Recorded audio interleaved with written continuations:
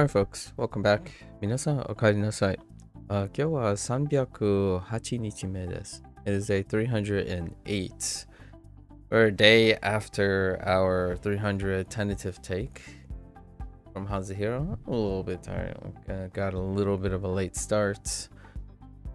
Today would be one of those days where we can do a burnout day. But I think we're going to take a chill, do our reviews, call it a day. Because tomorrow I think we're gonna have to flip the schedule. Right, have to flip the schedule in order to level up tomorrow. So it'll be a long day, and plus or minus a P5X 2.4 follow-up. So tomorrow's gonna be a long day. I'm gonna take a break when I can. So this would be like the closest thing to a break. This is where I would take maybe an hour or 2 hours to go through some burned items, see what I can pick up. We still haven't reset the stack yet from all the new stuff. For now, I don't reckon this is gonna take too long. Let's get right into it. It used to be the blink and you'll miss it day. 就業催告 yes. 頭痛 That's a special one.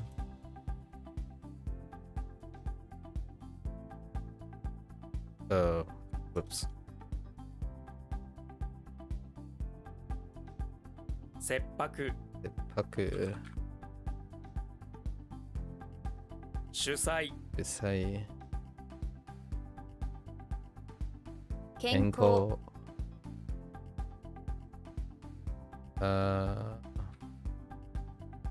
憧れる Akogareru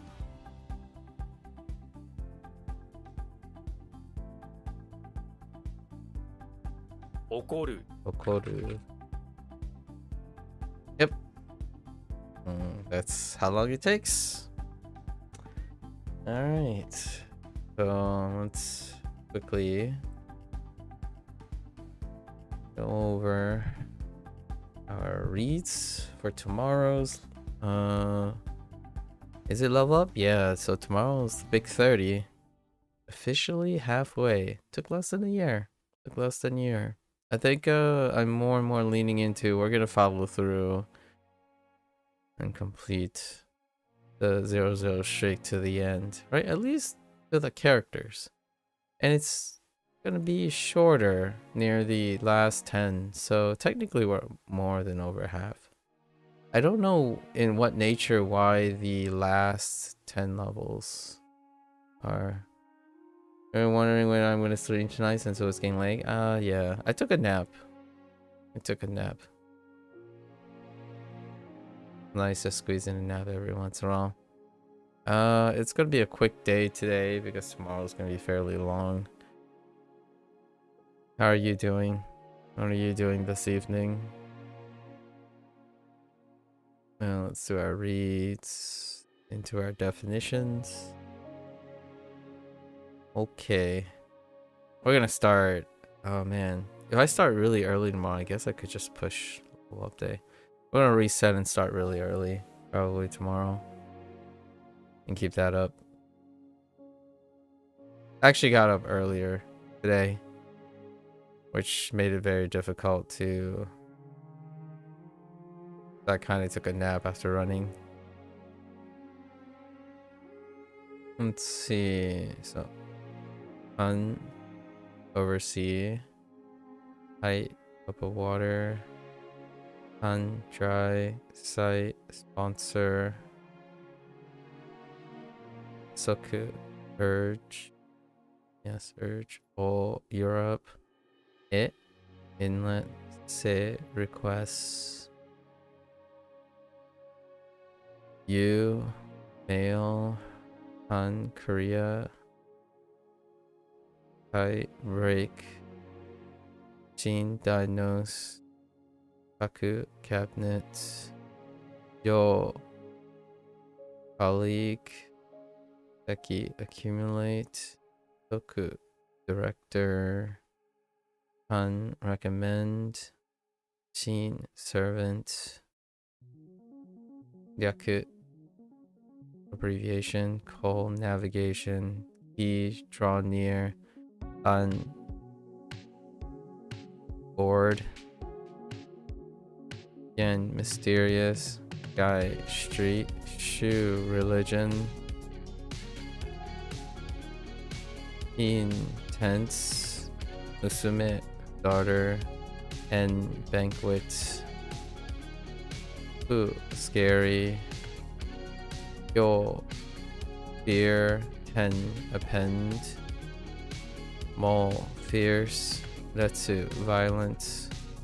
Saku, search. And su, stuff. Doing alright? Have something weird going on with your eyes? Somewhat painful? Other than that, you're doing okay? Well, hopefully that subsides with your eye. You got any eye wash stuff? Like eye drop washes? Hopefully you can get some rest. Eye stuff goes away.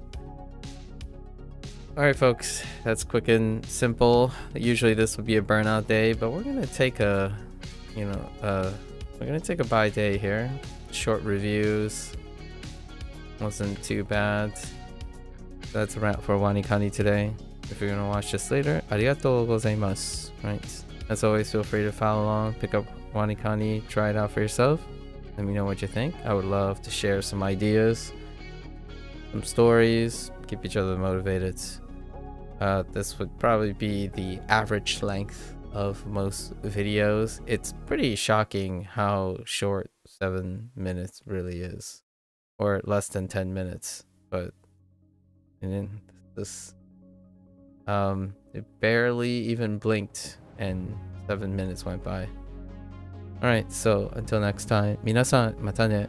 Mite kurete arigato. Right. See you guys next time. Thanks for watching. I'm gonna switch right on over to HanziHero for the second session. So give me a minute. Thank you.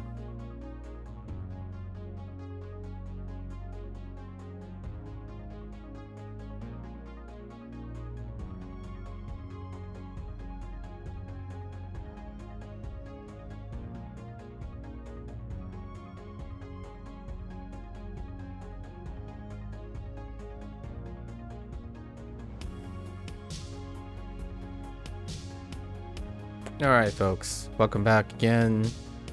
欢迎大家回来。今天是301天 It's day 301. We are a day after our 300 review. I actually got most of the things I wanted to say completed. There were 1 or 2 sections I kind of skipped over. It's a little bit less off the rails than the WaniKani one. The WaniKani one, I bumped into someone in the middle. We're digressing and kind of missed a whole section. But this one, yes. Funny.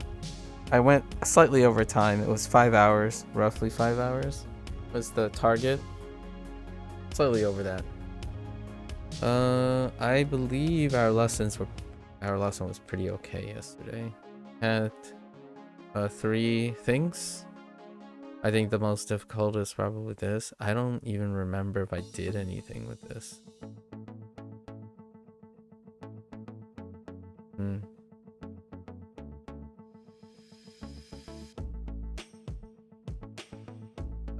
Yeah. Wall, which is lie down. I'm not entirely sure if I did anything with this. Chen would be the left and Ren would be the right. So Chen plus Ren, you get wall, which that doesn't really help out too much. So we'll leave it as is for now. The other one is Chang B, the B part of Chang B, which is hot sauce. Hot sauce was the thing I dropped actually.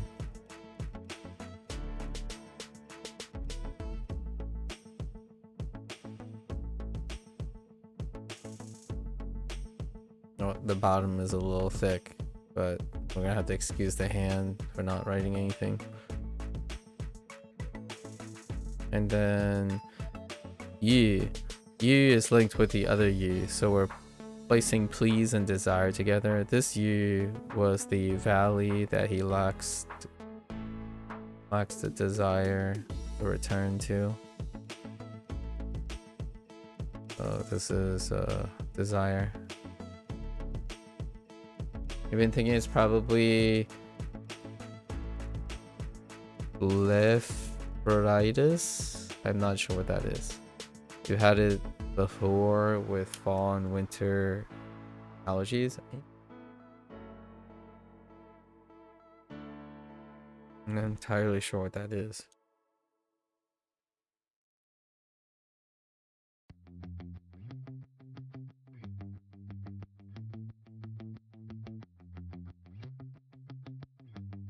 I know for sure it's getting winter time. I get nosebleeds in the winter time. That happened like pretty much a couple times throughout the day yesterday, including today. It's basically swelling of the eyes. Ah, I see. Well, that would certainly check out with your eye problem. Or something weird with your eyes.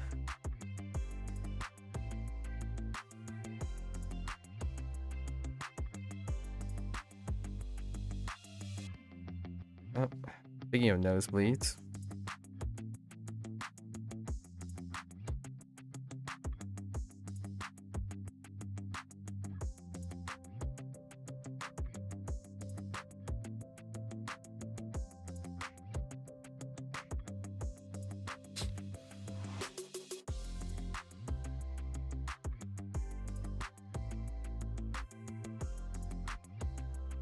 All right. You've had your first snow this season today? Dang.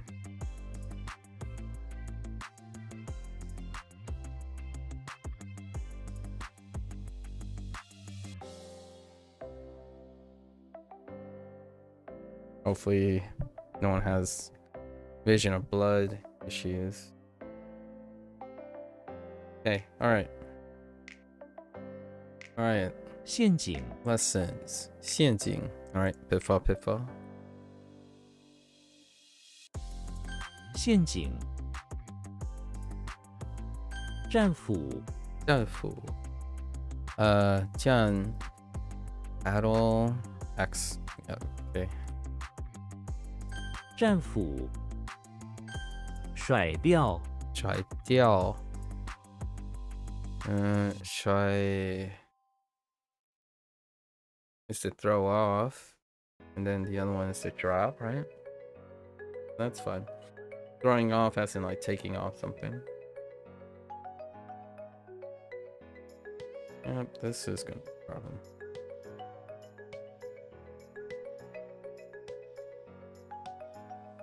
Alright.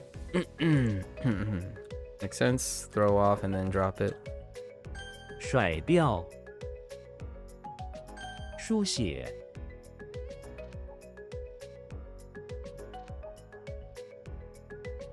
Expressed in writing.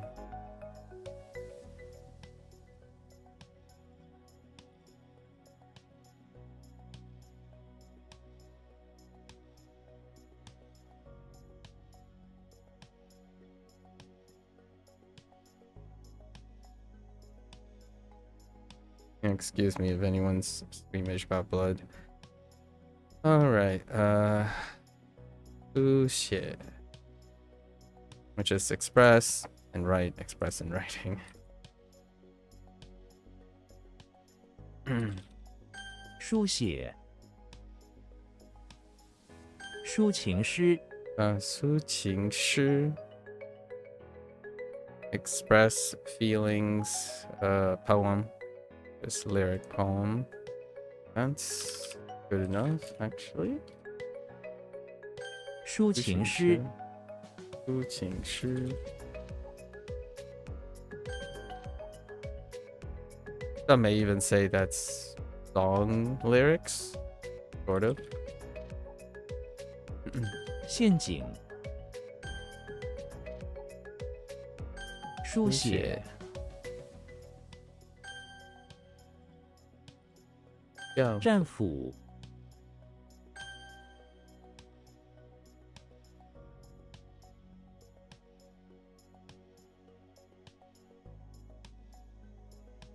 甩掉， Try is a little bit weak here. Look a little bit. 抒情诗，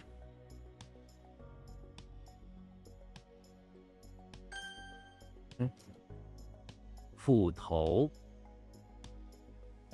斧头. Using toll as the holder. No silence on the axe. So that's 斧 noted. 头，冗， Wrong. Why do you look like something else? You kind of look like What was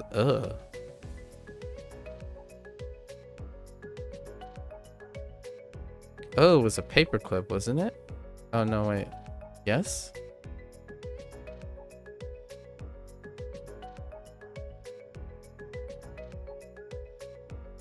Not that Not that either. Distress, yeah, it's a paperclip. Oh no, but it's not under.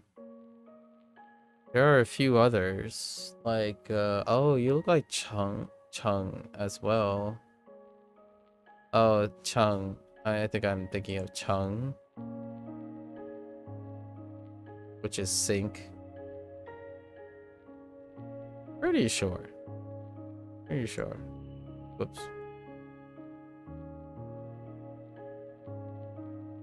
Look, Chung. Or not Chen. Sorry, Chen, not Chung. Where's Chen? Yes. Oh, no, it isn't. Yeah, legs. I'm sure I have a closer than that. Oh, wrong.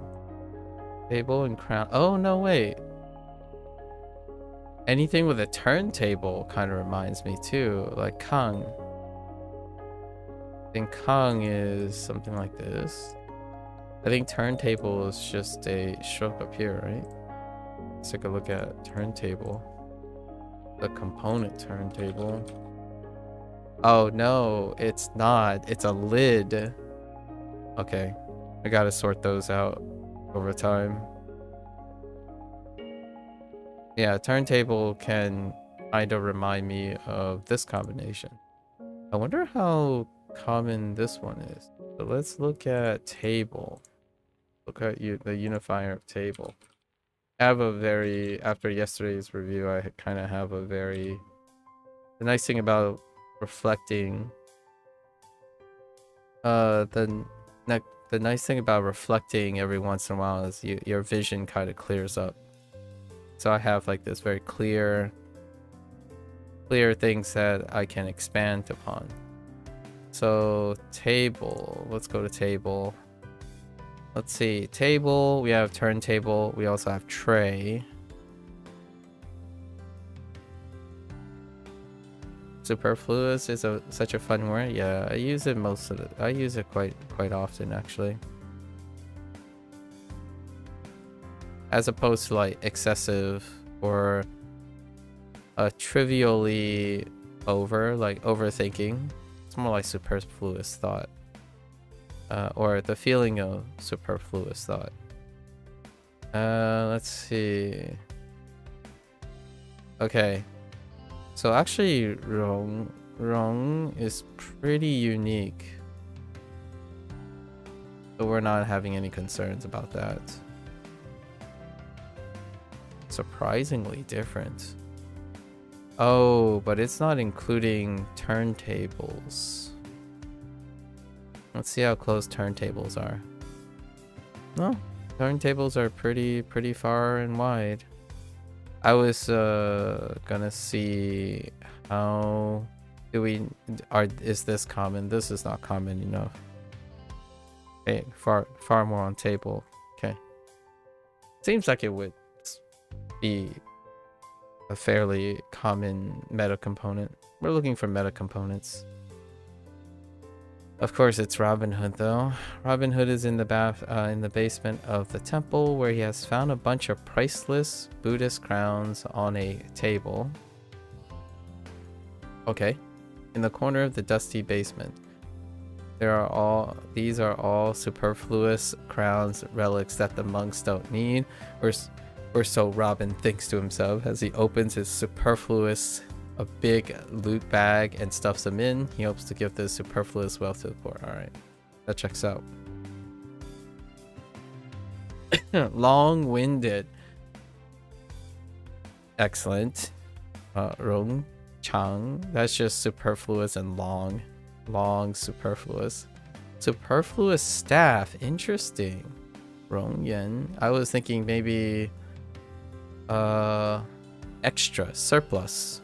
Rong plus like yi, rong yi, as superfluous with surplus. So over, more, or maybe even like everywhere, something everywhere, like wrongly or something like that, or wrongly in terms of logic. There's a chance they all exist. Rong. Kevin, it's not, most of these they're supposed to be examples, but they're not comprehensive. I imagine you could probably come up with some sort of contracted word. He. It's kind of, I haven't tested this out on anyone yet, but it would be kind of fun to ask someone I know who does in fact read and understand like Chinese at a high level, or a superfluous level, so to speak, and have if I made up words, right, if I contract if I add characters next to each other, is it interpretable for them on the fly, as opposed to picturing characters as words, but you picture characters as meanings and feelings. It's such a interesting feeling, but it does make English closer and closer. This gets closer and closer to English now, where you don't actually, when I was younger learning new English words, I don't necessarily learn the English word because I know the definition. I know the English word because I know how to figure out what its meaning is, either through the context of the sentence, or the way it sounds, or relation with other things. In this case, it's even more so because compound words are less common in English. Compound words are or compound things are far more common in Chinese. Makes you get even closer to that feeling. Like, this is he, obstruct, right? It's probably he I, or yeah, he I, obstruct is probably the example if I had to pick it. Oh no, they went with ge, he, so separate, obstruct and separate for barrier. We do have another obstruct, which can be ge too, like ge I would probably work there too. Yeah, here's the I. No, they went with something else.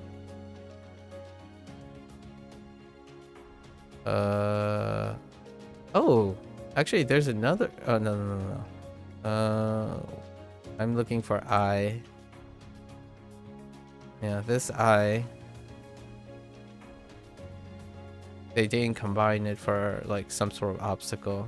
Went with a different character. Lots and lots of synonyms, or synonymy characters, so to speak. Alright. Well, it was kind of tough. What was our last one? There is a Harry Potter one with the pig in the electricity plant. There is a nucleus. Nucleus happens to have a pig in it too. Pretty sure. Yeah, only it's a tree. So he. This is the homonym he, and it has the same character. That's why it kind of looks like he. The doors, saloon doors, are too promiscuous. It's kind of tough to know what the saloon door is. But the pig, Harry Potter is definitely one of the leads in the pig thing. There is a weak character that I'm working on here, Jie. Jie has Slenderman and a coyote. So that's kind of something, right? Jie. Outstanding is probably what I'm thinking of. Where is outstanding at? There it is. So it has a coyote and tree. And then Slenderman. Slenderman is the thing that throws me off, but it also has a tree and an animal. The other the nucleus has a tree to the left, and then pig to the right. This has coyote under a tree next to Slenderman. So that's the grouping for in the electricity plant. That could be situational. Animals are less common in the electricity plant than anywhere else, actually. Harry Potter is inside the electricity plant where he's trying to get through one of the electrically lit hallways. Alright, unfortunately the saloon doors that lead to the room are obstructed by an electrified boar. Won't let him through. That's kind of whimsical.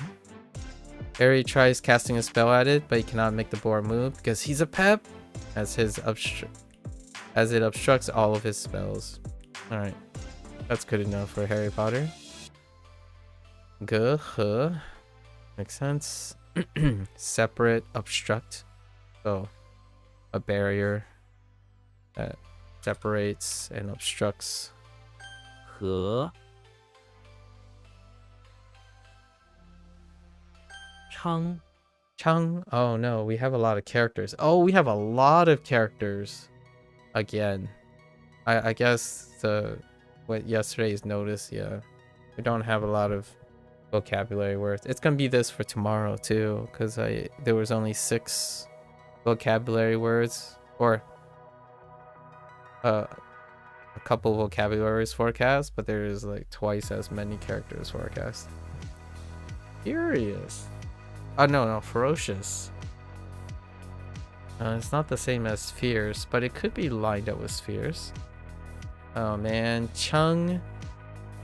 So this setup right here, this group, which hasn't been decided as a separate group. I think I might actually make a double sun meta thing, because double suns come up fairly often, no? No, it doesn't actually. The other Chung is this right here. This is Charlie Brown's wheelhouse. Although I could have sworn there was another one. Where's Smooth? Oh, there's more. Here we go. Yeah, we have lots of suns. Sun is, here's Jing. Jing throws me off because Jing is where Charlie Brown failed to deliver. Let's see. We should have, how many times does double sun show up? Oh, but it could be the other one though. So there's Chung, initiate, and Chung to prosper, right? Prosperous. And then there's Smooth. Where's Smooth at? Chung. Wait, was that? That's not the Chung I'm looking for. It has wheel. Oh, maybe it's not double sun. I must have missed it. Chung for Smooth is the one I'm working on. And then we have Sing, of course. Chung.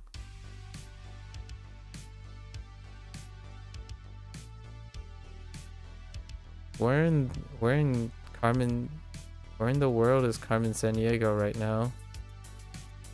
I do not see.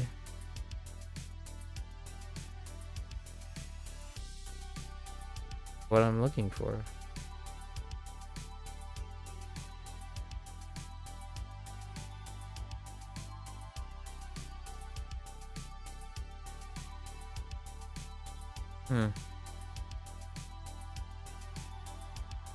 Smooth.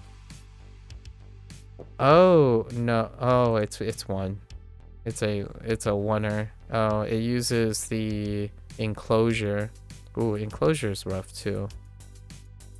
So enclosure and then the sun, enclosure and sun and double sun. All right, so it's not too bad. Just chung. So chung, the closest chung would be this one.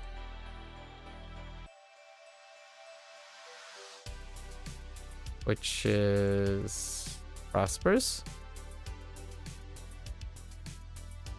Yeah.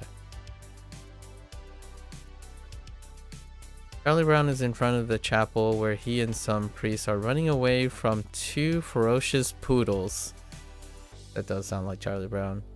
That are on the loose. They stay near the front of the chapel doors and pray for two suns to come down and use their ferocious heat directed towards the ferocious poodles to keep them away. Charlie trembles at their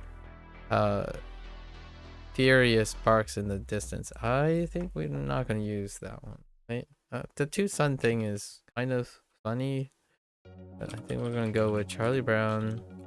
Charlie Brown is in front of the chapel once again, or once again running away for 2 days. For 2 days now from ferocious poodles of another churchgoer. And all he really wants to do is go to Sunday service. Okay. 2 suns, 2 days. Savage. Crazy? Link it with crazy? Huh. Ferocious, crazy, savage. Alright. Chung Kwang. Chang. Diao. Y'all. Wait, did I write ferocious poodle?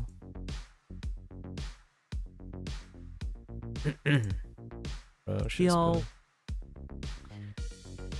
Diddy Kong, I don't really have a firm grasp of where Yao is gonna show up. This is very simple, so just gonna have to take it with face value here. Diddy Kong seems to have the simple side on lockdown.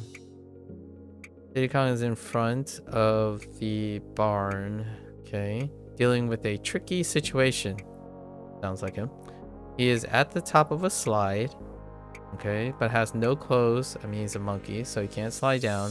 One of the cows tosses him. Well, he does have a t-shirt and cap, though. I guess maybe those. One of the cows tosses him a cape, which he uses to slide down, doing a flip trick as he exits at the bottom. Nikon feels that the only tricky people like himself can survive in this crazy cow-filled world. Just monkeying around. I guess that's good enough. There's a cow.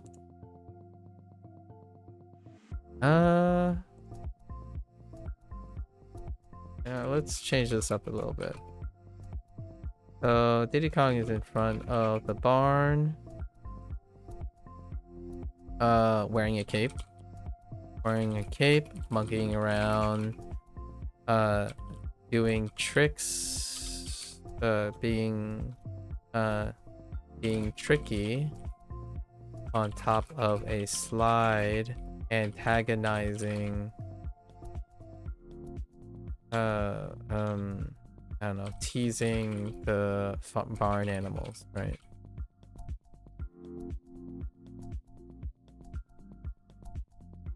Okay. Picky about food. Ooh, oh, interesting. That type of tricky. Oh, okay. Interesting. Different tricky. Like tricky to tricky mouth. Nice. 嘴刁, tricky mouth, picky about food. That's actually it's quite adorable. 雕 Okay. 斧头 Whoops. When I think of axe, I often think of a battle axe. 河 This was door being obstructed. 雕 And then we have the... Oh wait. Oh yeah. It's the table of monk relics, right? Old monk relics. 俑 Superfluous monk relics. And then Chung. 昌 Alright. 兴 Xing, the core. Now it could be like the core, like heart core related. Heart core, not hard core. It could be figurative, like the core of some characteristic. Or it could be like nucleus. And by coincidence, 星河 is one of the things. We'll see. It could be like 星星. It's a 星星 probably like heart plus core, or central. Yang xing, or maybe center. 中 xing. 心中 xing kind of sounds okay too. Or it could be like the middle of a place. So you could have like 新市, like the city center, the core city center. Or maybe even like government stuff, like 新江 jiangxing, the core of politics. So maybe like a platform or something, like principles. And this can go a lot. This can go with a lot of things. It still kind of strike me as a plant related thing, so we'll see if it's like a plant core or like a tree core, like the roots, like a root core. Xena's in front of the infirmary, the flower kind of. The heart makes it look like it's gonna deal with something living, and then the flowers kind of insist that it can pair up nicely with something that deals with a plant. Xena's in front of the infirmary in the garden. She goes to smell some flowers. Oh, you know what this reminds me of? This does remind me of Xing. We do have one. Xing for salary. Yes. It has aspects of flowers in it. It has a flower and a tree. And then an axe or a hoe. And then guard. Salary.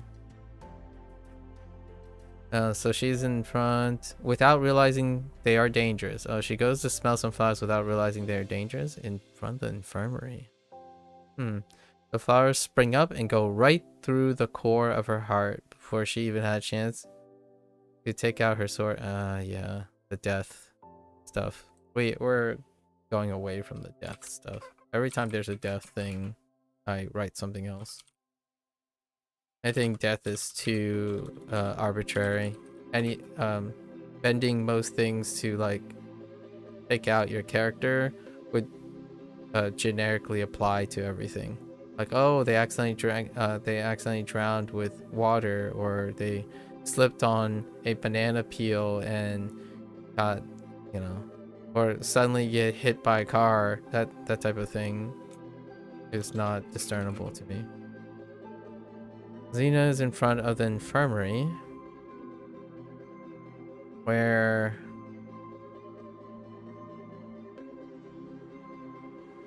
she is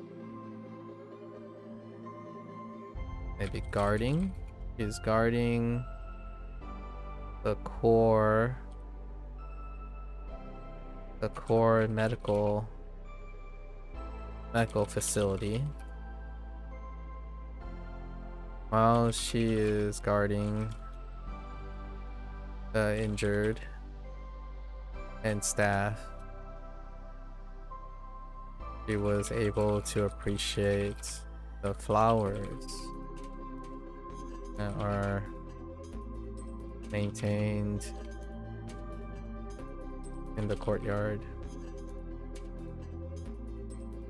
for the patients. Trying to make sure I'm not thinking about the English Manners garden in front. The immaculate lawn. What do we have? Chips? Oh, a chip. Oh, that type of chip. I hope it's that type of chip, not the other chip. A computer chip. Okay, that's fine. I'm like, chip? Yeah, okay. Xingpian. So they went with the core in that way. Alright. I thought maybe there's a chance for brain and organ stuff too. Oops. 心窍 Chow. To pry open. That's a lot of fur. What are we gonna do with you, Kirby? This one's gonna be awkward. Kirby is in the bathroom of the barn where he finds a finger trapped in... No. We're done. That's the end of the mnemonic. Alright. So... Kirby is in the bathroom of the barn where he is instructed to help with chores. Unfortunately, his fingers are not great at picking up fur from the barn animals that got stuck, that got jammed everywhere. So instead, he simply sucked them up indiscriminately.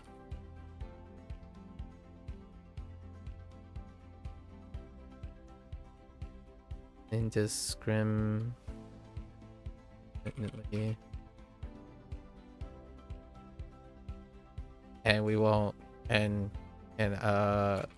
pops up a fur ball. Pops up a fur ball later. Alright. Not to be confused with Tom the cat, but we're going pretty aggressive now towards our archetypes. To pry open. Oh, Kai makes sense. Qiao Kai. Pry open. Oops. 窍 Alright. Next one. 周 Q. Oh, this is the state. Q. Q. I wonder what this... Oh, and then just go with state. That's fine. We have legacy. Japanese and Chinese. Both. Zhou. Agree. Zhou. Shu and Zhou. Yep. Shu and Zhou. Yep. James Bond in front of the bakery on special order from the state. James Bond fire. The bakery is in the state of France. That's not where I thought that was going. And he is investigating reports that they may be baking tools and techniques that can usurp the state's culinary hegemony.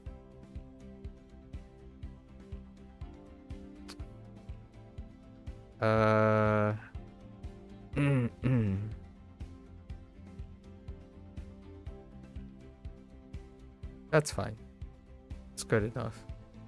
That's a bit of a turn of. I was gonna use like the state of like the technology and tools, right? But I can see the bakery, French bakery, to make it related to bakery, and yeah, special orders mission. All right, that's fine.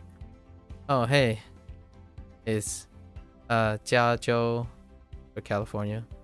I don't know why it's Jiazhou,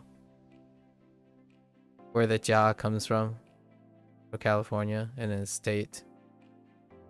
And then Zhou state run. Intriguing.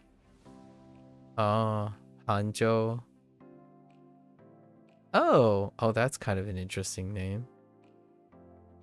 Like the characters sound. 周 Okay. 麦 I got a component today. I wasn't expecting a component.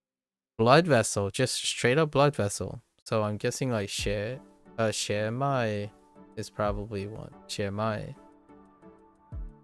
Or blood and added to blood vessel. Or mai xie. Or blood vessel's blood. Could happen. Artery, okay. Or it stands alone and they just put like da mai or xiao mai, like big blood vessel, small blood vessel. To get like like vesicles versus arteries, because arteries is on this list. But you could get like vesicles, which are smaller, or arterioles by adding like small. Mario is in front of the bathroom of the high school, skipping class. Mario? I don't know how I feel about that. He's taking a break from class. He is eating some tofu. That's a funny image. Although, that's still a funny image. Because, sure, Mario is a mascot for Nintendo, which is a Japanese company, but Mario's background is that he's Italian, and Italian and tofu isn't like an iconic pair-up, but that's kind of funny to think about. Like, on the one hand, I wouldn't be surprised if Mario's depicted eating tofu because being a mascot of Nintendo in Japan. On the other hand, you're thinking about Mario the character, and I'm like, tofu? He's eating some tofu that he found earlier. I don't think Mario was ever depicted eating tofu in a video game.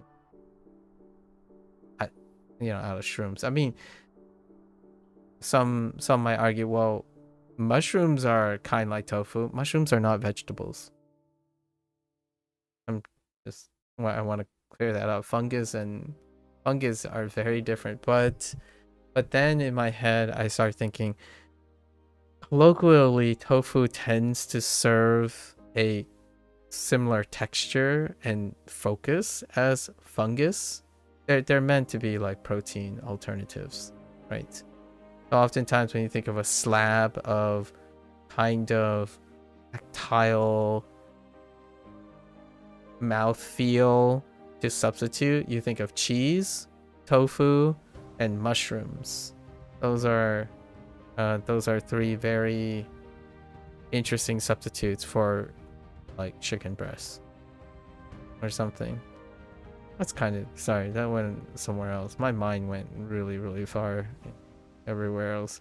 He's eating some tofu that he found earlier that day under a cliff. Of course, Mario would be doing that. No, I think we're gonna get lost here. He doesn't feel too good. Suddenly, a bunch of millimeter moons burst out of his blood vessels, spraying his blood out. Yeah, see, this deals with death and disease, which I don't have an archetype for death and disease. We're not using that archetype. So Mario, okay. So Mario is in the bathroom of the high school, right? Doing the good old plumbing. So he's on a plumbing job at night. you know, in the evening, right? At night, that's where the moon comes in. How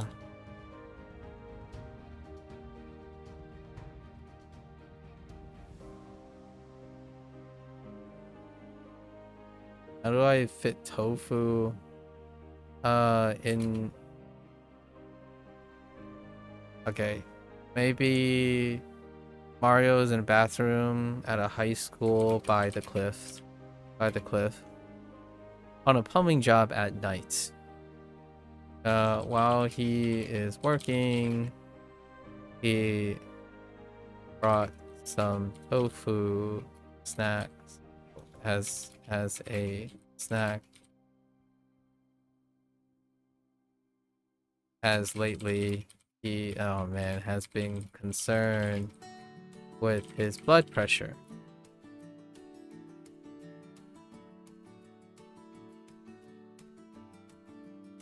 That's the closest thing I'm gonna get to blood vessels.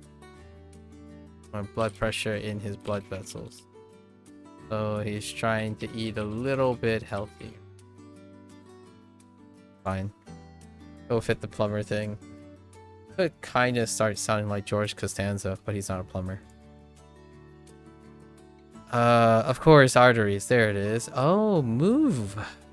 Dong mai. Move blood vessels. Okay. And then how do they do veins? Jing mai. Interesting. Quiet or clean blood vessels. Oh, intriguing. So they didn't go with like large and small. That's what I would have. That's my initial thought. Like if you get arteries, you can get big. So da mai, and then veins would be smaller. So xiao mai, right? And then but they went with the characteristics. So dong mai kind of makes sense. Arteries are the ones that are where the biggest parts of the movement is. Like, you know, it's near where the movements are. And then veins is where it like brings the quote unquote, oh, it's quiet. Oh man, it's not even, I thought it was kind of clean or calm, but quiet. I'm not, I guess maybe this is with respect to the heart. So the veins are often farther from the heart than the arteries. The arteries are closer to the heart. So you can kind of see where the movement comes in. Dong mai. And then quiet is probably because they're really far away from the heart. Usually. I wonder what they call arterioles and ventricles. Arterioles and ventricles are the smaller variances of arteries and veins. Pulse. My boy. If I ever get to the point where I start talking about arterioles and ventricles as opposed to arteries and veins, I think I've already passed the point of needing to make these arguments anymore. With myself, right? Stop talking with myself. My boy. Boy is...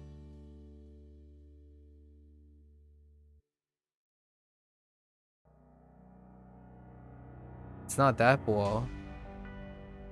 You're planting the trellis with the fingers. It's like snow rest. Oh no, it's a different boy. It's really close to another boy though.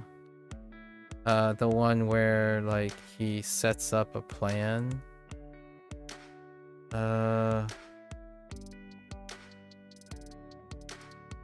Let's click on this first. Yeah, well informed. So very close to bois. Oh my. Yeah, the double bois, well informed. I usually think of it as a plan.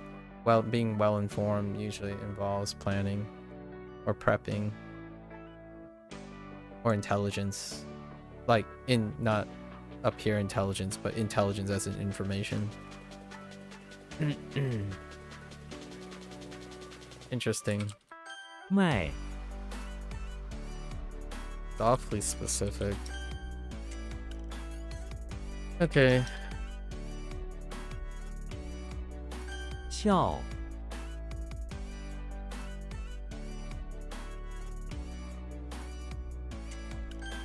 Oh wait, you know what? I didn't write that it was jammed, that it needed to be pried open.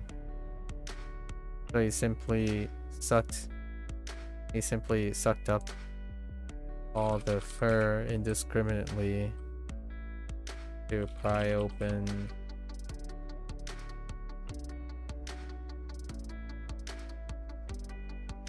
the farm equipment,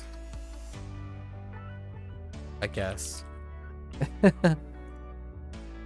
This one's a bit of a toughie.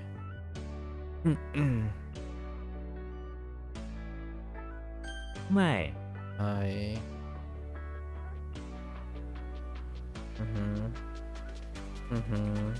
Okay. 周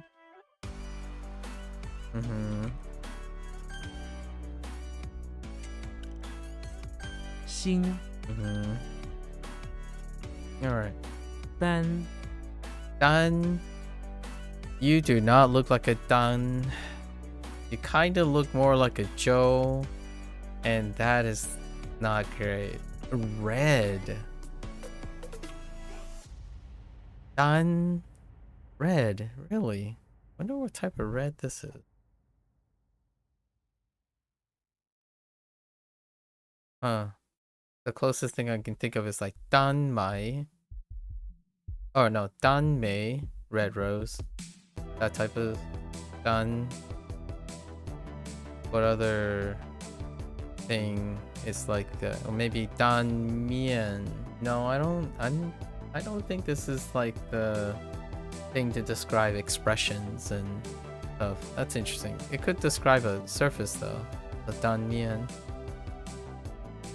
Or oh no, wait, this is done as in red pouches. Probably like red envelopes and whatnot. Dracula is in front of the pawn shop where he has just exited. Okay, pawn shop, yep. He is wearing a hood to protect himself from the sun, naturally, and we suddenly see a drop of red blood fall to the ground. It looks like Dracula just sucked some red blood. Yeah, okay, that works. We're good. Oh, it isn't. Oh, interesting. It's a really unrelated Dan. There's Dan Mai for Denmark. Okay, so Denmark has red. Oh, that's interesting. So they used red and wheat. Is that? Yeah, Dan Mai. That's a coincidence that they used Mai. I was thinking of May and Mai as a pair, but not the Dan Mai. Red wheat for Denmark. Obviously this is transliteration, so it's not like carrying the meaning. The red wheat for Denmark. Dancing loyal heart also sounds a lot like worry and concern. Interesting. Dancing. Alright, so 单 not even close. Interesting. I don't actually quite know how. I guess red is in the auspicious color, but red heart or loyal, maybe like in a sense of love situation and compassion. 义 Yee. Oh no. Whenever you get to these things, it's usually built in. So these characters tend to have built-in function, and it's kind of hard when they're standing alone. Like as if, just like, in, or, right, of, even, if, so those things, oof. Yikes. what the silver lining is, probably you're probably going to use them and see them very often. So because they're part of the sentence, these are all part of the outside of the sentence, like structure parts. Likewise, interesting. So same in a different way. Colloquial same, not same dictionary same, internet same.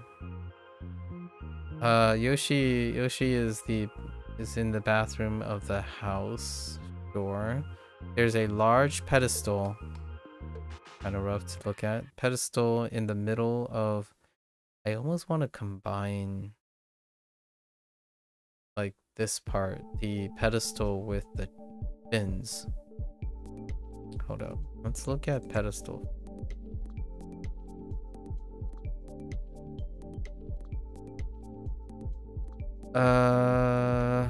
Yeah, see, this is what I mean. The pedestal with the fins. There are quite a lot of pedestal with the fins. I mean, we could reduce it to also, because you can kind of imagine it as still an extension of also. Yeah, I remember seeing this. This happens way too often. It's either this version with the cross.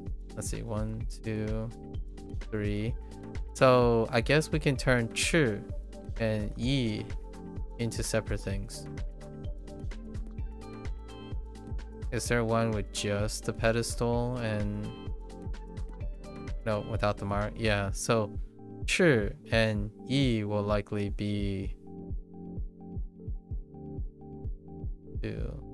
So there's just one use, 2 uses,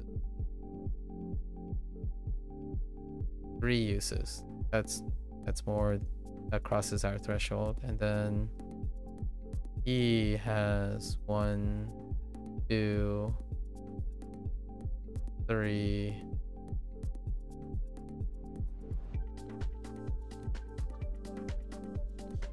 Questionable. They're pretty there. Instead of thinking about fins is really tough. Fins is a tough component.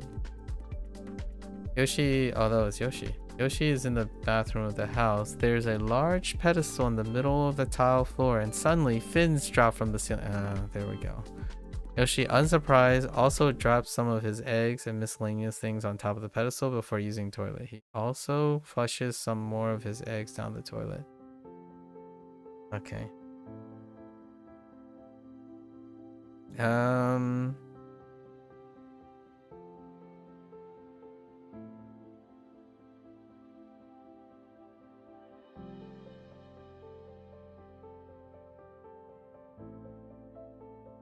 Okay, so Yoshi is in the bathroom of the house. Maybe we can sort of elaborate on the bathroom. The house is dependent on the characteristic of the character. I only do it this way because then it can circumvent things like, is the house equipped with the thing? So here, he drops off his shoes. I'm pretty sure Yoshi wears shoes. He drops off his shoes next to the pedestal.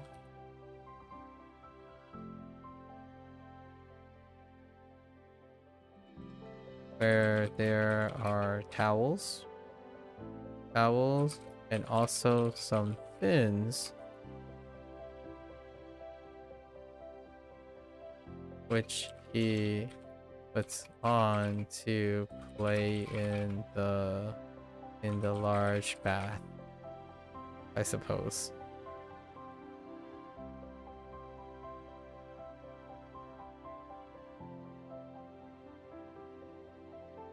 That one is kind of yikes. Also can be anywhere.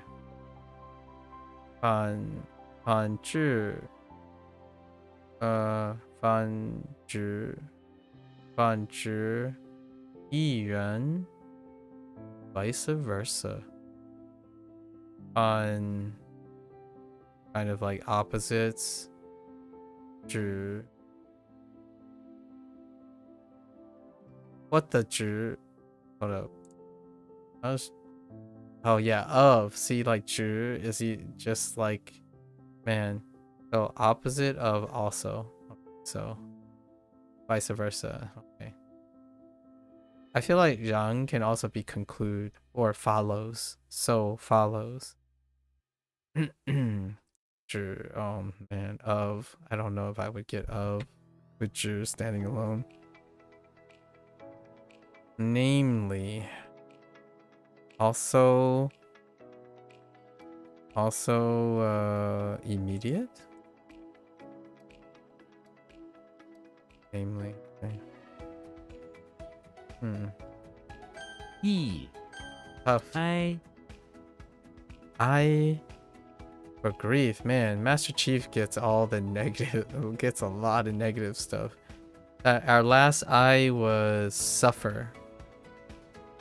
Does it look like this? Not really. Yeah, the last I was suffer. Now we have grief.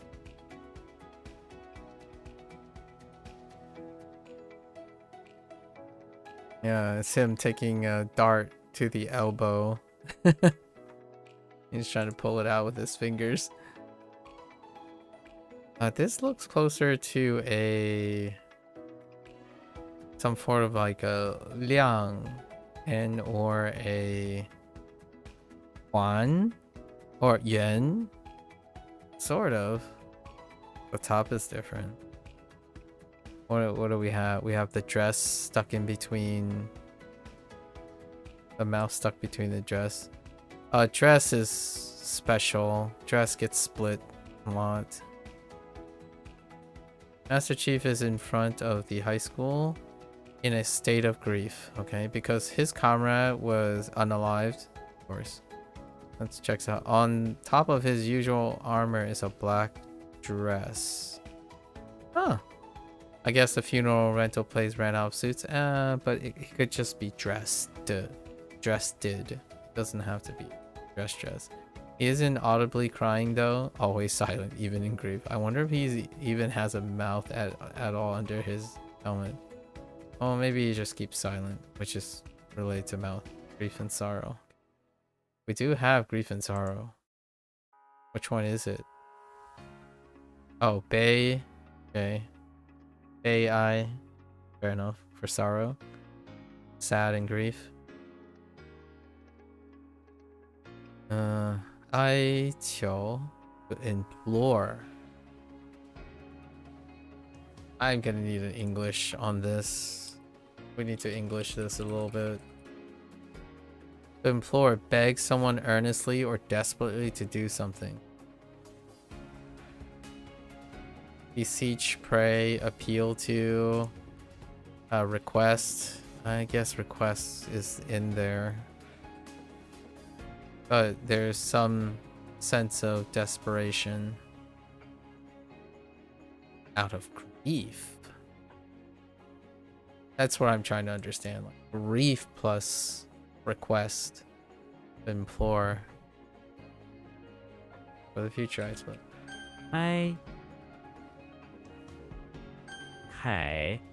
Kai. Triumphant. I wonder how often this shows up. The bean and the mountain. Because I kind of just want to make it into a thing at this point. Let's look at beans. Right, I'm going over T. T is our new one, right? So how many bean mountains do we have? We have our newest one, Kai. Bean mountains. Do we have a bean mountain? More than one bean mountain. Alright. Bean mountain is not good. Okay.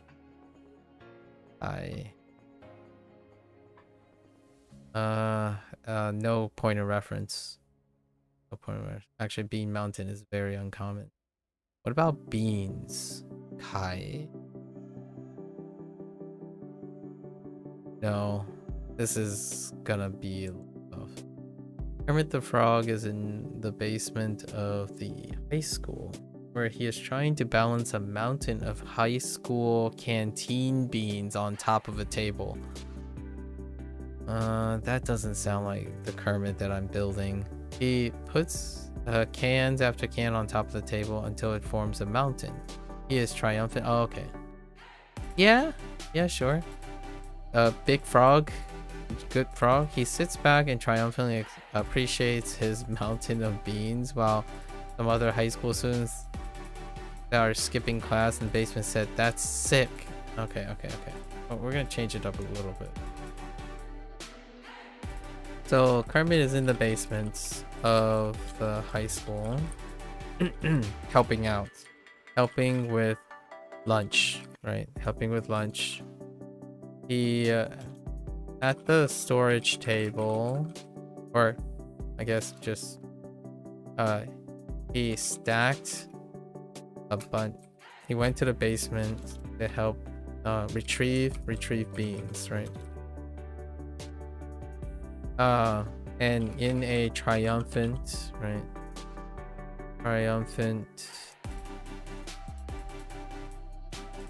Or he triumphantly carried a mountain of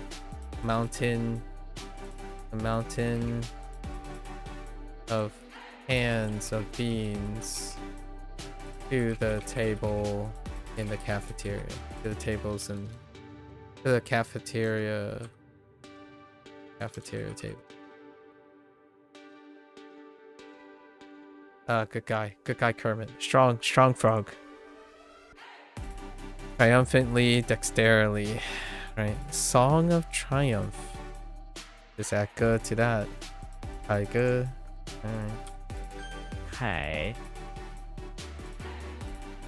Wu.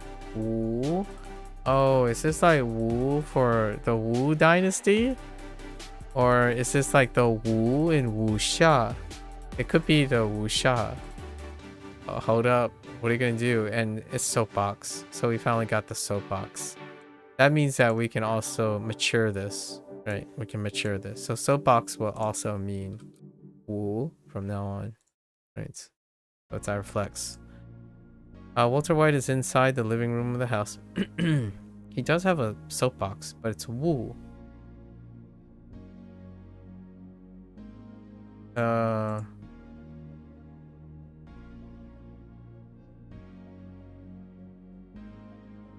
Oops. We got lots of woos, but I'm looking for error. Yes. Which is speech, okay. Or words. Alright. And woo is reserved for nothing. Yeah, our only woo is nothing at the moment. Yes, that's our only nothing. I mean, that's our only woo. The others are ways. They're all ways. Where he is fixing up an ancient soapbox that comes from ancient Wu dynasty. I don't think there's a way to get around this. Oh wait, he has been using his goods, his product money lately to buy this sort of stuff. Sort of. I was thinking similarly, actually. So Walter White is inside his house, and he is working a new scheme. Like, he is working a new transaction, right, for his product, and they are being smuggled in ancient soapboxes from the Wu dynasty. That's what I was thinking of. Smuggling. Oh, okay. Hopefully that sticks. I don't think it will. It's like Qing, Wu, Huai. Those ones will not stick until we use them. Wu Yu. Wu Chinese. Interesting. Wu Guo. There's no Wu, Chao Wu or Wu Chao. Hold up.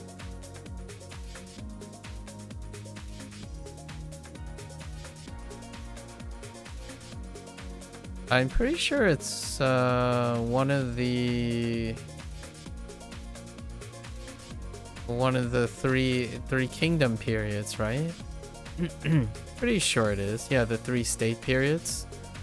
Wei, Shu, I actually don't know which way it is. It's the Wei, Shu, and Wu. I'm not entirely sure what the tone is. Shu. Eventually we'll get all of them, so interesting. I wonder how that relates to, hold up, look at the character.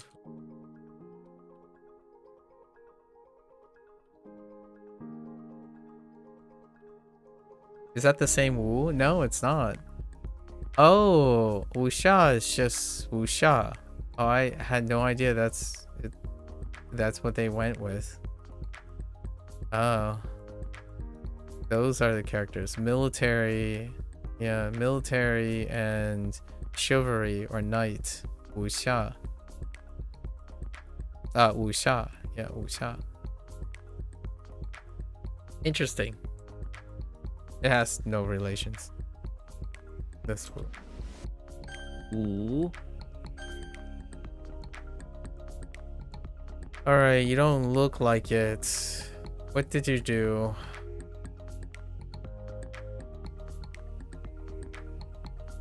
Hey, you don't look like separate. I need to look at this separately. Oops. That was done. 五三 I kind of need to look at you separately too. 一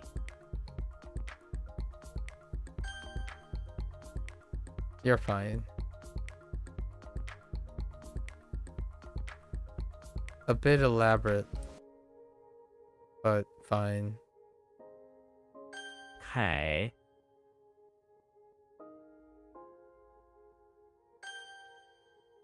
I need to look at you separately too. There's a lot of character separation here.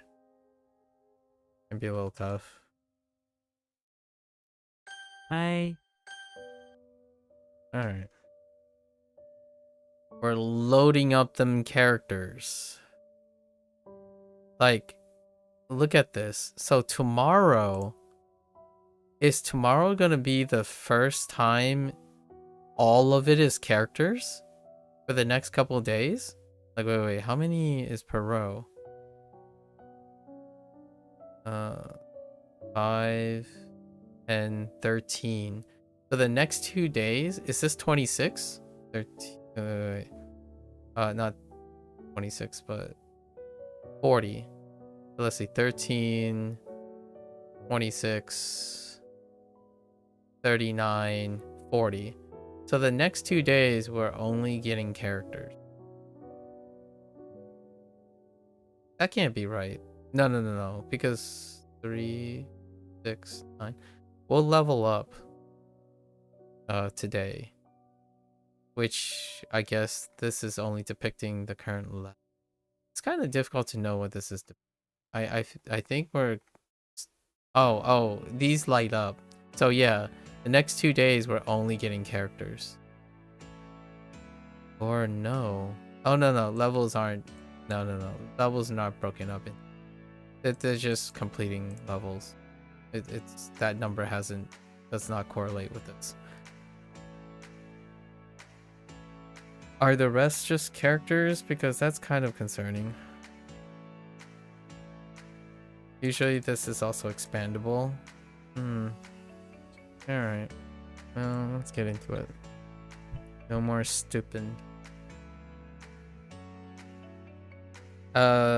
Maybe 2 weeks ago, we had 2 units back to back that had lots of characters, and I thought I might have to change up my workflow to adjust to the characters. I don't want to be bombarded by new characters. I think new characters without tether can be very tough. It would be a great way to challenge my current workflow though, my current mnemonic workflow, to see if it falls, if it gets lower and lower without vocabulary. I think it's relatively robust. Relatively. What, the 9 cars? Heck.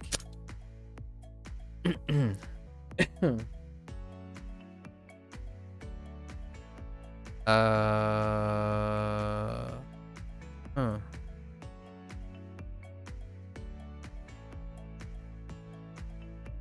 糕点这家店的糕点非常有名。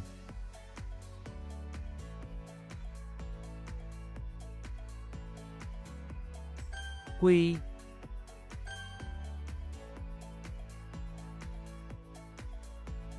鼠 The Unk, the original Unk. Oh no.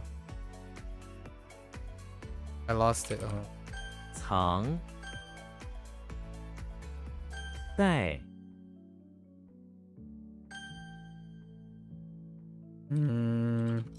鬼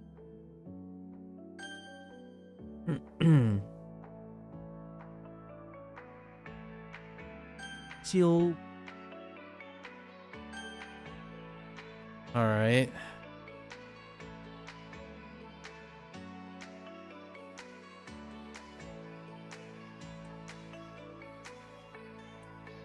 Yeah, 跳舞我不喜欢跳舞， had to double check there.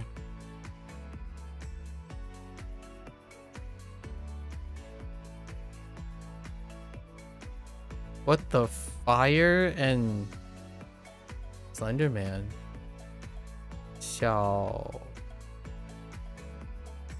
伙子，小伙子小小伙伙子对于子，未来充满希望。小伙子。I mean, it's kind of like children and small, yeah, a child or a young man. I'm just gonna put child. It's a lad. Lad. Wee young lad. Okay. 公吨他们出口了100公吨的粮食， Metric ton.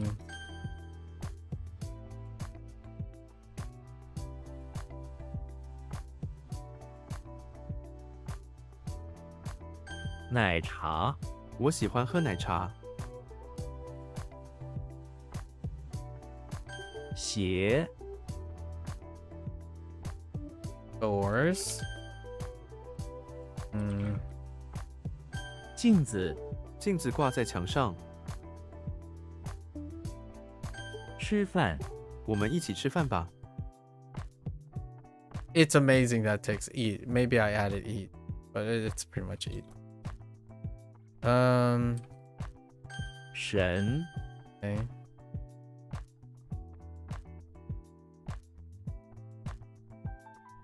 Wait.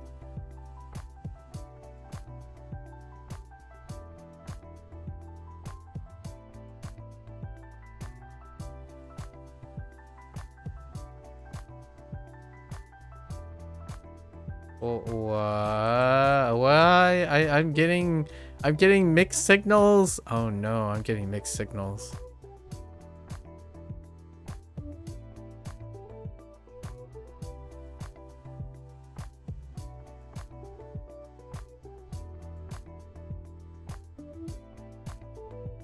"围绕月亮围绕着地球转，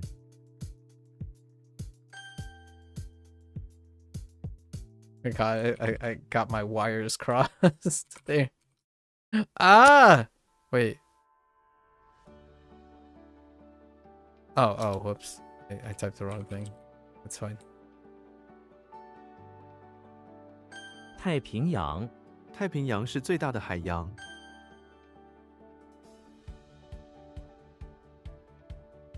墨水他用墨水写字，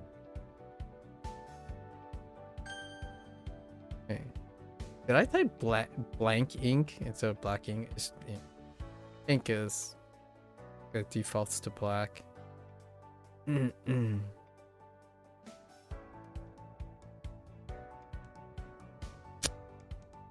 Huh.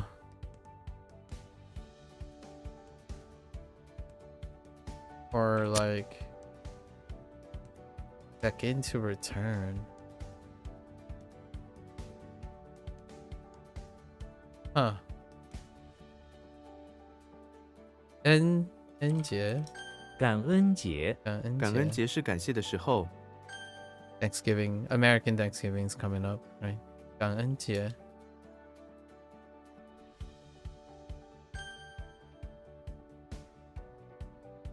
气温，气温降低了。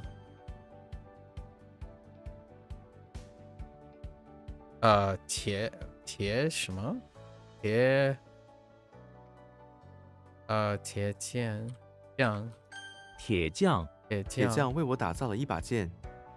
OK，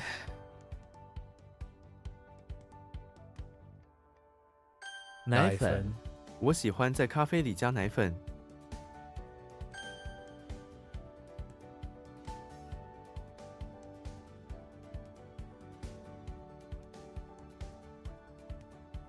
岂能？这是不可能的事，岂能成真？成真。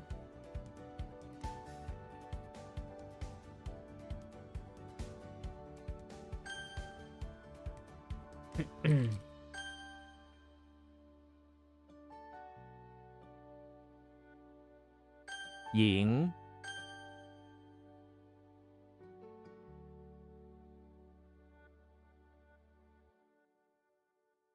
，Send help。衍生，这个问题衍生出很多新的挑战。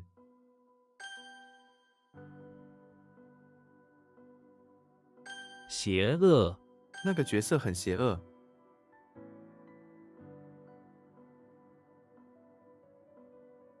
小扁豆，小扁豆，小扁豆，小扁豆是营养丰富的食物。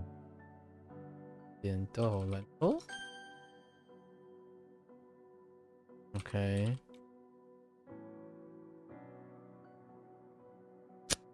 No， 素食，no， 素食。早晨，他早晨5点起床。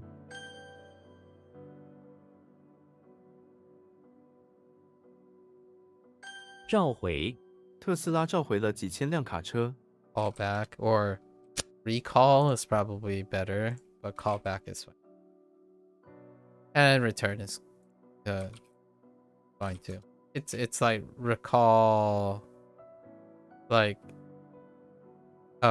either a faulty item. I don't know if this is used in recalling something, like remembering something. I don't think so. Yeah, it's to call back. Those are the examples anyways. Or to get something returned, like taking something back. Let's see.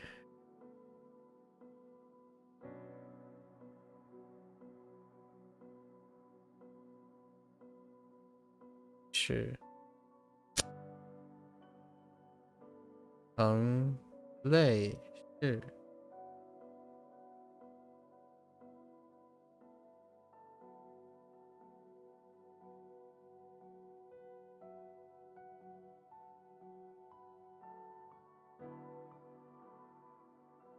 群 can get lost in a lot of this. 群岛这些群岛上有许多热带植物。 No true. There's only two. 群岛I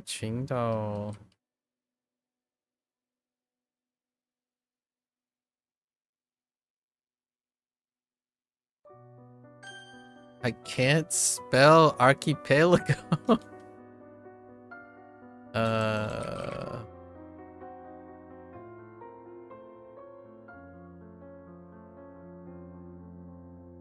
瓶塞，这个瓶塞太紧了。 Fork.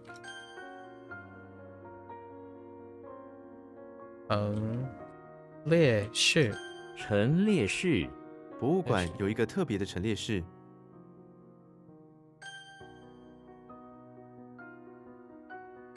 Going with lad.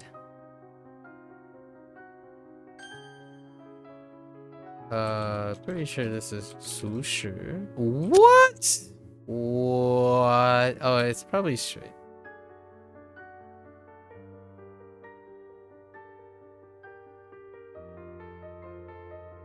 Hmm.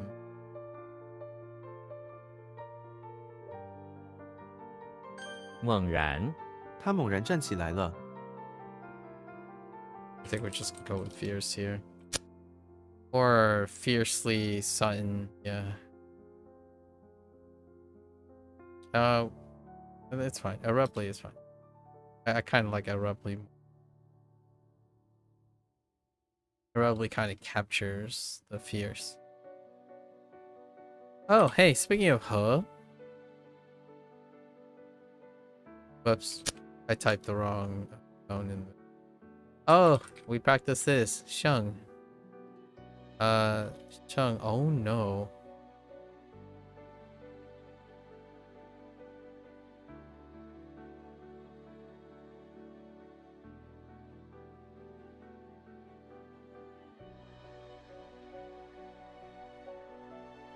I don't think it's Sheng Yan.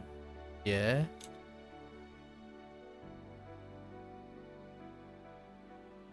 Oh no, wait. Is it? Wait, what type of festival is this?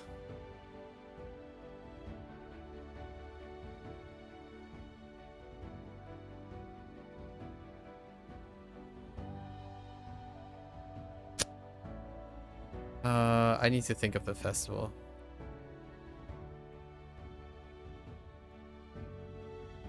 What in the world? YOLO? Uh-oh. I'm gonna use that roughly. Table. That's a coincidence. 简，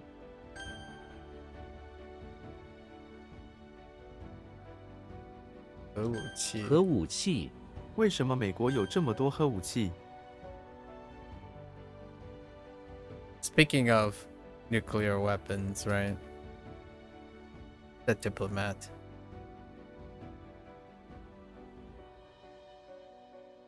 Okay, I'm pretty sure that's Sheng. Yoga. Pointer. Say. 这一个特别的节日 that doesn't help. The special festival. It's like, yeah, I get it. Oh no. How does this interpret it?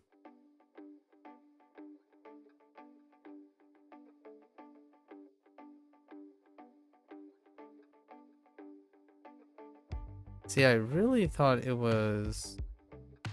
I worked on this, but I don't know how I'm getting it mixed up now. Pointer? Really thought it was yeah.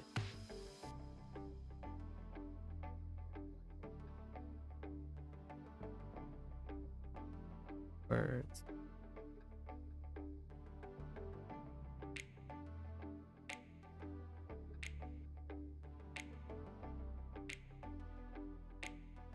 It's a holy holiday. Oh. Oh, that's supposed to be Christmas.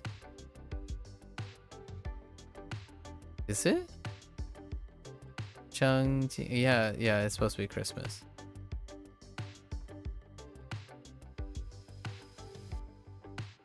Oh, yeah, 像 yeah. What am I thinking? It's 圣诞节 for Christmas. It's not the same. Those are not the same characters. No, not Sanding. Oh man, I actually need to review how to say Christmas. What do we have here? Oh, okay. Oh no, is this the P? Pizza? Oh no, I don't think so. Yes, no, it is, right? 脾脏 脾脏是重要的器官。 Which one is this? Is this the spleen? Oh my gosh, body parts. I tell you, organs and body parts. This is not uncle, is it? Do we relegate to uncle? Okay. Either that or I added it. 圣诞节圣诞节圣诞节是一个特别的节日。 I mean, it is a special holiday, but many holidays are special.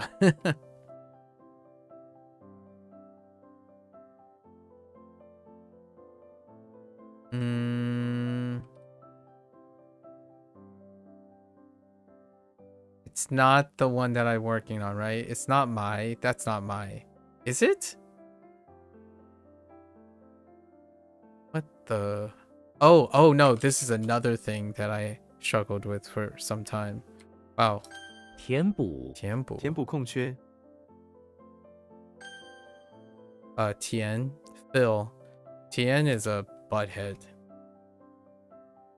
It's good that it showed up like 3 or 4 months later and still okay.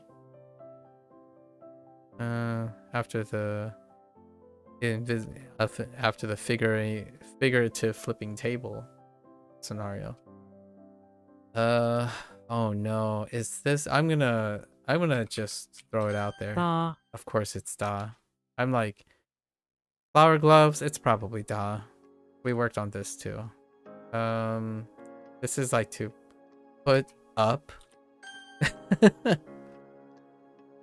Yeah, not the greatest. All right. I winged this. What's the problem here?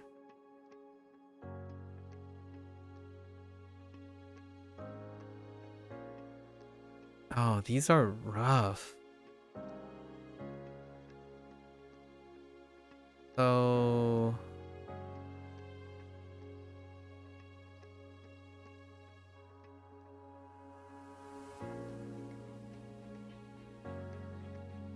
我们必须 something 丈夫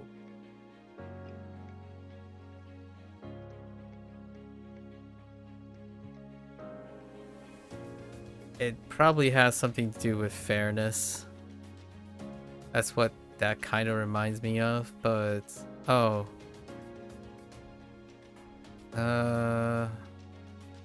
I'm actually losing both. I'm losing the tone and the major read on the right, actually.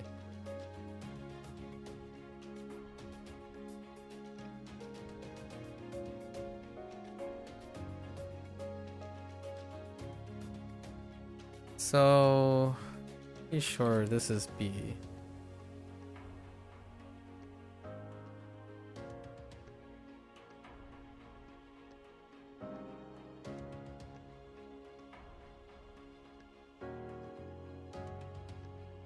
Or maybe not.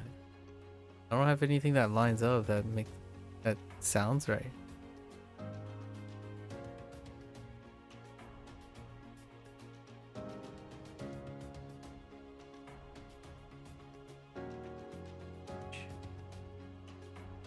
And horns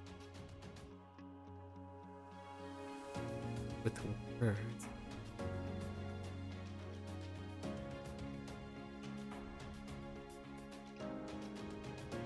Everything points, for me, kind of just points to Pinocchio.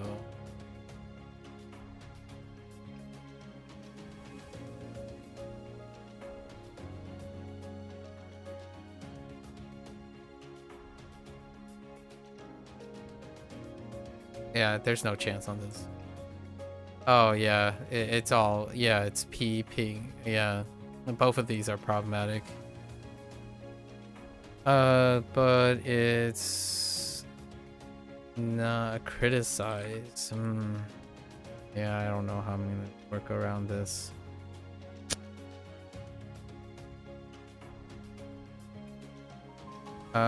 This is the only.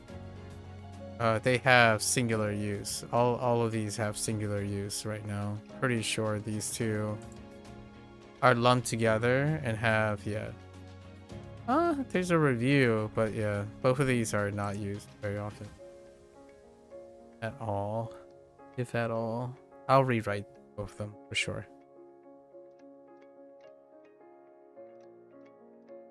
It's still they're kind of pretty decent. The ping was fine. It was actually P. I thought it was B. The P was lost. Oh, interesting. No, the ping was okay.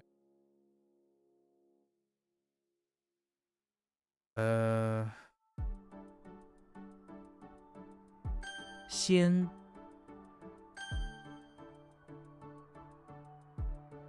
Oops, I typed the wrong tone.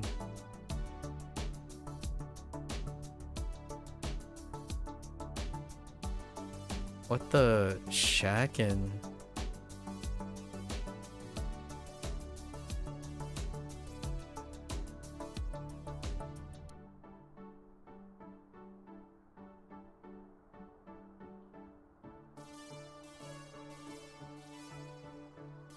What incarnation? Oh no. It's gotta be a U, right? Heck.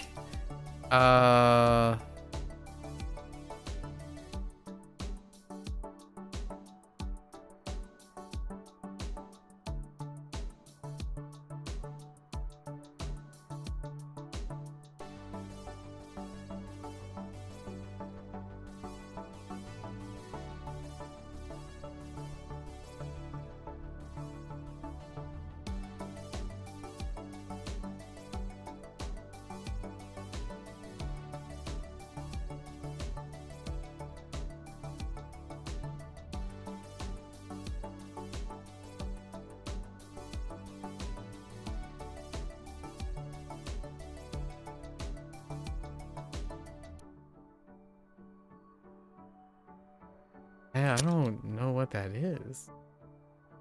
It's 泉水 这个地区的泉水非常清澈。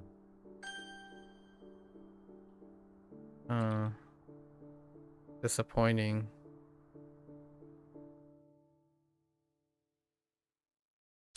What? Oh, I typed the wrong.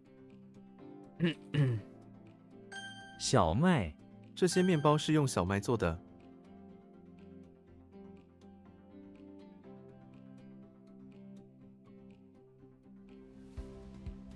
Oh, rip. 寻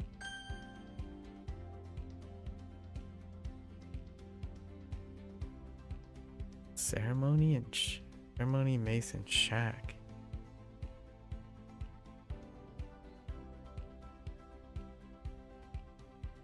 Not that.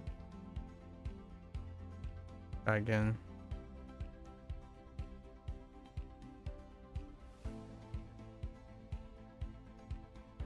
I don't think it's that.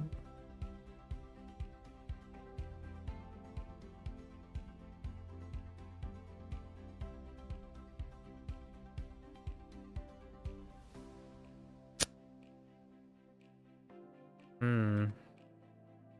批评 我们必须批评政府。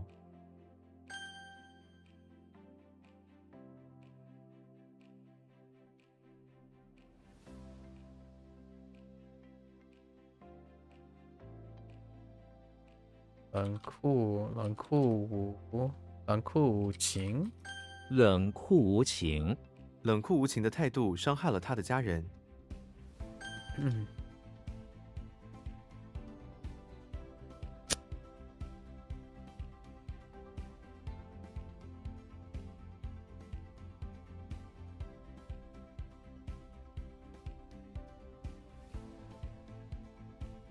考察，我们需要更多时间来进行考察。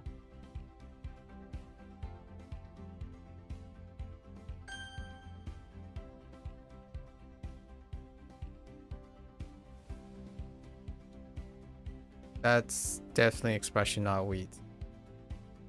Yo.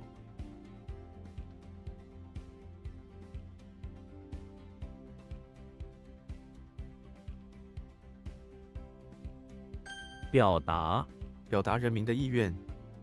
表达人民的意愿。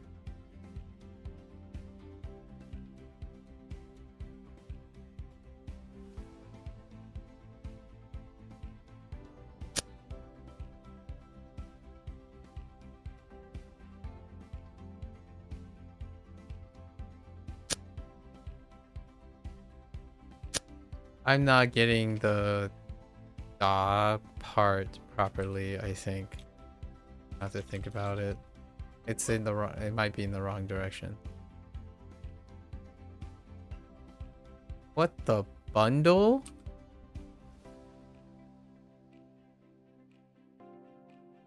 Oh no, wait, just kidding. 东北，他住在城市的东北部。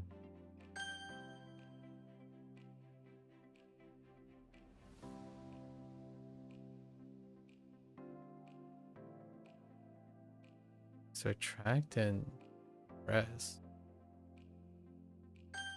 I guess express is fine to like give like on the surface or attain, yeah. Okay. That's kind of a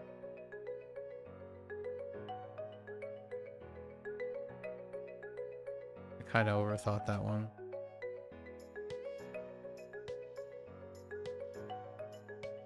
What in the world?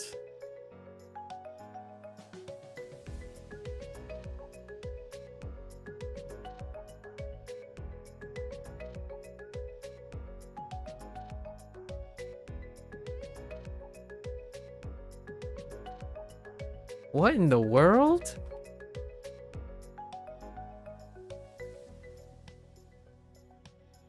Oh no, wait. That's not what I think it is. Right? That's not supposed to be...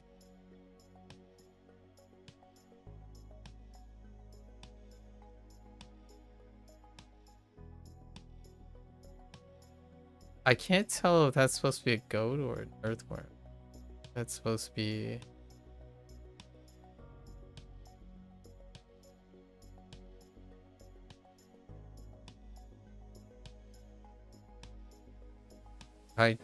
I don't think there's a chance for this.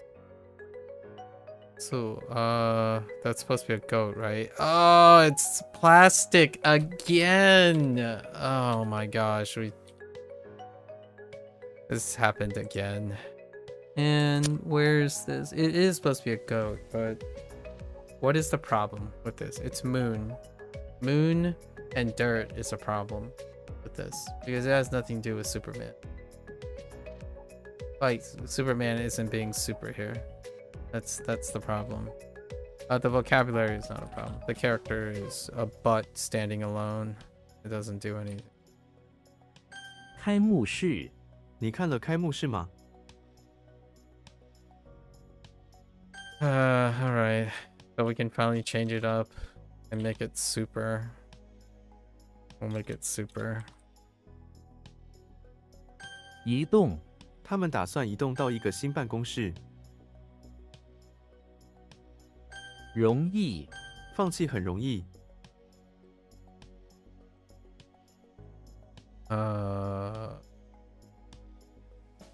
逛街 or 逛街。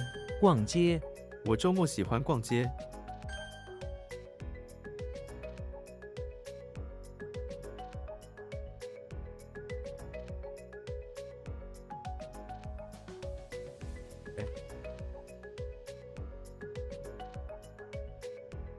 What?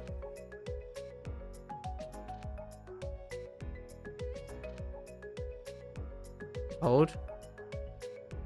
Okay.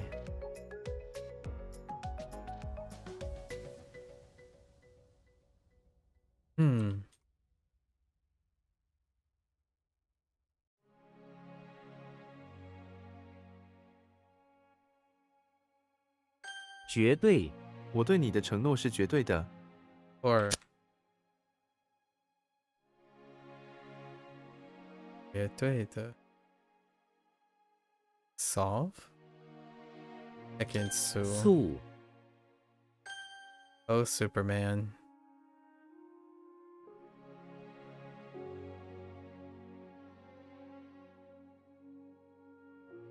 What the turtle and shell and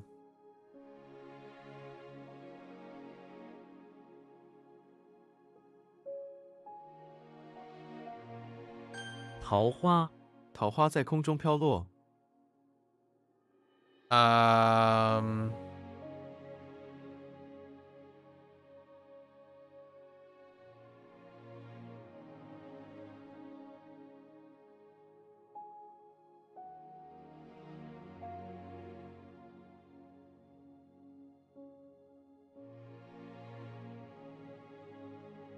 Alhua? Is that supposed to be?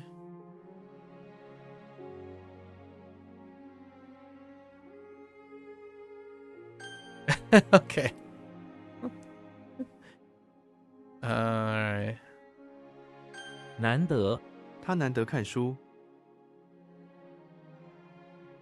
Oh wait. 难得. Oh, rarely, right.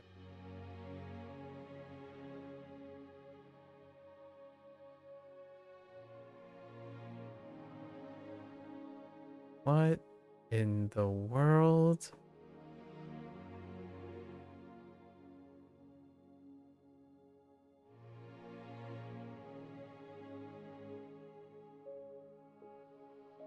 Hmm, 这本书有几个不同的 something 本译本译本，这本书有几个不同的译本，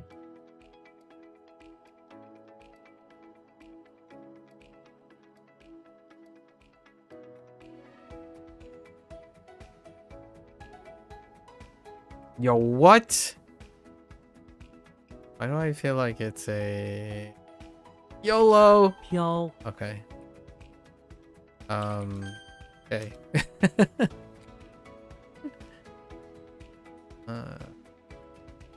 What the Guan? Not yet. That is not yet. Oh no, I still haven't found the ceremony yet. Yeah, I think we're gonna give up on Shu. Oh, this is order, isn't it? Oh, it's been a while, Shu. I think we're probably going to have to, yeah, we're gonna have to change this. He doesn't behave in any archetype, and it can be anyone. That's an old one.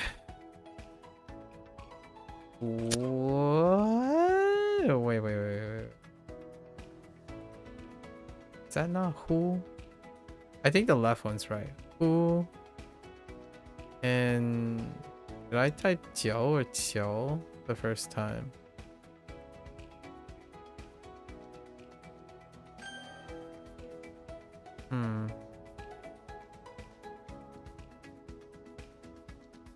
What the few hands?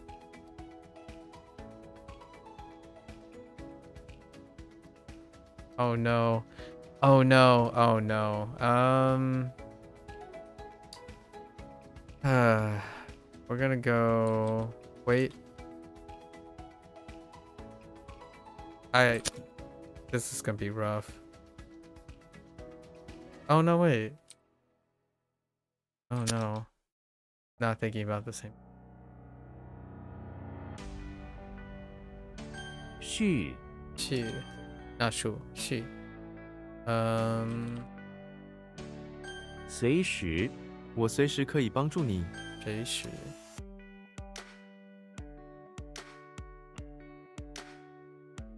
I'm gonna take a jab at this. It's probably Han. 含， Like maintain or keep. It's maintain or keep.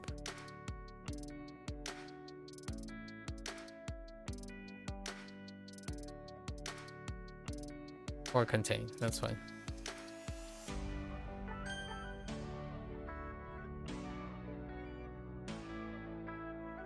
Yong or Yong or Yo. It's probably Yo. 优 Secluded.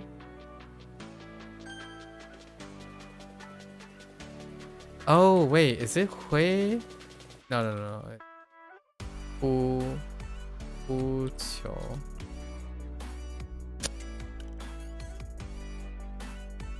Something's wrong. I don't know what it is at the moment, and I don't know if it's because it's there's a mix-up on jiao and qiu and jiu that I need to clear up right now. Yellow. Okay. Alright. There's something with that too.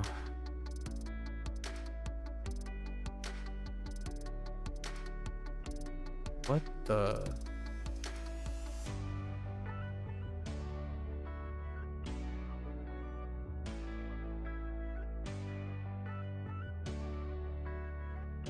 What the?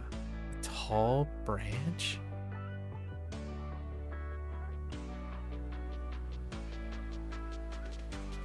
Or did I use something else? YOLO. Okay. It's not what I... What? Alright. We have some things to sort out here. 逐渐 他的健康状况逐渐好转。 It's gradual progress or... Yeah. I'm gonna write progress. Something gradual is moving forward.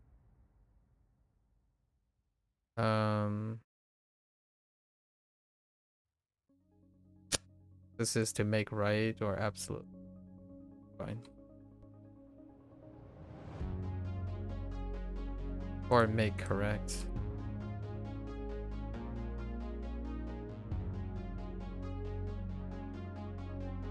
It's absolute. Absolute. Let's see. Oh man. 音译很多外国名字都是音译的。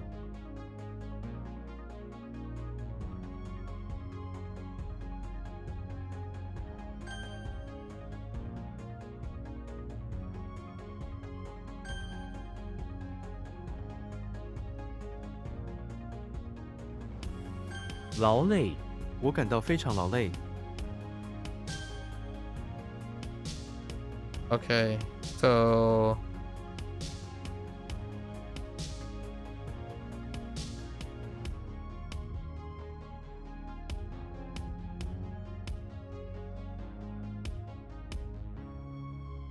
hard to know. Okay, I see where the mix-up here is, but I can't quite tell which one it is.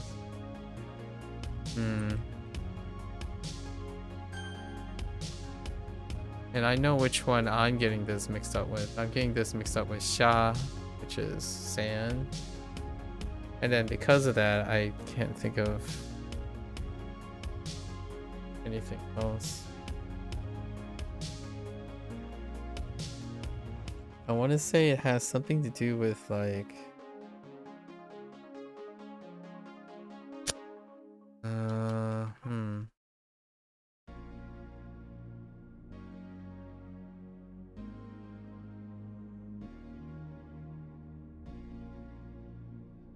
零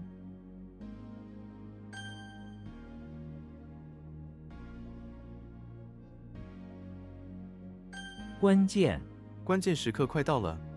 关键时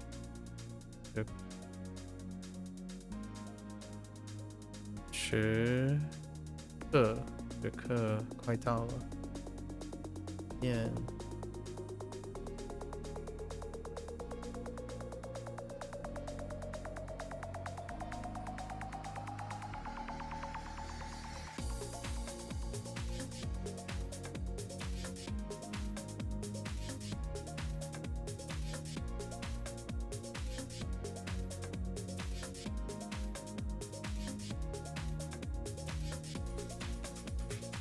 I don't know how to interpret that.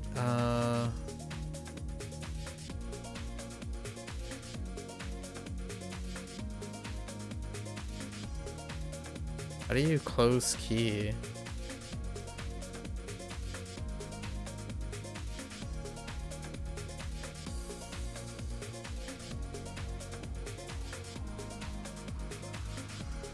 That's supposed to be a key, right? Or bankrupt or crucial? Oh. Oh, close key. Oh, okay. I think I'm okay. That's fine.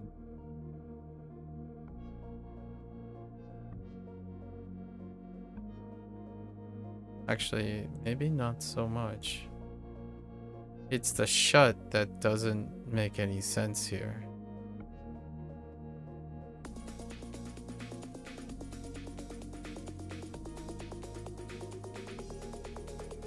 Hmm.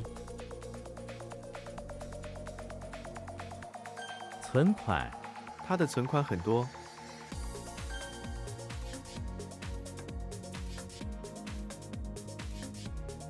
Heck! I missed the I. So the key is the key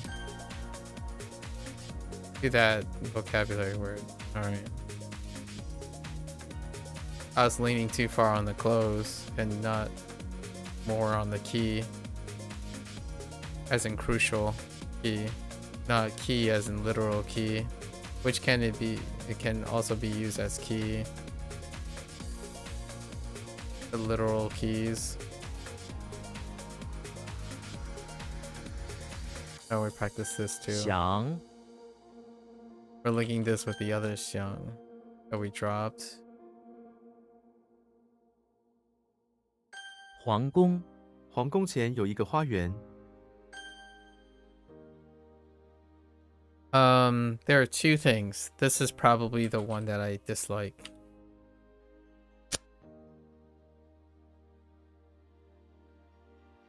Did I screw this up?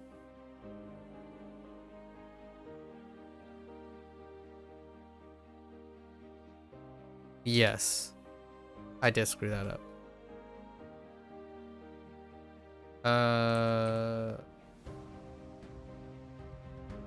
As in I picked the wrong character. Oh no. Which one is this? Yellow. Ah, man, I worked on bookshelves too. And we linked the bookshelf with the booklet somehow.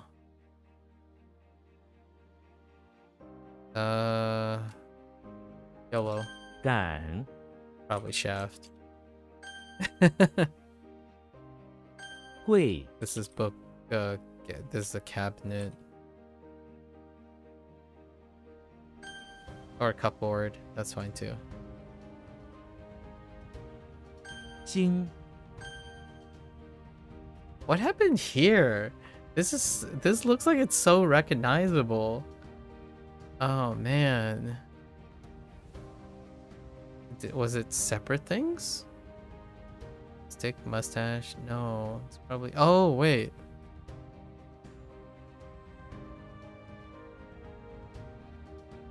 Qiao. 敲、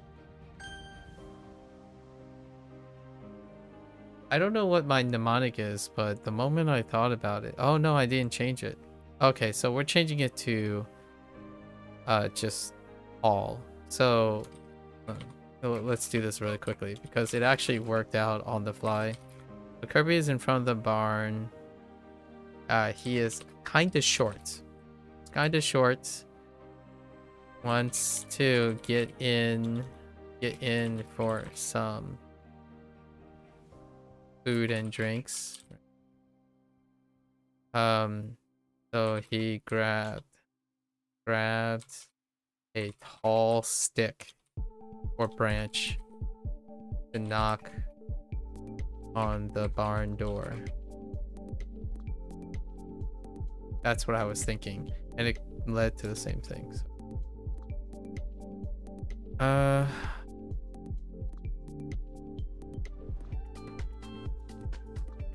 Where that is. Ooh.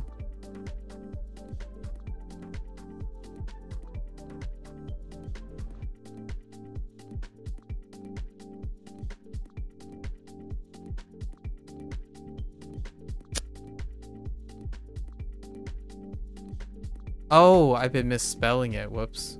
Yeah, never mind. Just kidding.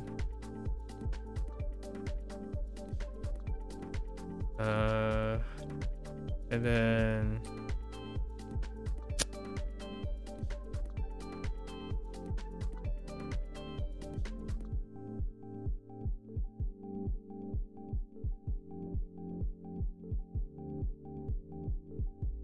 okay, so Yi is page. I've sorted this out before, and I think this one is. 衰 And it's probably pluck. Oh, it's not. It's the humble or like apple tumble. Okay, that one is really.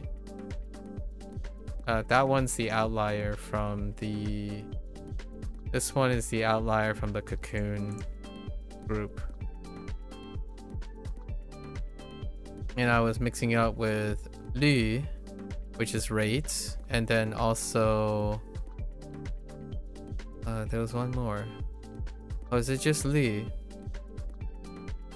I thought there might have been a G as well. No, it's just Lu. Yeah, Li and Shuai are so deceptively not each other. So these two are, and they do not occur very often. So these two don't look like each other at all.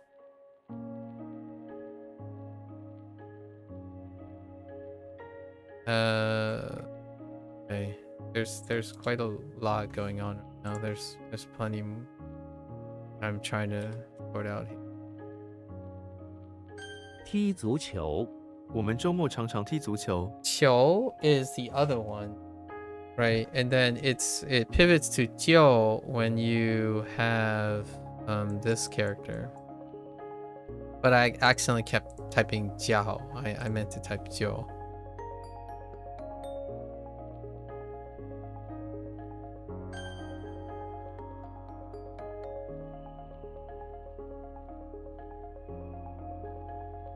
《白馒头》我早餐吃了一个白馒头。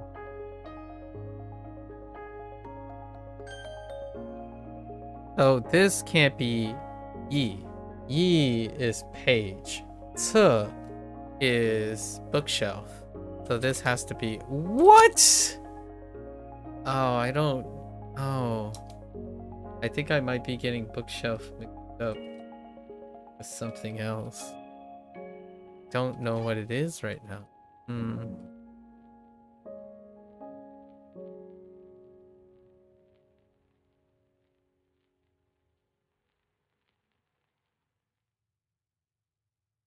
What?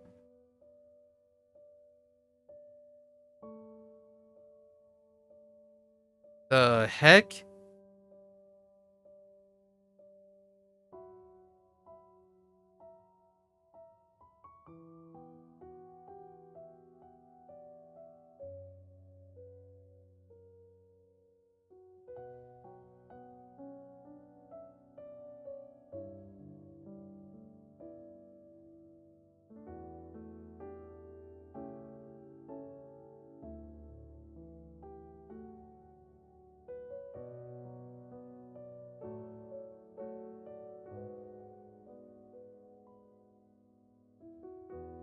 I legitimately have lost what the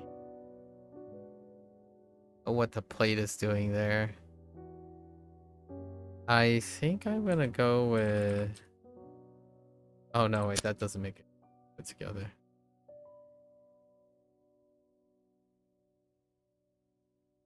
I'm gonna say it has something to kick open. Oh no. 脸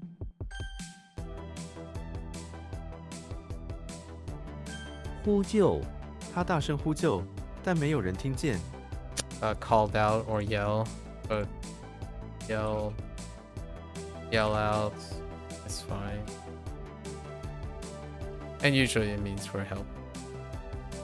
Can't get back to sleep, so this seems like a good use of your time. You got about 50 words kanji correctly added to Anki, and you reviewed about half of them. I'm gonna try to add another 30 to 40 more. Nice! It's going much better with a fully custom deck. Nice, nice. Cool, cool. Glad to hear. Can't go to sleep, huh? Why is it that you can't go to sleep after doing such a great amount of work?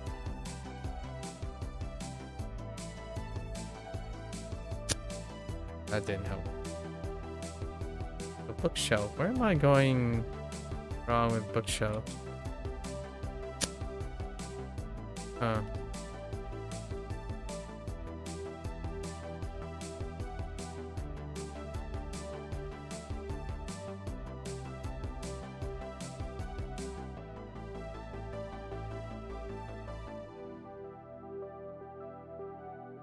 Thought I typed that already. I did. Bookshelf, bookshelf. What the bookshelf?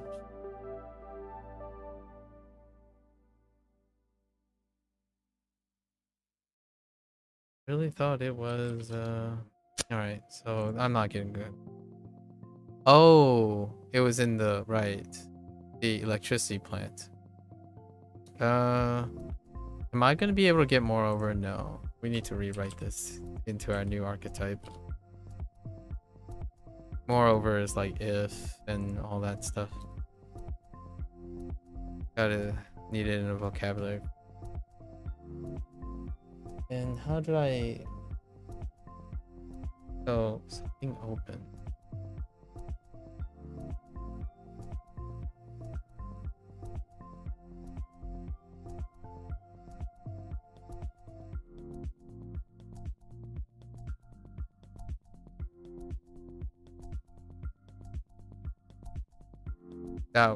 No, that doesn't make it. No, that doesn't make sense either.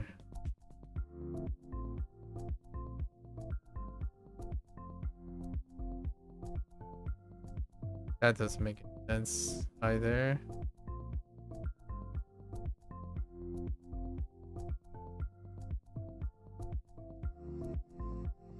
It's 4 a.m. You woke up, but initially slept a bit before midnight. You woke up at about 3 p.m. So you're not honestly surprised knowing how you function, but it's fine since you're more productive early mornings. That's fair. You've been adding note fields with pointers to memories tied to kanji and words, which help a lot. Then putting the note on the front for the first half of the review sessions and on the back halfway in. Ah, that sounds like a great way to transition between early and late. Yeah. I think we're just gonna make this. Oh, no, that's exactly what I thought it was. Okay. Oh, and this is a pivot. This is a bloom. Oh. So what did I type? Oh, did I type Chung? Dang it. It doesn't make sense because the meaning doesn't make sense to me. Yeah, so we might want to add an extra note for Sheng.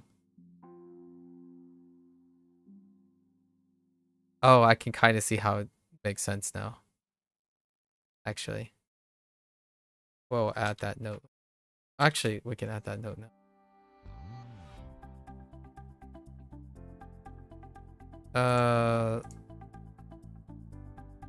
Oh, I already did add that note. Yeah. Yeah. It works. So we could add the note to this.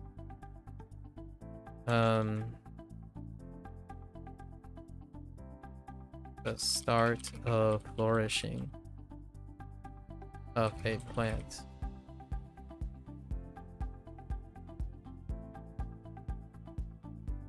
You're also adding grammar and sentence structures as individual cards in the deck with all the words, etc. You think that's going to help considering the large amount of grammar you've covered this next year? Oh, yeah.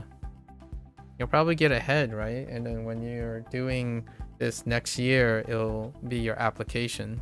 Going into the class when you're doing all that thing would be your application. So it'll probably double down on everything that you've been working on. It may also give you an incentive to add whatever else you find interesting in class as examples added onto your deck. The only issue with this workflow so far is time taken, but that's going to get better with better efficiency and better time management. Yes, doing produces unexpected efficiency improvements despite not changing anything, which I don't expect you to not change anything, right? Frequently you'll continue to change things as well as increase in efficiency when repetition. And yeah, adding words based on interest, yeah. And your interest can come from doing the thing itself. So making those cards create a new interest in itself. Data mining and looking at what your class, I don't know if you do this. I'm not sure if that's a standard protocol, but generally speaking, I don't after like going to university, you always come to class prepared.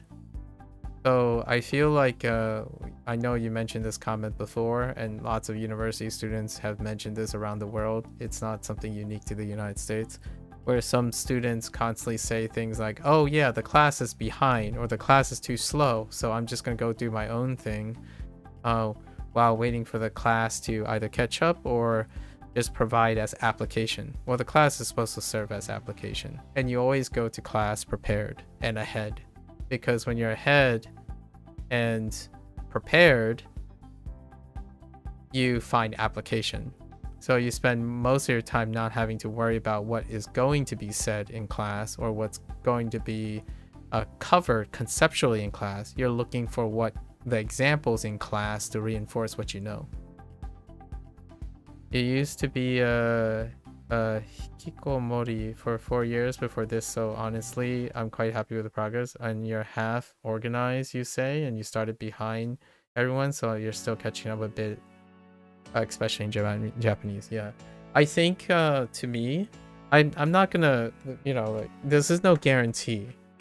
However, what I often say about things like being behind, I don't know if you were around like long enough, like yesterday or the day before, but I have always been behind in my life. Like, I'm still behind now. When you're learning something, on the internet or compared to others, it will genuinely, when you have something to learn, is being behind. When you're creating, you can be ahead. That's the mentality that often I feel there's a disconnect between it. If you have something to learn, you are behind by nature. When you're creating, you're ahead by nature, because that's something that someone else might not be able to create. And even if someone have already created it, what you're creating is you're looking ahead of something. And when you're learning, you're looking from behind, right? And one of the things is in school, at universities, which is different from, in my opinion, lower than high school. When you're in high school, you're always going to be behind, even if you're ahead. So like, if someone already know all the stuff, they are always treated behind because you're learning foundations. You're constantly learning for the stuff. But when you matriculate to universities, the goal is to transition from being behind to ahead. So the goal now is to learn the things before you enter class. If you think class is slow, it's actually kind of true. Largely because you're gonna learn all the things on your own time, and what you're going to class for is whatever application you can find. In my opinion, this is not for everyone, but for me, whenever I go to class, I already know what's in class. That's why they give you syllabuses, like syllabi, I don't know how you, syllabi, course things, all the things in advance most of the time. You should be ahead. because class is your application. Getting a grade is the reason you've already learned things ahead. You're trying to get a grade. So there's supposed to be review. The content is supposed to be review, and the projects and stuff you're learning is supposed to be reinforcement. Reinforcement for retention and application. So all those exams and stuff, you should already know this stuff, right? Like a lot of times high school students who do really, really well, like say a 4.0 high school student, they go to college and they say, oh yeah, the first 2 years is review. It was easy. I didn't spend a lot of time doing anything. I spend it partying and wasting time. That's something you can do if you want. Partying. The thing is, the first 2 years, it's going over application. Because it's supposed to review all the things you're supposed to know in high school. But what they're trying to give you is they're trying to incentivize you to figure out a way to use the knowledge that you had in high school. Because the next couple years, when you get into like 3rd year and 4th year, you're going to start working on getting ahead, not behind anymore. You're going to be ahead in some ways. And you're finding out, in my opinion, you're supposed to find out what you're going to use with all that knowledge. And if you kind of fall behind, the classes can cover that. But generally, being ahead allows you to be creative. And making an Anki deck is you being ahead. And then the moment when your class comes, you're going to learn anything that you're behind, but you're already ahead in some ways. Well, you have 18 months to go from behind and with gaps in knowledge to getting A somehow, and learn time management on the way, and you miss schooling for some and never learn study tech. Yeah. But doing helps you out a lot, right, in my opinion. So one of, like, for example, I don't know if you watch YouTube of like other students or like American students. Oftentimes whenever you think of like Harvard, Cambridge, I'm throwing in a British university because, so Harvard, Cambridge, when you think of top universities, a lot of times you might get like an influencer or like a person sharing what it's like to go to top universities. And most of the time is you create to be ahead on your free time. And then when you go to class, you're trying to figure out weaknesses, gaps. You're seeing gaps and application. The goal is not to see gaps, like not to encounter too many gaps, right? So you've already mentioned you notice the gaps, so you're going to fill the gaps, right? You're going to fill the gaps. It's a safety net. Classes are safety nets for concepts. If there are any gaps, it gives you the application to go at your free time to create and fill those gaps. And this cycle is, in my opinion, if you look at, like, I've seen one from a Harvard grad before, usually med school students.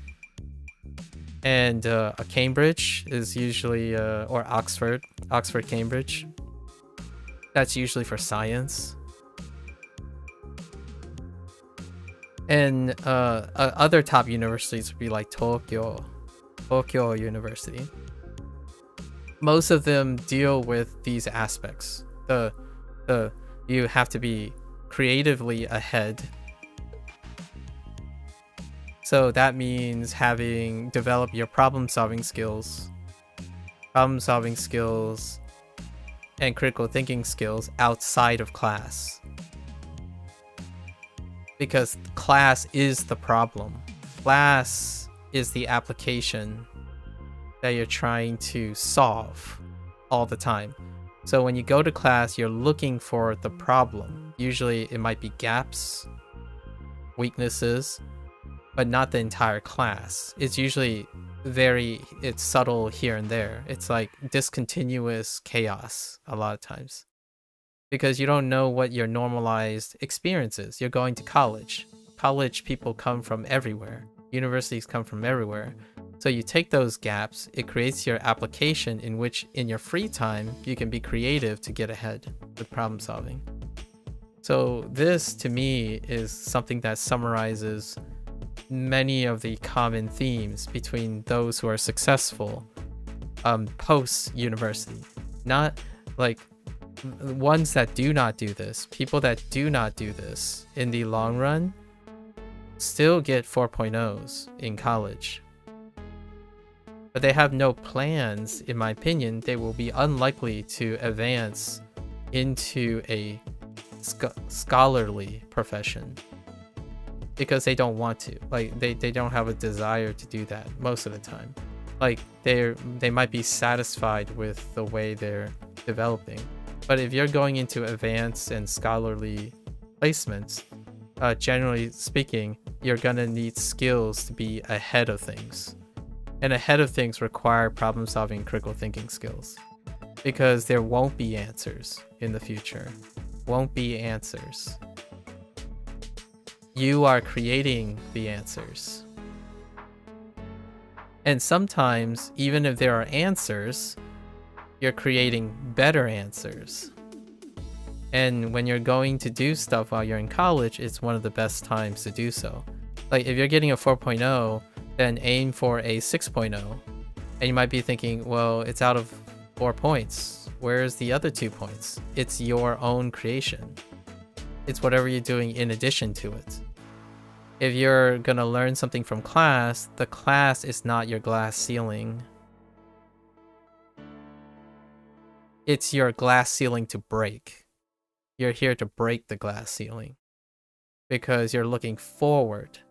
So by the time you graduate, by the time I graduated college, I knew ahead that I wanted to be a scientist. I didn't think about just graduating anymore. In high school, you think about just graduating because you're lacking the experience. You don't have time to think past that. So most of the time in college, I'm already preparing myself for graduate school. I wasn't thinking, oh, college is the only as far as I go. Most of the time you're looking for creative liberties to know where you're headed in advance. You know how gifted kids never really learn study skills and often burn themselves out by the end? Yes, I was one of them. And usually those gifted students learn when their gifts scale off, it doesn't work at university level. And it definitely doesn't work at a grad level. And it definitely doesn't work at a life level. And life level will change life level to professional. So if you're not adapting early on, you learn eventually that you need to adapt. I was a gifted student. I scored kind of close to the I'm pretty sure I was in the 99th percentile when I was 15. But once I went to college, that's fairly irrelevant if you don't develop your problem solving skills and your critical thinking skills. It's a glass ceiling. And burning out is a critical thinking and problem solving skill issue. Yeah, I'm also not a fan of student influencers talking about study tech. Glass ceiling. You're not a fan of a lot of things because you haven't understand how to learn from other people, in my opinion. A gifted child tends to be very isolated and think about themselves as the solution for everything. Most of the things I'm referring to are not my ideas of my own. And the things you're doing, they're not unique or original. Not until you understand what other people are doing. And you don't have to like their content. You can learn from their content. And that's different from knowing their content. So you could know study tech exists and say you're not a fan. It's different from understanding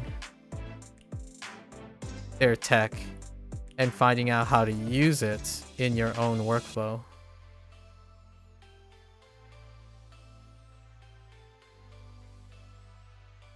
This is problem solving. Or optimizing. You can even call it optimizing. The idea that you can argue emotionally that you're not a fan of something means that you're closed-minded. Not a bad thing or a good thing, because these guys might present zero value to you. It very well could present zero value to you. Right? But I would at least want to understand what others are doing in order to contextualize what I'm doing. So I do pay attention to what my classmates are doing in my class. I go to class because I'm curious about what other people are doing, and not to know what they're doing, to understand what they're doing. The more I understand all of the people around me, the less competition I have.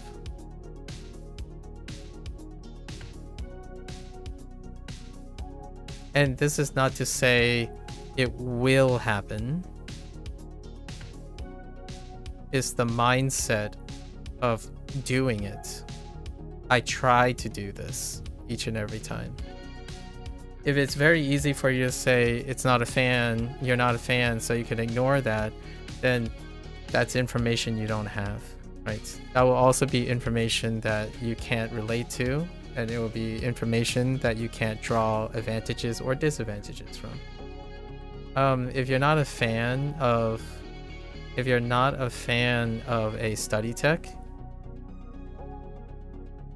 knowing why you're not, why and how you're not a fan of it, criticizing it, for example, critiquing it at a high level allows you to also avoid those or mitigate those pitfalls. Knowing what not to do is as important, in my opinion, if not even more, in the future when you're ahead. When you're ahead, most of the things you're going to do is negative data because people haven't done it before. So if you're not in the habit of analyzing negative data, maybe the things you're not a fan of, you can't have foresight into understanding pitfalls and things that you may run into.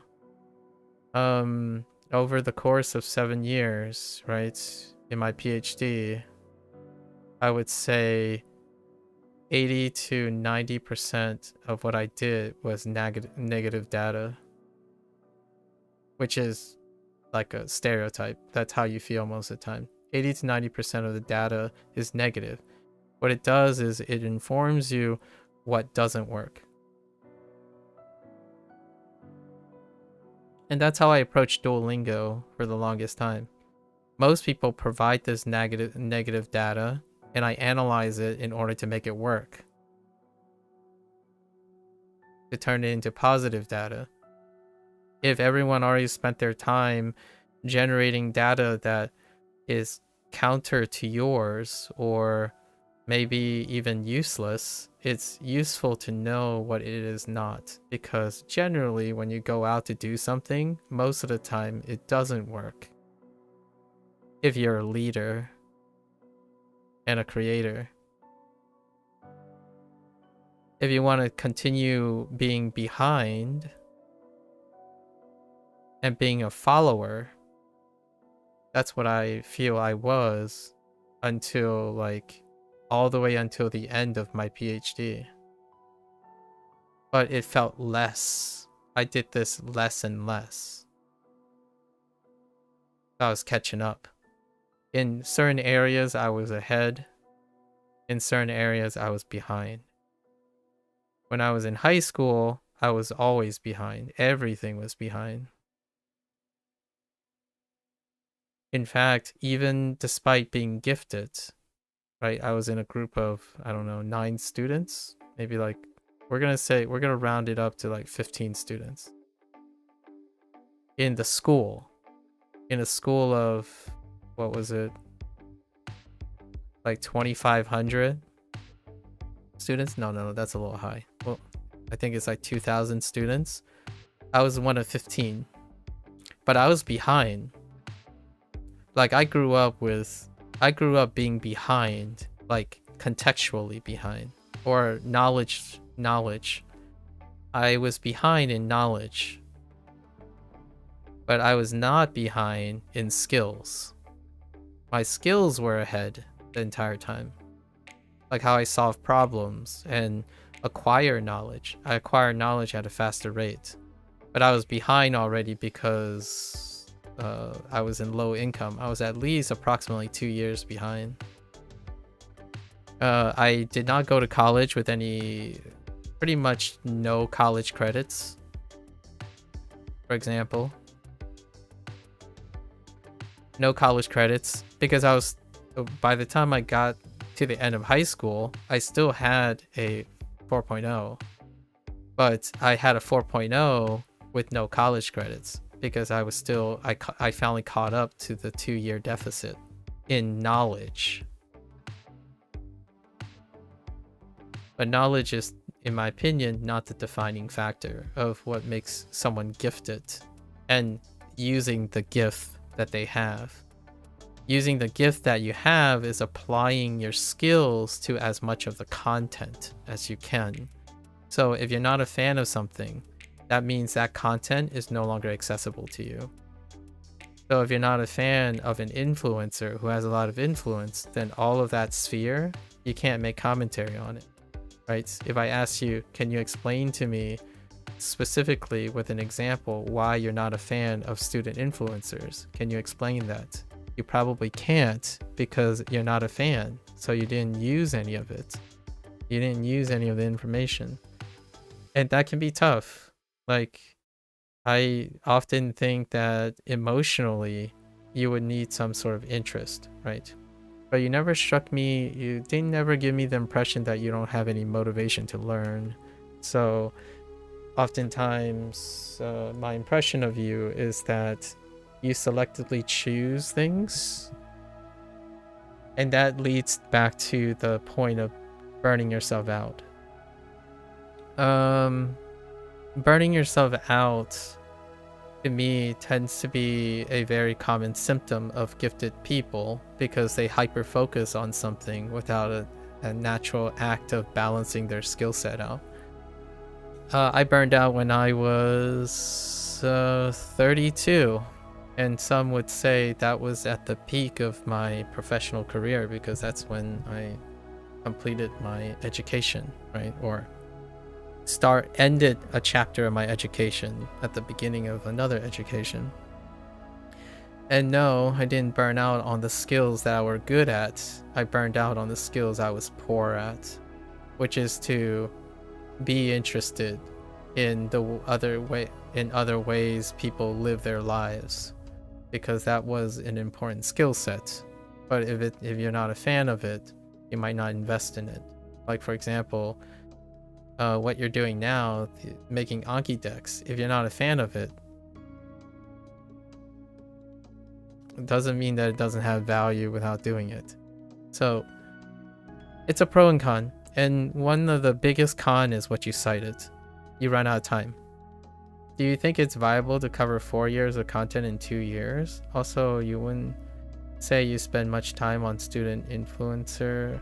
You wouldn't say you spent much time on student content. I didn't.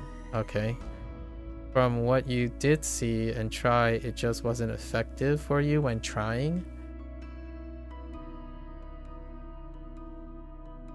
I already mentioned all of this, but let's go over it again to make it clear, the connection. So, I already inferred, you already inferred it, but now it's a good confirmation. You infer that when you're not a fan of something, you tried something and it's not effective because your you're results oriented right now, which checks out. It's consistent. So that confirms what I was trying to say 15 minutes ago in the last one. But my focus, the point I was making, is that knowing what doesn't work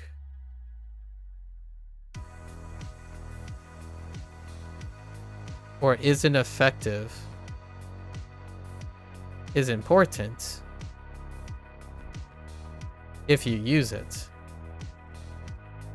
However, when you say it's not effective, it doesn't tell me how it doesn't work. You're saying you tried something and it doesn't work. That strikes me as someone who tried it, you couldn't really tell you why it doesn't work. Exactly.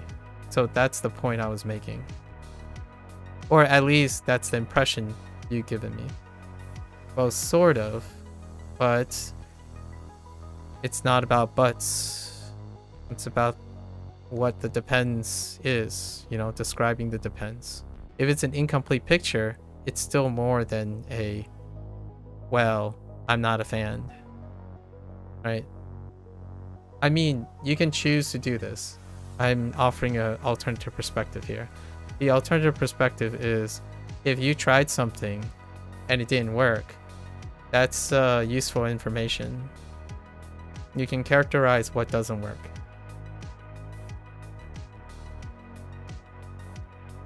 The nice thing about this is because this will probably happen more often in your life than working.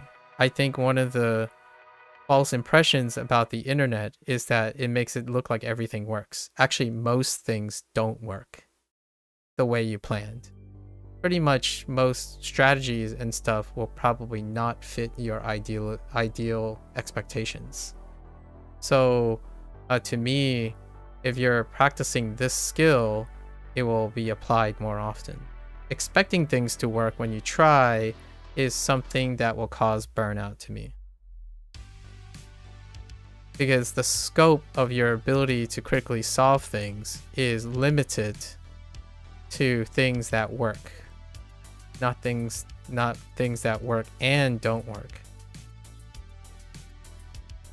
Do you think it's viable to cover 4 years of content in 2 years? I think it's viable to do most things if you are able to creatively envision it. But if you don't think so, in my opinion, then it's not going to happen. Now, this viability question is a results thing, and I can't predict the future. So the only thing I can think about is whatever is viable is what you have done. So if you're trying to, say, squeeze 4 years of content into 2 years, and when you go to do this in 2 years and you only cover 3 years, that is viable for 3 years. That's the outcome. If you tried to squeeze 4 years into 2 years and turned out you only learned 1 year of content, then you have learned that is viable for 1 year of content. Whatever it is, it caused a decrease. Understand the relationship of why trying to squeeze 4 years into 2 years results in 1 year of progress. That to me is how I feel differs from someone who isn't interested in doing things because they're only interested in results. You want to be told that 4 years, or you want a strategy that 4 years can be crammed into 2 years. Well, if you have 2 years, I would aim for the 4 years. But if you end up short, maybe you still only learn 2 years, then you have learned that you can learn 2 years in 2 years. Now you have to solve the problem of how to get the other 2 years. right?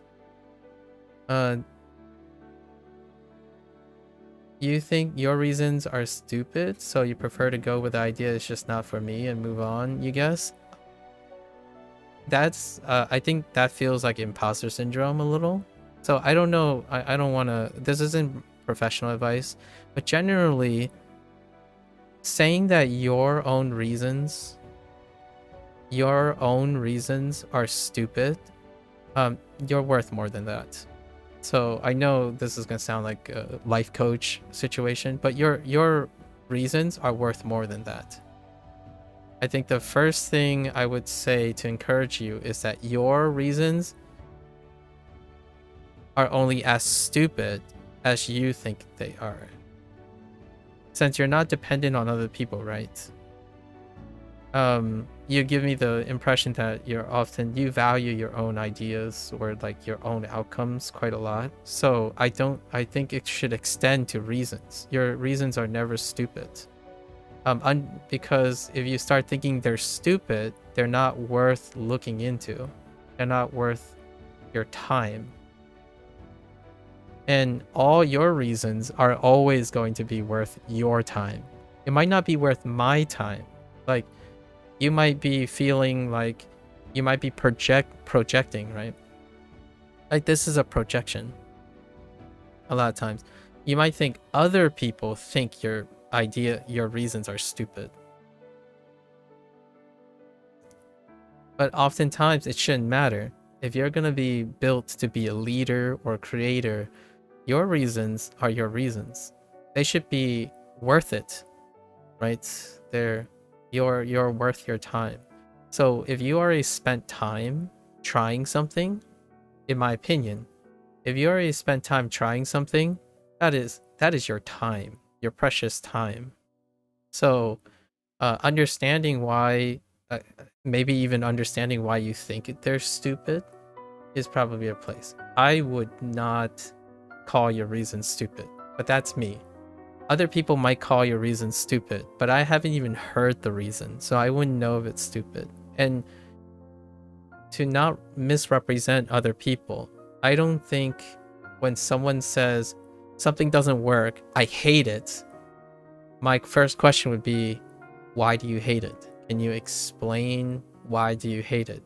Because the only way you're going to hate anything less or not run into that same hate or end up in a class that you hate the same thing is to know why you hate it in the first place or how you hate it.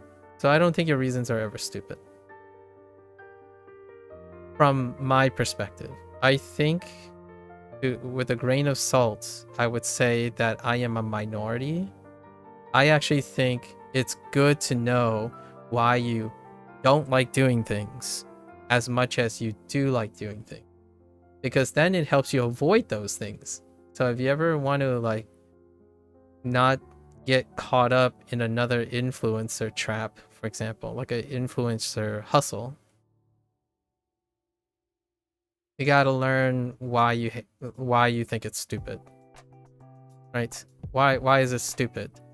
And the nice thing about that is when you do these things, your time, in my opinion, your time will feel valuable. So you didn't waste your time trying some stupid influencer's study tech. You found out all the reasons why that stupid study tech didn't work for you, and now you can explain it when someone else asks you it. So in the future, whenever you're like making an Anki deck and you recognize, wait a minute, why does this kind of remind me of a stupid study tech? And it might be not for good, or it's usually constructive. Because if you start reminding yourself, it's like, oh, maybe you come to realization like, oh, maybe they're onto something, but I wasn't ready for it. Or it's still stupid. So then you realize like, oh yeah, I'm right. It's still stupid. To me, that's how you feel less stupid about your reasons too, by the way. The stupidity goes away if you, in my opinion, if you impart more value to it. I do stupid things all the time. I'm gonna be honest. Like, some people might say the stupidest thing I've ever done was use Duolingo for a year to learn Japanese and Chinese. And my conclusion is it's not stupid. And how do I prove that it's not stupid? Despite everyone telling me it's stupid, I can explain to you in a video that I recorded for 8 hours long about the things that I either learned, the pros and cons of using Duolingo. I made value out of this time. They made value of their time by spending 30 minutes telling me how Duolingo is stupid. And I asked them, why is it stupid? And they couldn't explain it. They do these in my opinion, they likely do these hand wavy things like, oh, because Duolingo is gamified. I'm like, okay, what is gamification? I have a working definition of what gamification is. I like video games, so that's where my derivative came from. If you have 2 or 3 hours, I can explain the characterization of gamification and how it parallels between gaming and Duolingo. This is the stuff I learned. The other person would be like, oh, you know, you'll just be worried about streaks and stuff. It's like, why were you worried about streaks? Because I wasn't worried about my Duolingo streak when I was learning. Right. Those are the things that would demonstrate that you understand the stuff. Well, here's a good example. You don't like writing-based study, like taking pages of notes, because it leads to hand pain, intriguing, and you struggle to absorb class information if taking notes at the same time. Absolutely. So, hand pain is a problem. I don't know if you've ever seeked hand pain. I do mobility exercises. So I'll give you something I learned from hand pain. I've had hand pain a while back. I wrote lots and lots of notes. Like, lots and lots of notes. When I was in high school, I already mentioned this, but when I was younger in high school, I didn't understand we'll play the gifted card. I was a gifted student.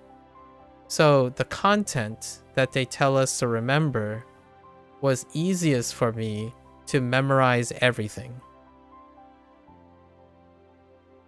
Like, the content wasn't big enough yet, so I can memorize everything. And what I did was, whenever I answer questions, you know, homework questions and stuff, I would write all of it. And it's to the point where in high school, it's not really considered plagiarism. It's more like you're writing the passages you read. And then in the exams, I would rewrite it from memory. So I would write a lot. And I started developing like some parts of my fingers and stuff. There's still like permanent calluses in the hand. So, but one thing I learned from the hand pain that is restricting me is that I learned to adapt mobility exercises. So I do wrists. Actually, you probably can see me in the beginning of my streams and stuff. I tend to do on a regular basis. So I formed a habit of doing mobility and grip. I had actually, oftentimes I keep a ball next to me, like this one. Like stress balls. It's not for stress. It's more for grip, right? So that's what that taught me. I don't know if you do any of that or incorporate, but I don't write for an extended period of time without. And pain, I hope you don't have a congenital disease or something, right? Like you could have a family history of maybe muscular dystrophy or something. Outside of that, if you're a healthy human being, usually your body can adapt to sufficient time of writing based things regardless of the hand pain. And then in the struggling to absorb class information, if you're taking notes in class, right, that's a really common one, and I absolutely agree. At the same time, what I discovered, what I will like for myself, not for anyone else, is that if you're taking notes of your interpretation is different from taking notes for understanding content you should already know.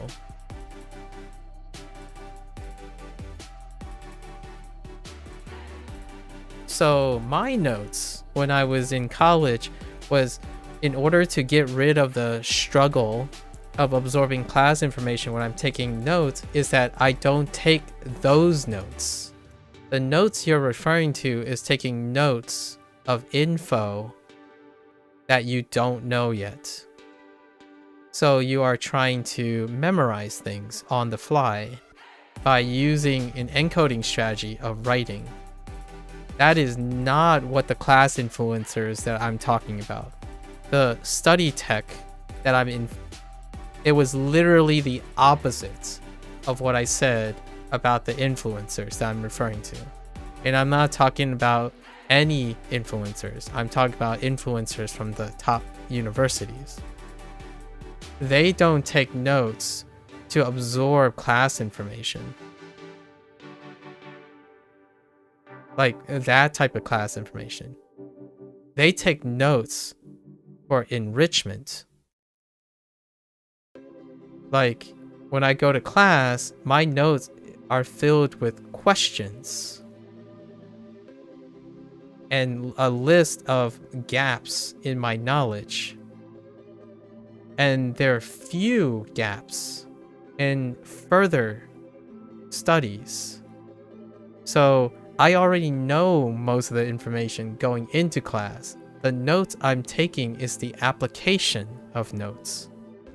Like when you're telling me your life story, right this moment, I'm already taking notes of what you're saying.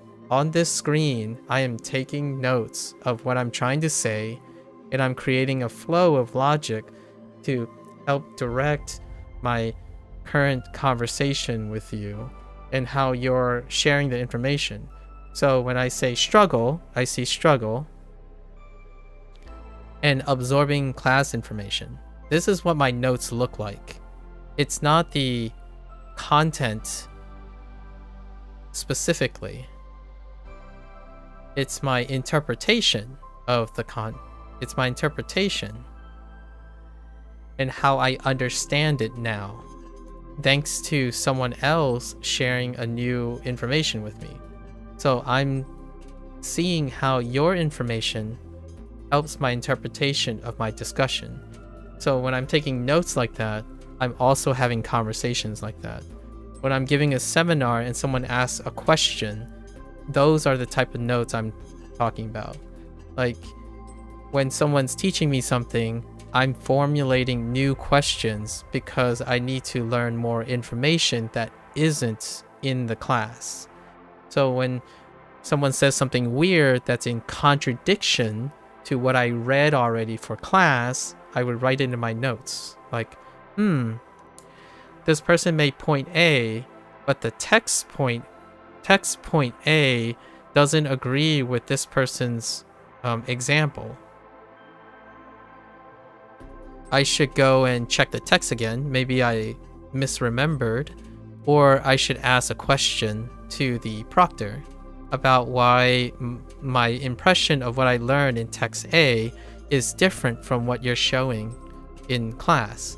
So most of the time in college, we came to class to evaluate that our interpretations are correct.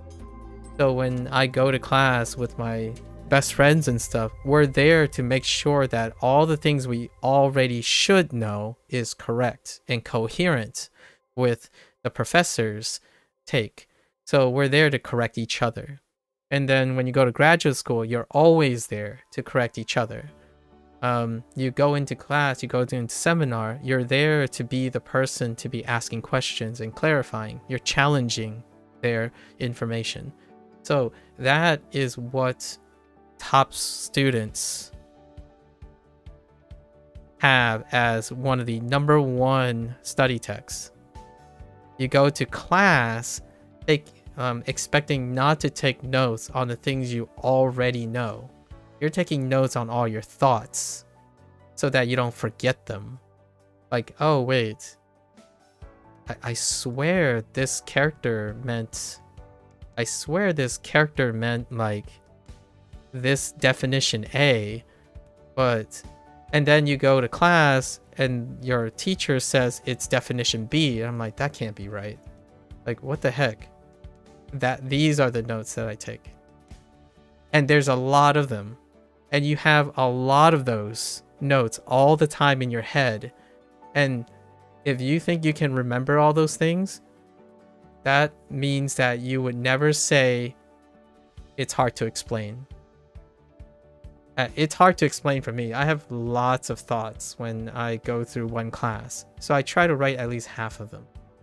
Or like some of them, the most important ones. Yeah, my notes, here's, I don't know if this is the same for your class. Again, this is taking my own anecdotes in college. In college, we were given all the notes. Like, all the professor's notes before the class starts. It was a common, or I either request, like some of my friends and I, if they don't give the notes, I would request from the professor if they can give the notes or all the content that will happen in the class before, or maybe 2 days before. And every single student comes in, and if they're on top of their game, they have already came in knowing exactly what to expect from the class. Now they're on their eyes peeling, their mind is ready to see if there are any discrepancies. So every single student past like the junior level in the specialized classes, it is the professor that will get rid of any inconsistencies. So you're there with pretty much 99% of the knowledge. And now you're looking to confer the knowledge. And your notes that you take are anywhere you feel like you have a problem. Like in a discussion. When someone is sharing with me their life stories, their problems, I take notes. These are what my notes look like. I talk about and what anecdotes relate. So when you were talking about like you also added in your Anki deck, right? You said in your Anki cards, things that you're interested in. Those are my notes that I'm thinking of. When like, I still remember when my biochem professor was talking about carbohydrates, right? Carbohydrates and how carbohydrates, complex carbohydrates are digested by amylase. Amylase in your mouth. It's secreted through your saliva, right? Or by your in your saliva through your mouth. And I thought about it as like, I wonder how this works. Is there a difference between plant carbohydrates and animal carbohydrates when it comes to amylase, right? And there is a difference, but I don't remember what the difference is. Do you? Like, that's kind of the idea. Like, oh man, I forgot the part where how does plant carbohydrates differ that prevents amylase from acting on the plant proteins? That's the cellulose part, right? Which leads to a roughage in your stomach, makes you regular, because cellulose isn't processed in the animal like in us as humans. So those are the type of notes we're looking for. Creative ideas, because you already know most of the information, or you're supposed to. That's one of the biggest defining features. Actually, when the role was flipped, when I was a lab assistant, usually lab assistants, what they do is they take over the day-to-day lab stuff. Students, you can tell the difference between a student that came prepared. This is what it means to come prepared. Came prepared versus a student that is taking notes at the time of it. And universities usually do what they do most of the time. They put quizzes in the front of the class. So then they can tell which student is prepared. The quizzes is supposed to tell you, but most students think it's just a pain. The quizzes is supposed to tell you if you are prepared. You should be able to answer all the questions in the quizzes before class because you're already prepared. You You should know all the information. The quizzes is about the upcoming lecture. The lecture should be all the information that you already have. And all these students are instructed to read and take their own interpretation of the lab that's ahead. So they have the knowledge already. All the knowledge is there. You should have known what to do. Step 1, step 2. It's like giving you a cooking sheet or like a baking instruction, right? You watched a YouTube video, for example. Nowadays, I wouldn't be surprised if the lab tech just gives the student a YouTube video that shows the experiment being done. So when they come to class, they get tested on it. And then the actual class involves figuring out all the problems that came up. All the problems that came up, all the unintended, unforeseen problems, right? Or intended ones. And that's what I mean by you don't learn things from YouTube.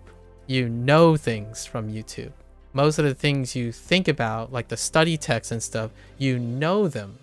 You don't understand them until you try it and then analyze it. That's when you actually, in my opinion, complete the learning cycle. You need the information in order to learn from it. And learning from it involves doing it as well. And that to me is the difference between an internet expert and someone who is experienced and knowledgeable. And that's kind of where the study tech is. Now, I'm not saying every student does this. I'm talking about like the particular ones who are like, 10-year doctors and like 10-year, 5-year, 10-year professors and whatnot. They, when they reflect upon their youth, most of the time, these are the common things. And I did no different. It took me like 2 years. It took me 2 years to get into that. And it became so much easier. Like, there's one class, they told you not to take notes. And what they meant was not to take notes with the pen.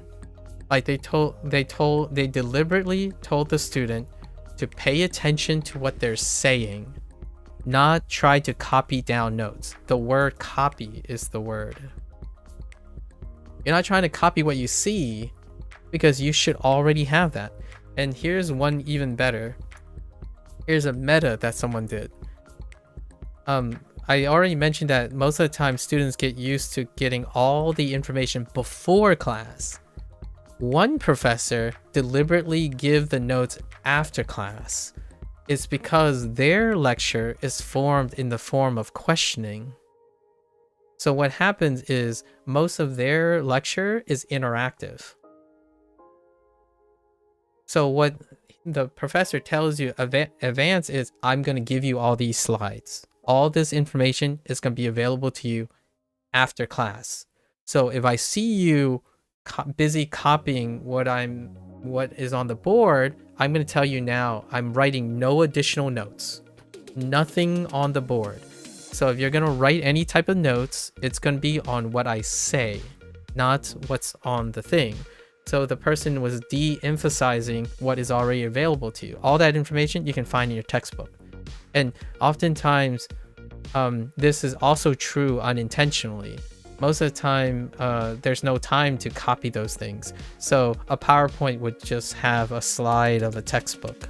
Like if I was teaching Genki, this is what's, in my opinion, a bit of lazy YouTubers and whatnot. Not that it's not pragmatic. It's pragmatic to save time. Where they're like, oh, I'm going to teach the Genki textbook. Slide, project, page 1. I'm going to look at it and I'm just going to read through Genki 1. It's like, well, that's it for class today. And then the students will walk out and say, what was the point of class? I could have just read the textbook. It's like, that's correct. You could have read the textbook. And the thing is, if you're wondering, oh, maybe the professor's lazy, it's like, but if the professor's doing that, it's a chicken or the egg question. Do they know for sure that what they're doing is helpful for the students? Because the students wouldn't even be bothered reading the textbook. That's usually comes more frequently than the professor being lazy. Because honestly, at the other end, a lot of times over 50% of the students don't even do their reading assignment before they go to class. If it's not mandatory, they don't do their reading assignments before class. I didn't do my reading assignment in class. I thought I was gifted enough, right? When I was in the first year in school, I thought I was gifted enough where, oh, I'm just gonna take notes in class and I'll memorize all the notes in class, right? And then you're saying you're struggling with absorbing the class information while taking notes. Well, you're not gifted enough anymore. And I wasn't either. So what I did was I read all the stuff beforehand, and then I could focus on everything. I could take notes and focus on anything that the professor said in class. So that's one of the burnouts, right? The burnout is adjusting to a new method. And I can tell you now, near the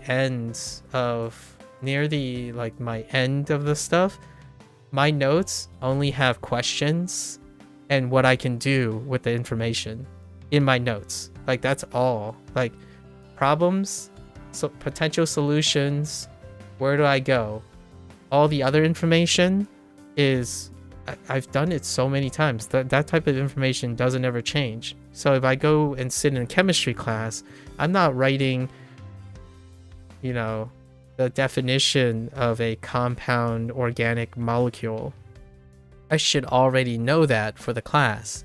The question is, what type of example does the professor decide to use as a compound organic molecule? Because I have a favorite, or I have something that I would use, but the professor might be using a different example. And I would want to ask the professor, why did you choose this instead of my molecule of choice? What kind of compound organic molecule would you use as an example for like carbon-carbon bonds?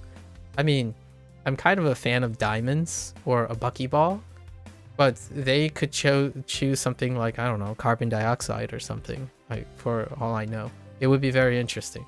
Oh, and sometimes you find strange is Japanese writing makes it take significantly longer for the hand pain to start when writing than English.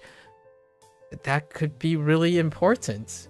It might be something about, so if I can maybe extrapolate, there might be your resting position. So like, this is guessing, and I'm not a doctor, by the way. So when you're writing this, I often found that I'm using more of a constraint movement. So these are finer movements. And the strokes are directional a lot of times.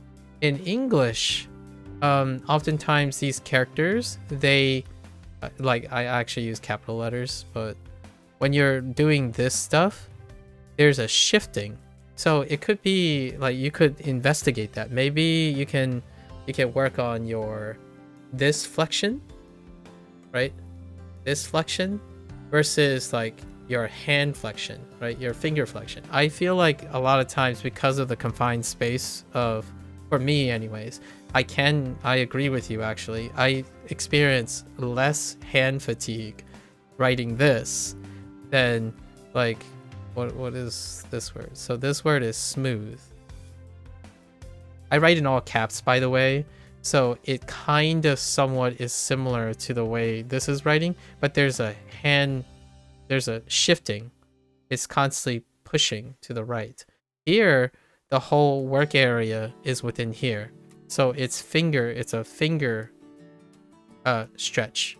So my actual wrist is not moving to the right and like shifting back and forth. There's no bending. It's the flick of the wrist.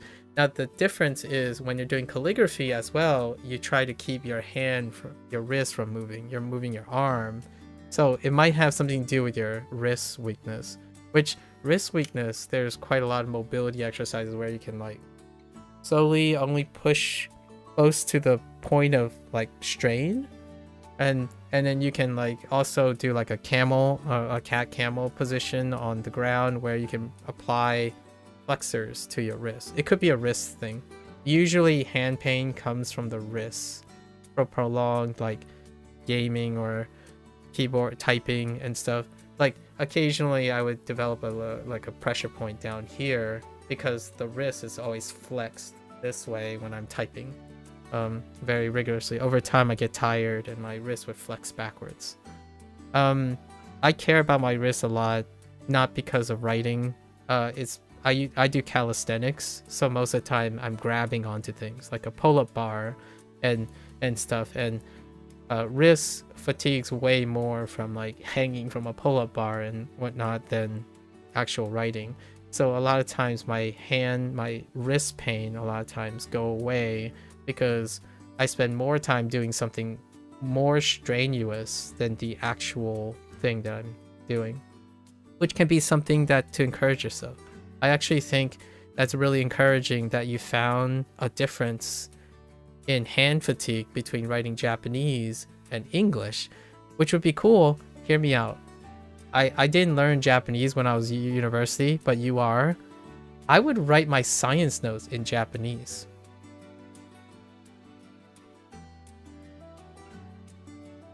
Like, I didn't learn Japanese in university, but it would be really fun to write my notes in Japanese when I'm in science class. and test that out, but I didn't have this opportunity. So what I did back then when I was at university is when I'm in biochem class, I think you might not be the person I was talking to. It might have been Sway. I met another university student at in the Philippines, and they're a computer science major. I think they might be in their second or third year. And I was talking about how general education, right? I did lit, like classic lit, or British lit, actually. Brit lit, and like logical systems. And whenever I learn something, these are notes too, so I take them into my biochem. So any skills you have, if you want to keep them and make them effortless, much like your Anki, right? When you're doing your Anki, this is gonna suck. I'm gonna sound like a hypocrite, but you have to trust that when you do these things, they get more efficient, right? You mentioned that earlier. They become more efficient. So right now, I know it sounds like a lot. I truly agree with you. It sounds like a lot. When you fast forward a year down the road, 2 years down the road, it's like bread and butter. Like I'm literally writing notes, creating new ideas while I'm speaking to you at this very moment. Some of the ideas that I'm like sharing and the examples I'm sharing is happening in real time, because I can't possibly anticipate that you were going to bring up these. You might be able to bring up some of the statistical normatives, right? I do archetyping, so I do know behavioral associations with someone who have wrist pain, so I prepared something for wrist pain. But the very specific nature and detail of your hand pain and your responses would need wiggle room. So being able to do that, having prior knowledge, is how one would take notes when you walk into class knowing what they're going to say, but it turns out a little bit different. And whenever it's a little bit different, it either could be more right or more wrong, more desirable or less desirable. And those are the notes you're taking, because you don't need to remember the information that's going to be regurgitated over and over again. You're looking to use that information. And yes, I would even argue, if a student got a B and they knew how to use the information, right? If they knew how to use the information, I would take that student over an A student who only memorized the information. Because that information, it's going to be gone in another year or two. Like, it's not going to be there anymore. They didn't know how to use it. Using information creates retention. And without using the information, you also don't develop problem-solving skills. We're talking about people who will lead one day, who will create things one day. This is still good. It's a good thing if you know that's what you want to do. Like, this could be a pattern for, oh, your class is not important to them. Like, from a teacher perspective, if they only memorized it, it means that I don't have much to offer. I don't have much to offer anymore. Because all they want was a grade from me. This student I would invest in because they are genuinely interested in my information.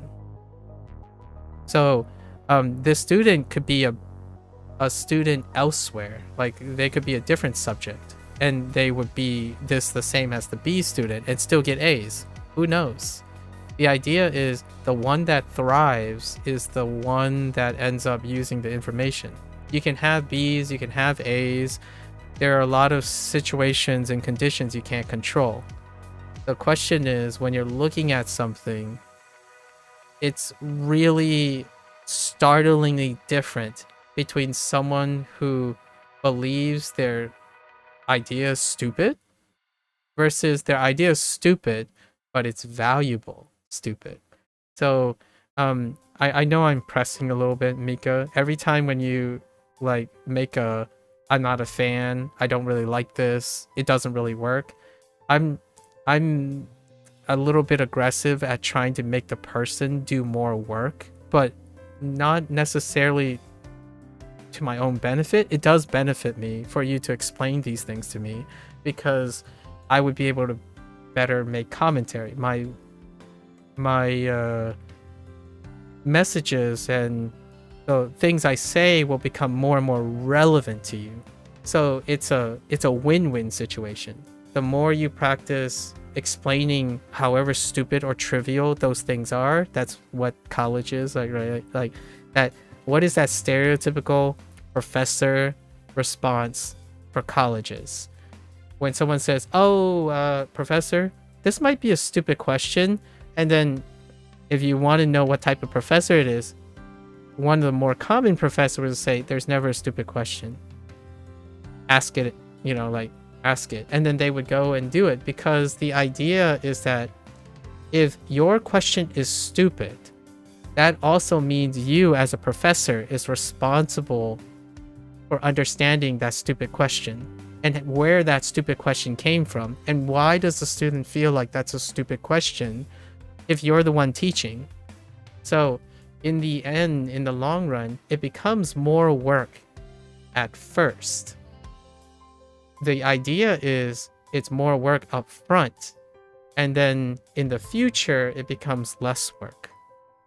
So I often come with that mentality. It's to the point where it's really not that hard to start. I ask the same question every single time. Like 10 to 20 series of questions to every single stranger I've ever met, if I can, online. It doesn't ever get old. It gets faster each time, and I become more creative with it. So that's kind of what I wanted to say. So it might seem a little pressury, but I honestly think if you want to find that our interaction is valuable, the more you invest in how you're expressing your stuff and like talking about things, like being unapologetically interested in your own reasons, it also means whoever you're talking to will be able to provide more valuable information. That student tech that you don't like, the influencer that you don't like, they can't understand you, right? So it will always be that stupid. Like, it doesn't ever evolve at all, because that person can't change anything since you don't interact with that person. So whenever I go into a classroom and I have an opportunity to interact with the professor or with my students and whatnot, that would be the focus, because it's something you cannot gain by having a parasocial relationship. And that to me is what I'm working on right now. So I am working on an idea, which I can't really disclose right now because it's incomplete. It's not to a liking of mine. But how do I create a model that increases the likelihood of interactions when it comes to like problem solving, right? I myself am very far behind because there are so many people who are very good at engagement right now. And engagement is where attention comes to die, in my opinion. And right now, the thing you're describing about not like the things you're focusing on, it's something that the internet does super well. The things I'm describing are things you can find, hopefully, still at the university level. The problem is this internet and engagement comes before the university or any situation, professionalism. So, it's not your fault. I don't want to say it's your fault. It's not the people whose environment normalized this, right?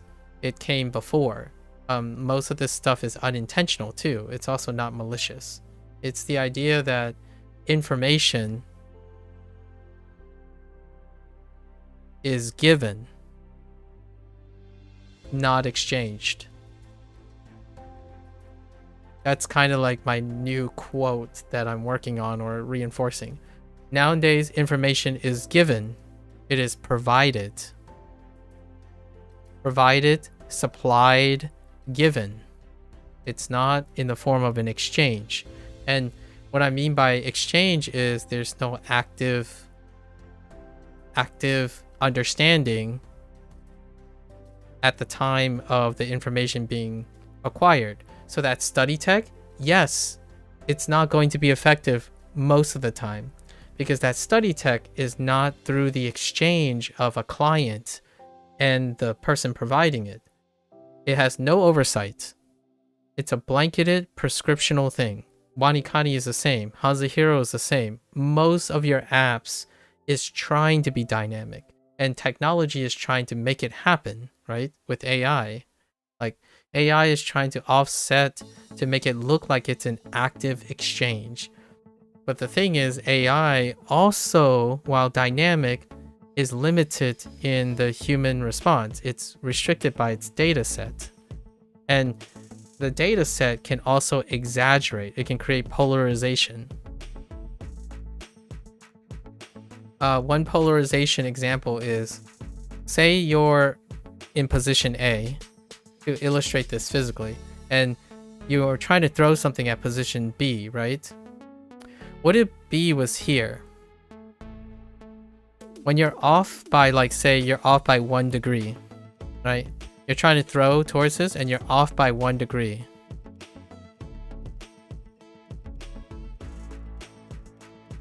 And then you're off by 1 degree still. This distance is huge compared to this distance, right? This is much smaller. This is a digression, so we're just gonna end it with this. Leave it for rhetoric. This is a demonstration of one of the AI's major problems that is different from humans.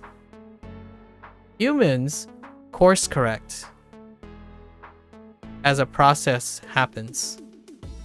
So if your goal is here, right? If your destination is here and you're focusing on the process, humans course correct. AI does not. Right? So when AI has any form of error, the error propagates to a point where it's irrelevant. And how does this relate back to like influencers? Why I'm not a fan of blanketed study text as well. I was referring to the bits of information that is consistent, but I wouldn't take the whole study tech. I took the part that I thought was most consistent, and I wouldn't give you a study plan either. I would give you enough ideas so that you can create a study plan on your own, right? So humans, how does this relate to humans? Influencers, and they're not bad or good people. There's a limit to what influencer information is. It's static because there's no interaction. You're not. So what happens is whenever you try something that is static, if you're not course correcting while you're doing it, any little differences between you and the person that is providing the information, if you hold course, over time, it will become ineffective. So the error rates in a prescriptional model, especially a parasocial one, where there's no feedback from the person who's selling the thing and the person who's buying the thing, and you're not course correcting in the process, you're assuming you're just going to follow it vanilla. So if the user stays the same on the methodology, as well as the owner of it, the provider, has no interaction or update, then any little differences become gigantic differences, and it's guaranteed to happen. So oftentimes, in order for me to offset this, I usually emphasize process-oriented thinking. When you learn something online, you have to try to use it, because when you use it, you're going to course correct. And oftentimes that course correction, this part where you course correct, leads to problem solving. So then in the future, when you're looking at another study tech, right? Another study tech, it becomes easier to use it. It becomes more and more effective. Like any study tech, like even poorly effective, ineffective study tech, you have learned all the ins and outs of making up for poor study tech. And over time, when you introduce your study tech, it will be a combination of all the course corrections you've ever done for yourself. And then you can sell that product. And that's the product that you started with. The person, that study tech that you hear from that person, it's all of their course corrections, plus the fundamentals. These course corrections are all the things that make you and that person different. So every time you think of a course correction, it can be this big of a difference. AI does the same thing, only it's even better at doing it. As in, AI bootstraps through a database, and any differences get exaggerated even faster than humans. Because if you're talking to a human being like a professor or a college student, they are learning about you as long as you're expressing things to them, and you are learning from them as long as they're expressing you. So they are course correcting every time. Machines do not do that, in my opinion, not in the way that humans do yet. I'll leave it up to the future of robotics and AI and logic to deal with that. And this is why whenever someone says something is not effective and they're an analytical, self-motivated person, it's largely because the answer is probably in you. And it's a logical fallacy to think that something that's prescriptional will ever be effective in the long run. It's rarely ever effective in the long run. If you're a thinker, you're expecting to course correct. You become more and more individualized. So in the beginning, it might be like, it's useful. It's good enough. So that's what I typically do. I take someone's skill. I do it to a reasonable degree. I'm going to say 50th percentile. Then I change it. I change it to reach an 80th percentile. And then I move on. I move on to the next skill. Skill number 2. I take skill number 1 and integrate it into skill number 2, and we're gonna go take it to the 50th percentile. I think I've seen enough, right? then I modify it to reach the 80th percentile. So this is them. This is them plus me. Them plus me. Because I don't want to stay behind. I'm not behind in the times. I'm behind when I'm learning, right? So this is me learning how they're learning.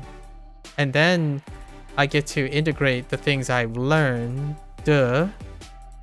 plus the things that I have recently learned, right? And that is, in my opinion, the gold standard. If you're working in like a creative role, if you're in a creative role, which is like solving problems no one has answered, science, discovery process, creativity, music, arts, anything that deals with a creative thing that doesn't have a precedence, it is required that you know how to synthesize people's information quickly and then make it your own, and in your own image. In your own image. So it's different from copying. And oftentimes, whenever someone copies a lot, they can be replaced by AI. That's the new wave of sentiments. Whenever someone is very nervous and they say, "Oh yeah, my job," it's not an inconvenience. It's a difference between those who don't copy. It's an inconvenience, as in they want credit because it's their stuff, right? That's different from being worried about being replaced by AI. When you're being replaced by AI, you're someone who copies an existing model. And hope, right? Concern, not like entirely fearful, but if you have existing concerns about AI replacing you, then it's usually, if it's a mixed concern, it's because you vibe. When you vibe, you can't control. You're not entirely sure if you can control what works and what doesn't work. So offering a little bit of like maybe 50% of your time to figuring out what you're actually vibing, like what is it? How is it working? May offset a bit of this copying. Because when you start understanding what and how you're vibing well, you will eventually course correct. You're going to course correct and become ahead, not behind. You're ahead with yourself. So if you want any confidence booster, right? This is a confidence booster. The idea that when someone says to me, Duolingo doesn't work. Give me a year. It worked for me. And someone's like, oh yeah? Well, can you explain it? I did. Go and watch it. If you have enough attention span to actually be invested in your study like the way I did, then go ahead and try to understand it. If you don't understand it, that's perfectly fine. Because in my opinion, it's not because I'm right. It's because you had something more important to do. You had to do something that worked for you. I did something that I made work. That is different. It's different when a person is able to make something work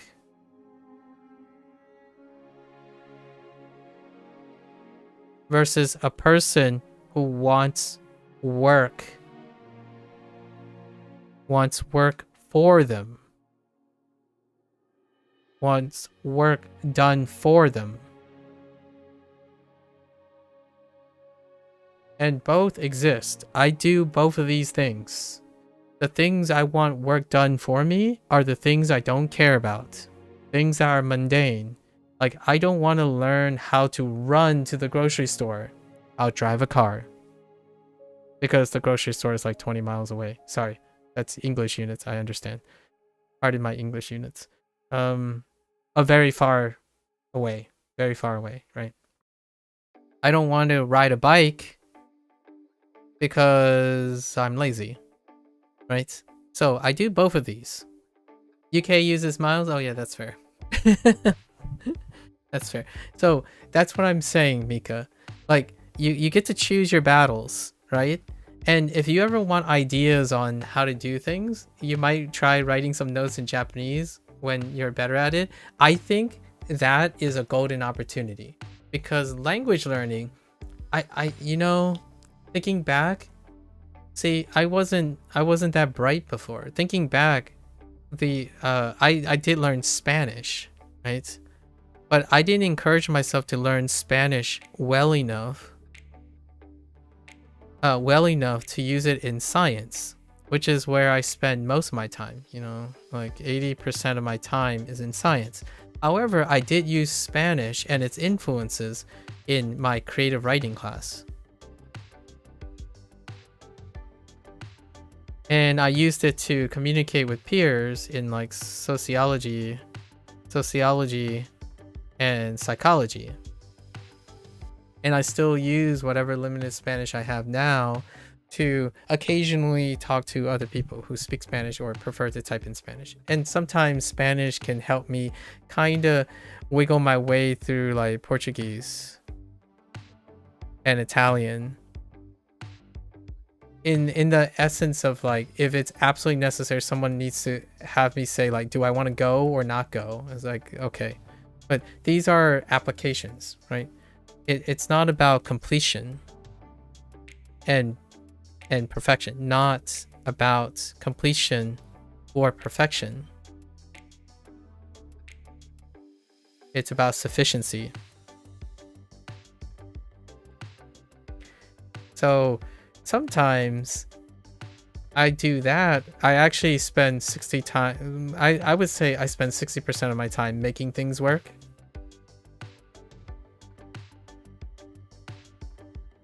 Then having things that do work, or use things that do work. And this is me trying. Okay? In reality, the 40% that I use things that do work, they end up being suboptimal. I would say 5% of them work as expected. And usually the other 35% end up becoming things that I make work. More like work better. For myself, personally. Not for anyone else. For myself. So we're talking in an empathetical point, because we're talking about what we can do, right? Mika, you don't give me the impression that you're going out of your way to want to collaborate with people. So me, that's what I think about better too. So when the thing is suboptimal, it's like, oh yeah, this person said that this is like a life hack, right?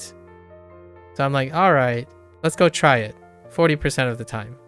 Right, verbatim, I'll copy the life hack.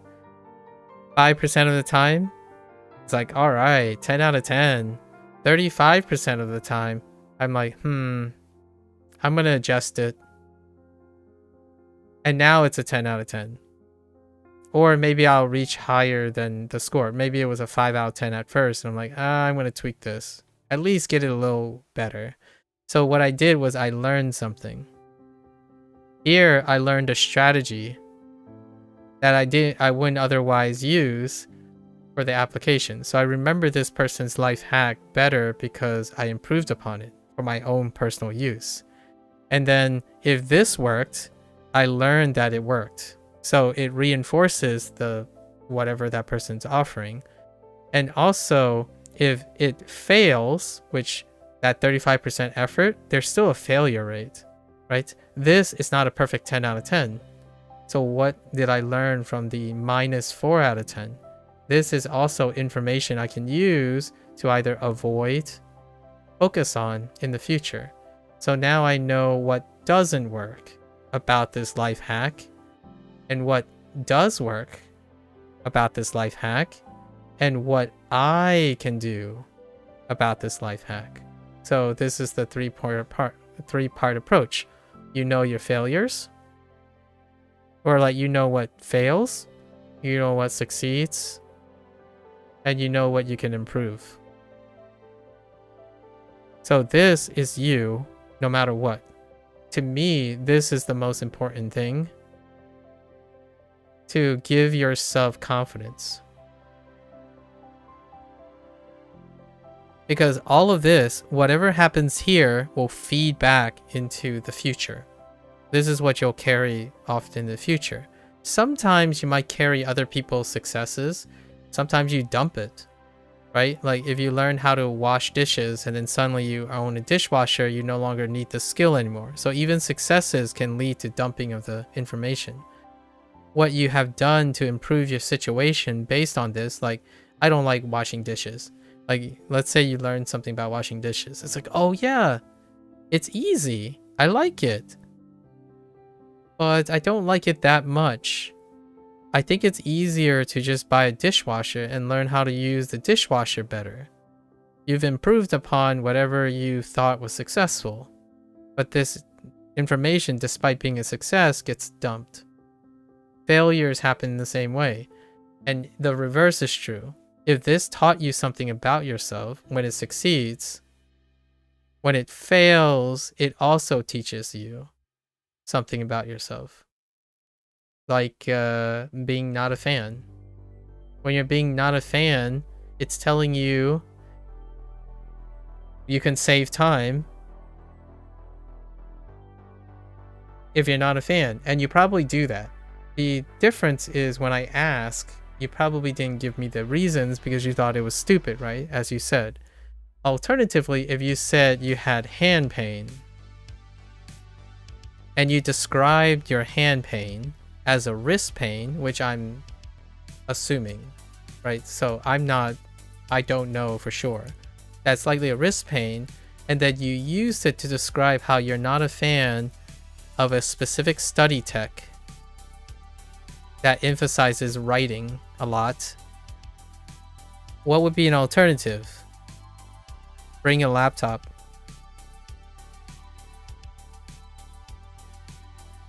You don't know, you think it's hand and wrist pain? Okay. So, bring a laptop. And you mentioned about learning to type normally. I don't know how you type. That's an interesting thing. You mentioned something about learning how to type properly. In what way do you mean about typing properly? Because a laptop, if you learn how to type properly, then yeah, you can probably just avoid. It's like if someone says, oh yeah, go and write your notes, it's like, nah. Oh, you're one of the one finger ones. Oh, position. Yeah, you're a position writer. Yeah, I call it a precision writer because it's very different. You have a different skill, and I can tell you now, you can type way faster than me if I was restricted to one finger, right? One finger per person, per hand. So your position, I call this like position typing. Which, like, in a way, you can do it even without looking at the keyboard. Probably, because you know the relative position of your static. When you have a static position and a point of reference, you can still get that, right? That's interesting. I wonder, I always thought that would be less strenuous on the hand when you're doing this way, because you're using your arms. You're using your arms as opposed to, unless you're like doing a hand motion like this. I don't know. To me, mechanically, you would have less hand strain if you're just using one finger. Unless like your shoulder or your elbows are getting stiff. The regular typing, the proper time, I'm not sure if this is going to solve your problem. When you're typing properly, it actually strains the hands even more. Like, because you're increasing the dexterity. However, it could also condition your hand to be more sturdy. So there's a lot of outcomes, and it would be interesting to see what happens if you do that. You're trying to implement a third finger lately? Oh. You also think using thumb for spacebar would help? Ah, okay. Yeah. You get 60 to 120 words per minute. You just hope you don't get strain issues later and can type without looking. Ah, okay. So you are liberating some stuff. Hopefully it comes up. I think based on the averages of how people type, generally that's a really good spot. Like anywhere between, once you get consistent enough, it's like 90 to 120 words per minute. Not to give you an excuse not to try this, but I think a vast majority of people don't type in this way much anymore. They do the one finger thing, and the one finger thing is very effective at doing touchscreen swiping. I can't do touchscreen swiping. Like I don't know how to do touchscreen swiping, so I haven't ever learned how to do that, like the swipe texting. And whenever I'm like next to a person and we're like trying to do the same thing, I'm nowhere near. Like I'm the psychopath that taps every individual letter with like both their thumbs, right? I do the double thumb method. Meanwhile, you have these people who like hold one hand and they're just swiping with their thumbs, and like I don't know how you get all the letters in. Which is also true for Japanese. What do you call them? It's like the kana keyboard, right? The flick keyboard. I was playing Wagotabi, and Wagotabi introduced the flick keyboard as a game mechanic, and it took me, oh my goodness, flick keyboard is it's a whole different ball game. It's also a downside that you use right hand for significantly more keys and left. It's probably slows your efficiency. Oh, okay. Oh, I see. Like a rate limiting step, because you're as weak as your weakest link. Yeah, I see what you mean. Yeah, one is gonna say like you need both hands, and if one is imbalanced, like strained more, it would be the rate limiting step for your typing for long durations. Oh, on the topic of swipe texting, you don't for English, but you're learning Japanese flick keyboard simply since you think it's a really cool skill. Me too. And I got to use it in a video game. Wagotabi ended up making it as a mechanic, and it was like, it's so much fun buffooning through it. I don't know if you ever get let me see if you empathize with me. When my favorite parts of learning is the learning curve. I don't know if you feel the same way, because when I am buffooning, you know, quote unquote, some people call this the delay phase, the lag phase, which I don't think that's accurate. My favorite parts, so if I had to pick, you know, the learning curve, right? This is 10 out of 10 experience for me all the time. And then this is kind of like an 8 out of 10. And this, obviously most people agree with this. This is the part that most people empathize with me, which is like a 1 out of 10. Yeah, so you're more like a 10 out of 10 here. And you give me the impression that this is more like a 5 out of 10, because this also includes initiation. And then this part, I think we're both kind of on the fence, because this part is more the grind, right? This is the persistence.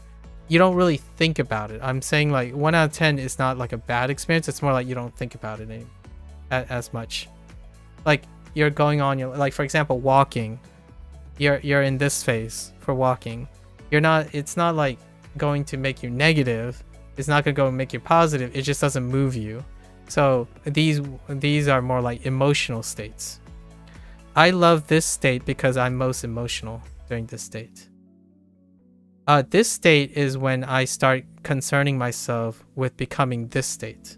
So whenever things start to click, I use it for, I don't know, like until I notice that my enthusiasm drops. When it clicks, my enthusiasm drops. Largely because now I have less to learn.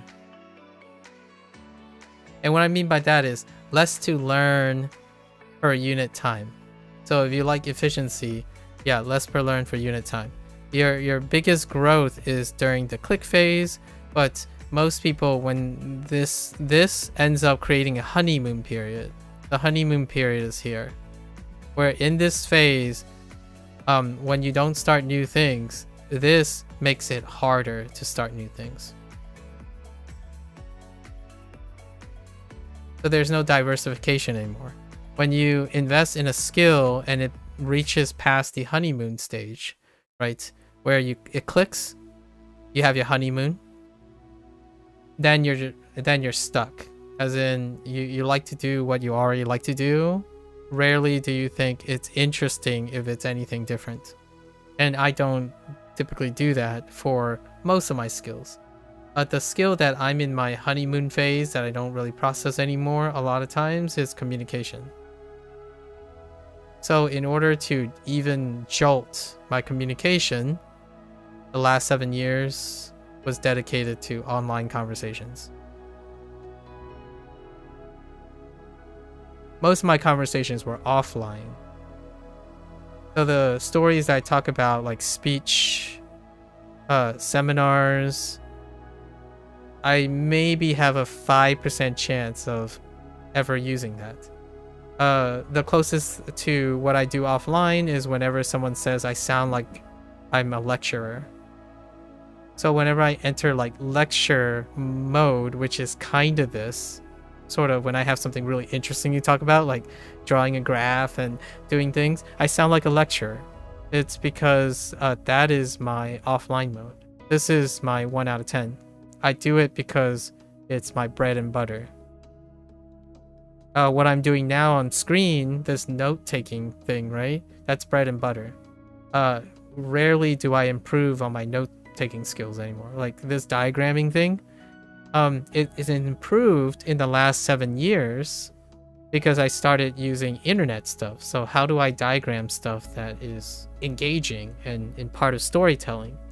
I didn't do this when I was in college. In graduate school, I diagrammed neatly pertinent information and assume my audience connects the dots. Nowadays, I extraneously like draw arrows here and dotted lines here, and some, if I were fast enough, I could maybe install some macros to change the colors on the fly. That's what I'm doing in the future, by the way. In the future, I'm looking for a device that I can do one-click macros efficiently without like breaking the plugin and whatnot, where I can toggle between like 5 shortcuts. I want 1 to be like red, 2 like different colors, right? And each of the colors will be prescribed to a specific purpose. And then I will ingrain that into my workflow. So then my white pen would change colors immediately on the fly to illustrate different types of links or relationships, right? So then the arrows could be red, orange, green, etc. I'm only doing this when I'm talking about my tentative takes or my opening opinions and my concluding candid conclusions for like projects, the beginning, middle, and end stuff. And I'm working on that. So despite being, I would say, relatively good, I told most people, like, the thing that I'm not humble about, maybe like grain of salt, is that my communication skills are pretty high. It's like a 9 out of 10. But my imposter syndrome keeps me motivated to keep on improving. We can still make it better, constantly better. So streaming has become an awesome way of challenging all my old skills that are no longer kind of in its original state. So most of this like writing and stuff has developed into even bigger things. Like yesterday when I was writing my notes, I drew a scene, right? So I talked about memory blanking. And whenever you need to memory blank, you can form a specific image.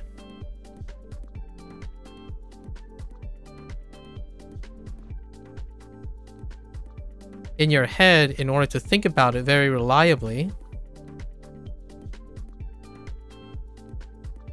in order to blank your memory so that you can try to think about what it means again. And this is the imagery that I tend to use. Stock. So when I forget something, I blank my head and then I try to do it again. And this takes about 20 seconds. It almost took me less than a minute to draw this image as well. So this is a skill that I haven't used before for communication. Like being able to do this immediately and incredibly quickly is a skill that I've developed in the last 7 years. So in the future, if I ever step into a classroom again, or I step into like a science room, I can draw different things. I can immediately create imagery and diagrams off the top of my head to aid in communication. This was only in the last 4 years that I can do something like this. And I only worked on it 1 month out of the year, and that's October, right? And we already talked about Inktober before. So this was a skill, not because I like drawing for the sake of drawing. I like expression. This is a form of communication. Learning Chinese and Japanese is a form of communication. And under all of this is under the umbrella of problem solving. What is the problem, you might be saying? The problem is its application. So I don't see a problem, I see an application. So if I need to speak to maybe my future son, or like talk to a professional audience, if I get employed again, I'm probably going to be in human resources or some sort of management or leadership position. I need to keep developing these skills. So the problem is not there yet. It's what I can envision using. So all these skills will be part, the moment I walk into that interview with that person, they will ask me, what kind of skills do you have to offer for our position? It's like, where do you want me to start? I can start somewhere, and then you can lead the way for me to demonstrate the skills that I have to offer to your team. So when I go to interviews, I'm always prepared for the interviews. That's how I prepare for interviews. I prepare with all the things I've been working on day in and day out. I don't prepare for things I'm not.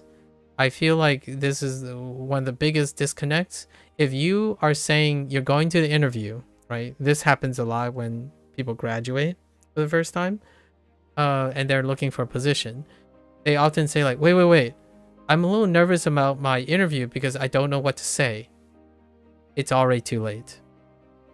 The best thing, the one thing I would encourage you to do now is go into the interview, talk about anything, like try to situate it in a way that you are comfortable in saying what you have to say. And if it doesn't work out, learn from that. Because when you get to the interview process, the most practice thing you have should be your most confident and useful thing. People prepare for interviews by understanding the nature of the questions that they might get in their context. So whenever like a job posting shows up, for example, and they list a bunch of criteria, A, B, C, that's your notes, right? That's the quote unquote copied notes. So you can copy these notes. Sure, you can say like on your resume, I do A, B, and C. To me, when someone reads that, it tells me that they only meet the minimum requirements of this job. So then you have competition, X, Y, and Z, your X, right? What does Y and Z have to offer that X doesn't? That is this. That is experience.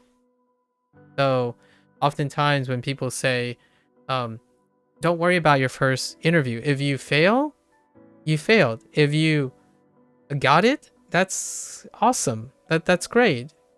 But it also loses the opportunity understanding all the things that don't make you that make you awesome, but you don't mention them, or you don't know how to curate or cultivate them. So sometimes failure breeds your growth. It doesn't lead to growth if you don't care about it. So you never care about your failures, which is the whole like language learning thing. Learn from your mistakes, right? Mistakes. People make mistakes all the time. They don't always learn from them. And the reason I say this obvious thing now is after saying everything that I've said up to this point, it should sound different now. At least I'm trying to make it sound different. It's not what I feel most people say. When they say everyone makes mistakes, right? How I interpret it, when people say, oh yeah, it happens. People make mistakes, right? What I hear is excuse. And don't worry about it. I'm actually saying the opposite. When you make mistakes, worry about it. But not in a negative way. It's a negative way when you're trying not to worry about it because it's negative. It has no value. You have determined that it has no value. So therefore, it's an excuse not to worry about it. When people make mistakes and you're worrying about it, we're talking about a proactive, positive way. What did it tell you? Because when you worry about it, you're concerned. Leads to growth. If it's negative, then you avoid it. So most of my growth, I would say most of my growth is when I was humbled. So now I have to go back to my learning curve thing that we were talking about, right? This is my favorite place, and this is a little bit less so. And then this is, you know, automation territory. It's because this right here is when I am humble. Every time I start something new, I get humbled. And when I humbled, I show the most growth because that means I'm going to enter this phase eventually. Right? If I'm entering this phase constantly, it means that I still have lots to learn. And I probably will learn a lot. This part means I've hit diminished return.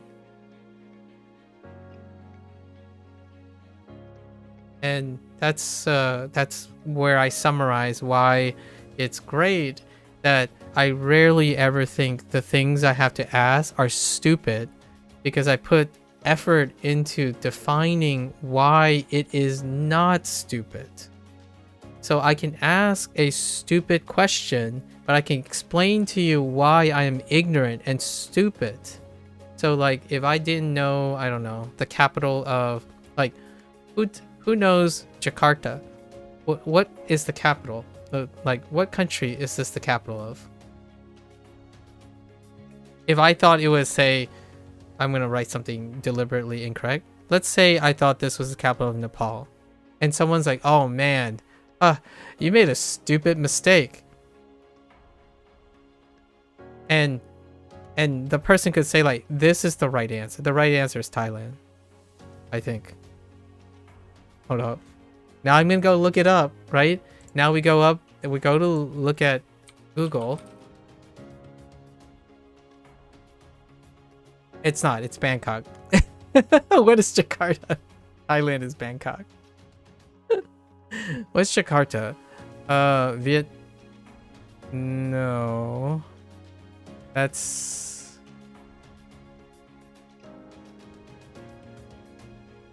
Indonesia. Oh yeah, Indonesia.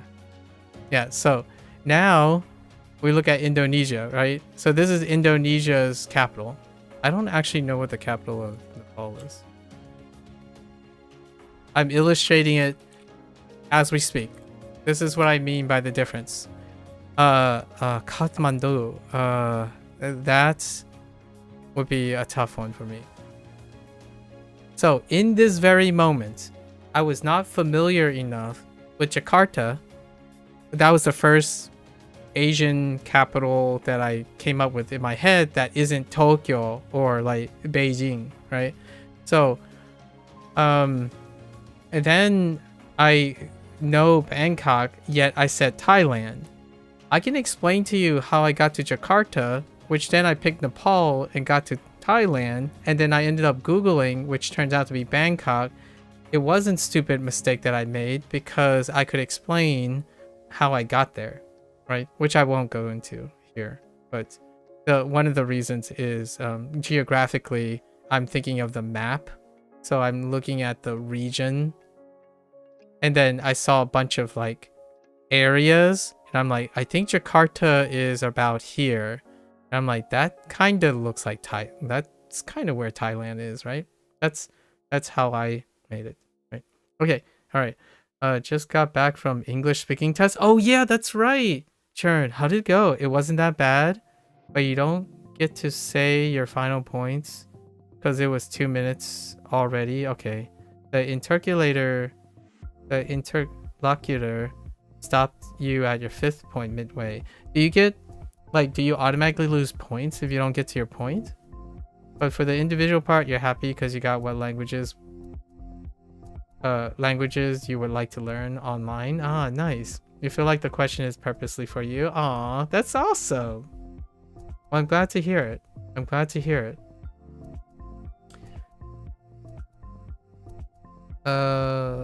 Finally finished adding some cards. Ended with 51 words, grammar, and 50 kanji. Now you have to learn them. Wait. But Mika, hear me out. I know you said you made these cards, right? You made 51 and 50, right? 50 kanji, and then you have grammar and words. And you said you had to learn them, right? You might be surprised you probably already know them. I would love to hear what you think. Like, let me know. Like, keep track. I would love to see what your percentage of retention is from making them. Because there is another way you can go upon learning things. You can learn things by making. My art, for example, whenever you were there when I was doing Inktober, I learned by making, right? And you said you like drawing anatomy, or was it anime girls? Like anime girls anatomy for a really long time. You're doing that right now. You're doing that right now for those words. So it might be easier than you think. Although you did to an extent when adding researching far less tedious to do watching something. Yeah, exactly. But hear me out. You might already be doing that. So it might be way easier than you think. And hear me out. Maybe you'll dissect this for the purpose of expressing it to me. When you start making it in different ways, that is Mind Palace encoding. So what you're doing right now on a card, like the notes you're taking, that's the same notes that I take in class. That is also how I remember our discussions and retrieve our discussions when we have discussions. So if you're able to do that in the future, sooner or later, a lot of that stuff is also mentally ingrained. So in the future, you can hold on to that a lot quicker. And then you can jot it down at any time, like as you please. So I'm looking forward to what happens like a year or 2 years down the road, or how frequently you use it, because there's going to be a time where when you make the card, that's all you need for encoding. And in WaniKani and HanziHero, that's what I'm doing. So I don't review mistakes because I forgot something. I review mistakes and correct them by making more. So whenever I struggle on something, right, and it's like 5% of the time, I described this yesterday in the HanziHero 300 review, I usually make something. I create and add more details, and then that's it. I don't go back and look at, remember you mentioned something about copying and it's a waste of time, you never look back on your notes. it can even be more efficient than that. Making those notes is how you remember them. So you only go back to your notes if you're going to share it with someone else. And that's what I usually do. So most of the time when I'm doing like the 300-day review, I don't go back and review my notes or me. I go back to improve it, to share with others. So I'm not incentivized to remind myself what I already remembered. I already wrote it down. So the transformative part about this is if you're used to encoding information in different ways, see it, write it, research it, internalize it, make interest in it, motivate it, right? All of that happens at the same time when you're writing a card. You've already remembered it the first time you did it.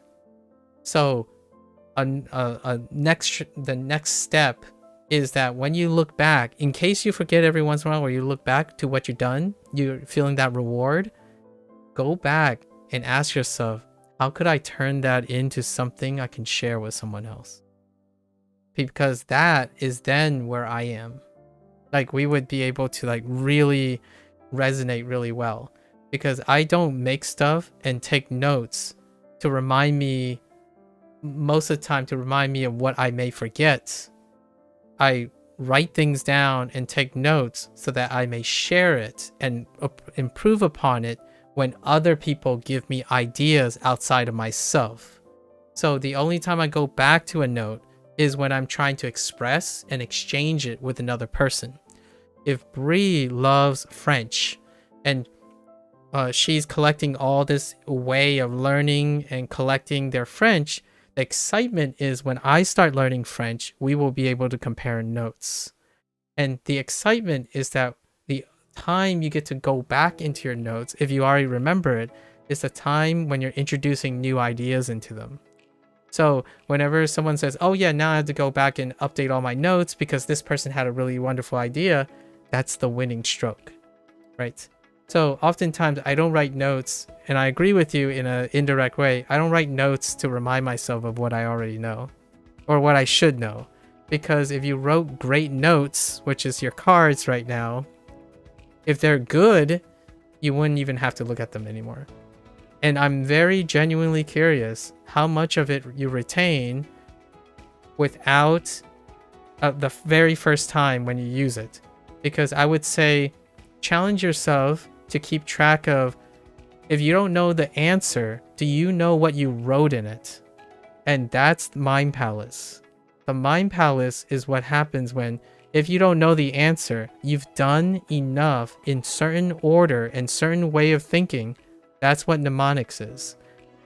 The way you've written it, the way you research and construct it, where you looked on Google, what page you looked on, can still get you back to the answer. So the more work you have done for the encoding or the production of the thing comes back to your memory, right? And that's what I do. So you're getting, in my opinion, you and I can get really close in the process. This is how I learn online. When I'm streaming, that's what I'm doing. I'm literally doing that in real time. I don't fix my mistakes by simply reminding myself, oh, I forgot this detail, I'm going to look at it again.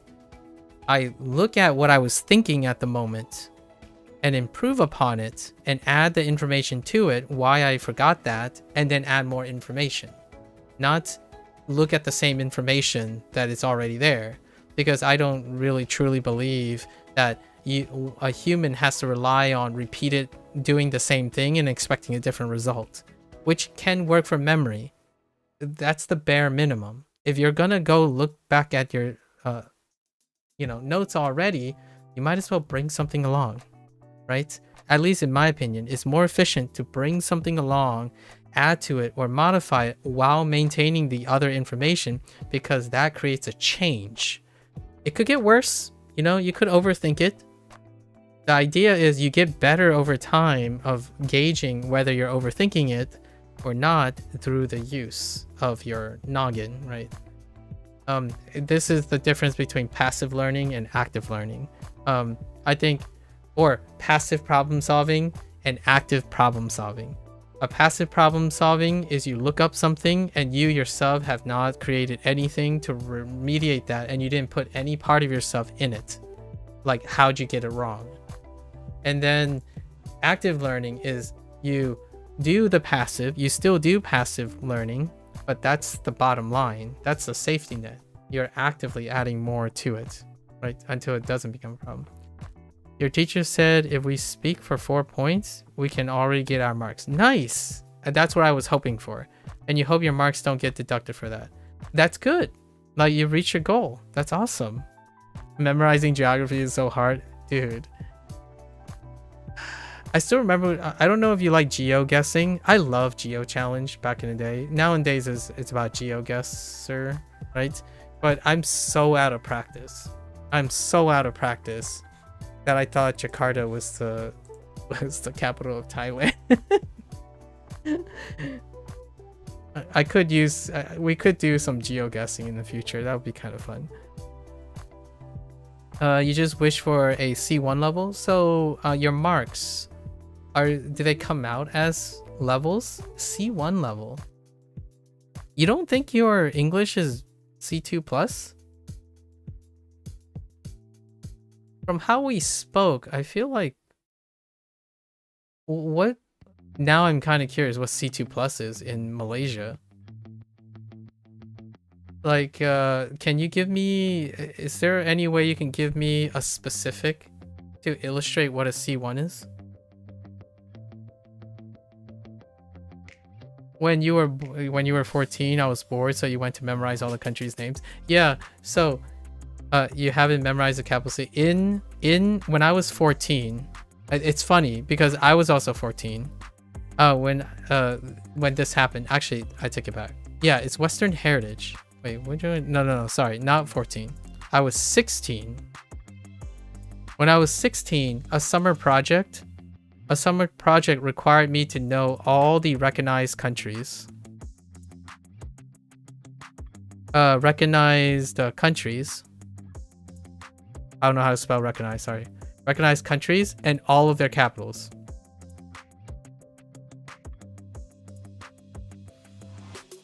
And then during the summer project, the first day of class, we have an exam on it.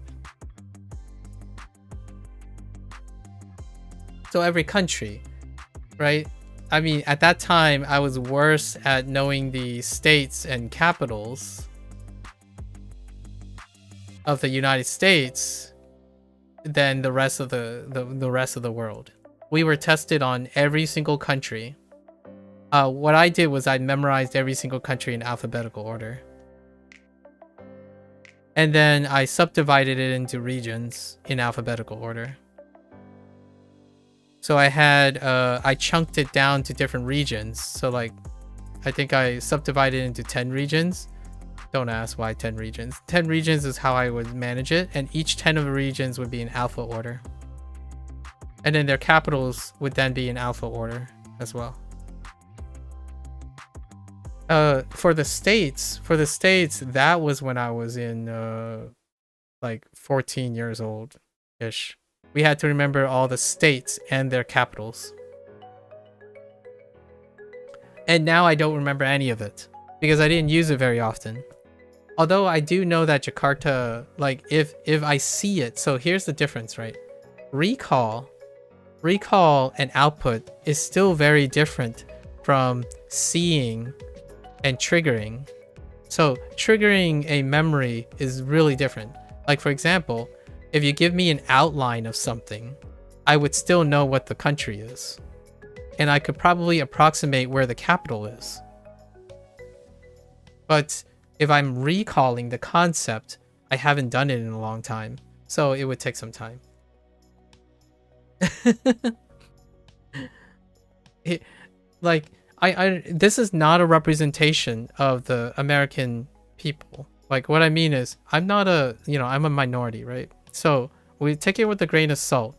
But I don't think it's because people is like, for example, the stereotype American is bad with geography, right? Americans are bad with geography. The idea is not that they weren't taught it. It's more that there's no application for it. And I'm gonna go back to what we were talking about today, Mika. You and I and Chern might have heard some of it. Application. You have not given the opportunity for adults to have application. When you get older, you need application to keep the knowledge with you. Go and watch a trivia channel. Go to Trivial Pursuit about geography. Watch a YouTube short where people ask questionnaire questions.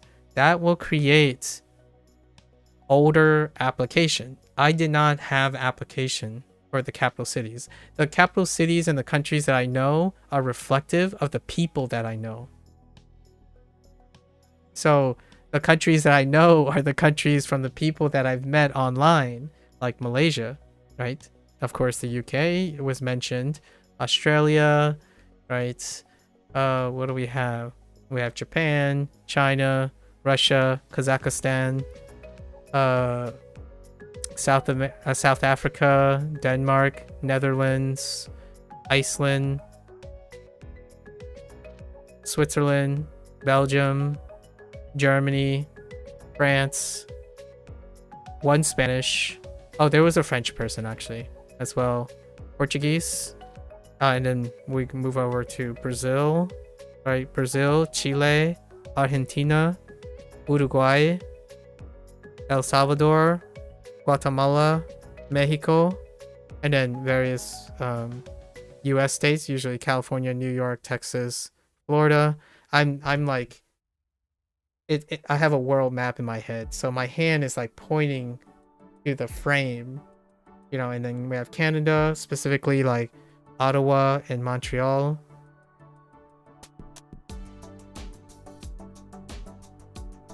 New Zealand, Australia, I already mentioned Australia. Philippines, Laos, Cambodia, Korea, of course. So plenty of places, but those places are based on, like, I can even tell you some of the time zones of those places because of application. But I don't think when people talk about geography and then they insult other people and generalize other people, the idea is, how big is your country? A lot of times. How developed is it? These are correlations. And how often are you incentivized to interact with other people and outside? Like, you might be saying, okay, well, Japan, like, Japanese people don't have that stereotype about being bad with geography, right? Now let's talk about relative size, the culture of Japan that creates application for needing to know other countries. Right? There's a behavioral correlation for how often geographical information is useful, right, in the daily lives. I can't tell you anything about how the fundamentals of how bicycles work, but I can assure you that people from a country that has a emphasis on bicycle travel is going to be far more knowledgeable than myself, despite knowing how to ride a bike. I don't even know what the front part of a bike is called. Is it like a steering bar? I can't tell you I can't tell you the parts of a bicycle. I can assure you that countries that emphasize bicycle travel will probably have an overall opinion about understanding what a bicycle is. Right? Like, here's one that it's usually Europeans that do the American stereotype. If we're going one-to-one about geography and like locations, and we're treating units as a form of knowledge, right? Like knowledge units. 51 states. No, not really 51 states. We'll just stick with 50 states. 50 states. Is that 50 separate units? Or are you a European person and think that 50 states equal one country? Because if it's one country, then they're only remembering one thing. They're not remembering 50 things. Now, when an American does the same thing and say, when you look at Europe, are you looking at it as one continent? Or lots and lots of countries? I don't even know how many. We're going to say 30 recognized countries. This is understanding learning and memory encoding. Are you chunking in order to roughly know a collective? Or are you knowing the separate items as part of the collective? Right? So I'm making it about learning again. Sorry, I generally make it about learning because it's really interesting what people remember and don't remember. You only know the Fiji, Tuvalu, and you forgot. Oh, okay. Oh, you still haven't memorized the ocean? Yeah, I have. I know none of the Oceania countries, other than like Fiji is one of them. Samala, no. Yeah, Samala. No, Samoa. Sorry, not Samala. Samoa. And that's it. That's pretty much as close as I get. Like, I'm pretty sure Samoa is considered a Oceania country, right? And that, yeah. Maybe one or two islands west of Hawaii. That's about it. Oh, they use that as their domain name? Oh, that's interesting. You learned about Tofugu from Twitch too. I didn't learn about it from Twitch. What the heck? What the heck, dude? Okay, I'll keep that in mind. Actually, I don't even know where that is. Hold up. You learn something new every day. Where is that? Oh, interesting. Oh, it's northwest of Samoa. Oh, and it's north of Fiji.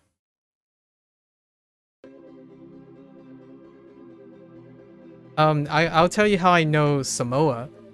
Samoa was brought up a lot because the Samoan culture. Here's my tie to Samoan culture. When I was 21, this is very quick. When I was 21, I went to New Zealand. And as part of the college foreign exchange program, we need to know about the indigenous culture. And the indigenous culture is the Maori. The Maori culture. And the Maori culture has semblances and referential things and overlaps to the Samoan culture.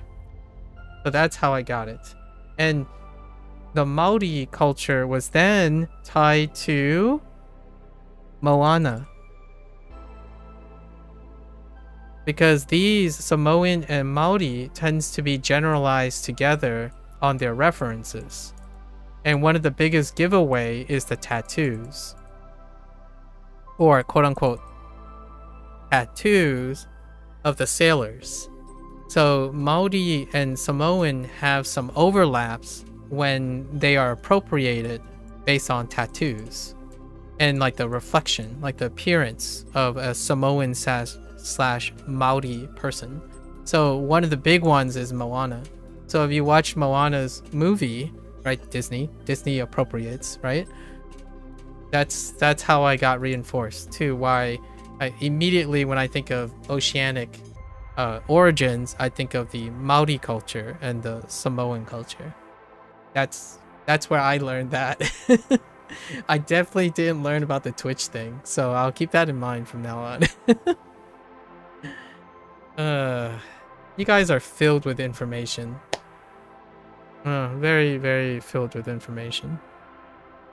I've been thinking about oceanic countries and Hawaii because I recently watched the Lilo and Stitch live action movie, and like I like seeing like Hawaii because I played and before that I played Like a Dragon, Pirate Yakuza in Hawaii, as well as Infinite Wealth, which takes place in Hawaii, and there was a lot of depictions of oceanic origins, like people from oceanic countries, and talk about their like mixed culture and whatnot. So, and then Fictitious is Hawaiian, so right now Fictitious is probably the person that knows me the longest. Probably like one of the longest, one of 3 people who probably know me the longest from like meeting on Twitch. Obviously there are more people who knew me outside before the Twitch era or the YouTube era, but Fictitious is Hawaiian, and I usually like to pick his brain about Hawaiian culture. Not that I'm making him as the representative, but hear me out. No pressure, guys. If you say you're from a specific country and you live in a specific country, if you want to feel some pressure, you guys are basically my representative lens to those countries, because I'm not a historian. I'm not a like sociologist or something.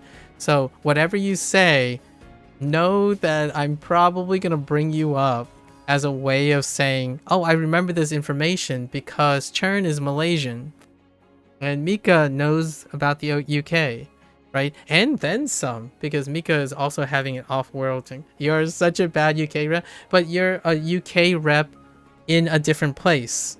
So you can become the rep, my lens into what it's like to be of UK origin, but in like abroad, right? Like when I mentioned I was an American, an Asian American at the age of 21 who went to New Zealand to learn about the Maori culture, and then by extension the Samoan culture. That's my way of sharing what I remember as accurately as possible, right? I know when you're saying bad rep, you're saying if it reflects the authenticity or the accuracy of the general population. That's overrated. I can Google that anytime, and I wouldn't get as much value from it than getting it from someone who I know have a different lens, right? At least it's overrated because it's overrepresented. So I at least that's how I think what you mean by you're such a bad UK rep. You're probably comparing it to like the reps of UK, but I'm looking for someone who I know I can interact with who happens to also be there, like be from there. You're what it's like to be a UK rep that feels a significant disconnect from every single country, including the UK, and it's not part of a typical society. Yeah, and that's worth far more. You might be laughing, right? Like, I know you're laughing because it's a reflex, but it's not stupid, right? At least I'm trying to make you feel, I want to tell you it's not stupid to be a different thing, because I'm not interested in what I can Google. Google information is cheap. It's convenient. It's fast. It doesn't tell me anything about you. Like, that's all the discussion we have now. I'm not talking about other people's problems. I'm bringing other people's strategies and life hacks so that we can mold it into our specific things. So never, like, if I find myself ever telling someone like, oh, just copy what this person is doing, and I have no idea what you want or do or anything like that, I think I've lost my mind. Maybe I got dementia or something. But usually that's not the case. We are always talking about what you have to offer.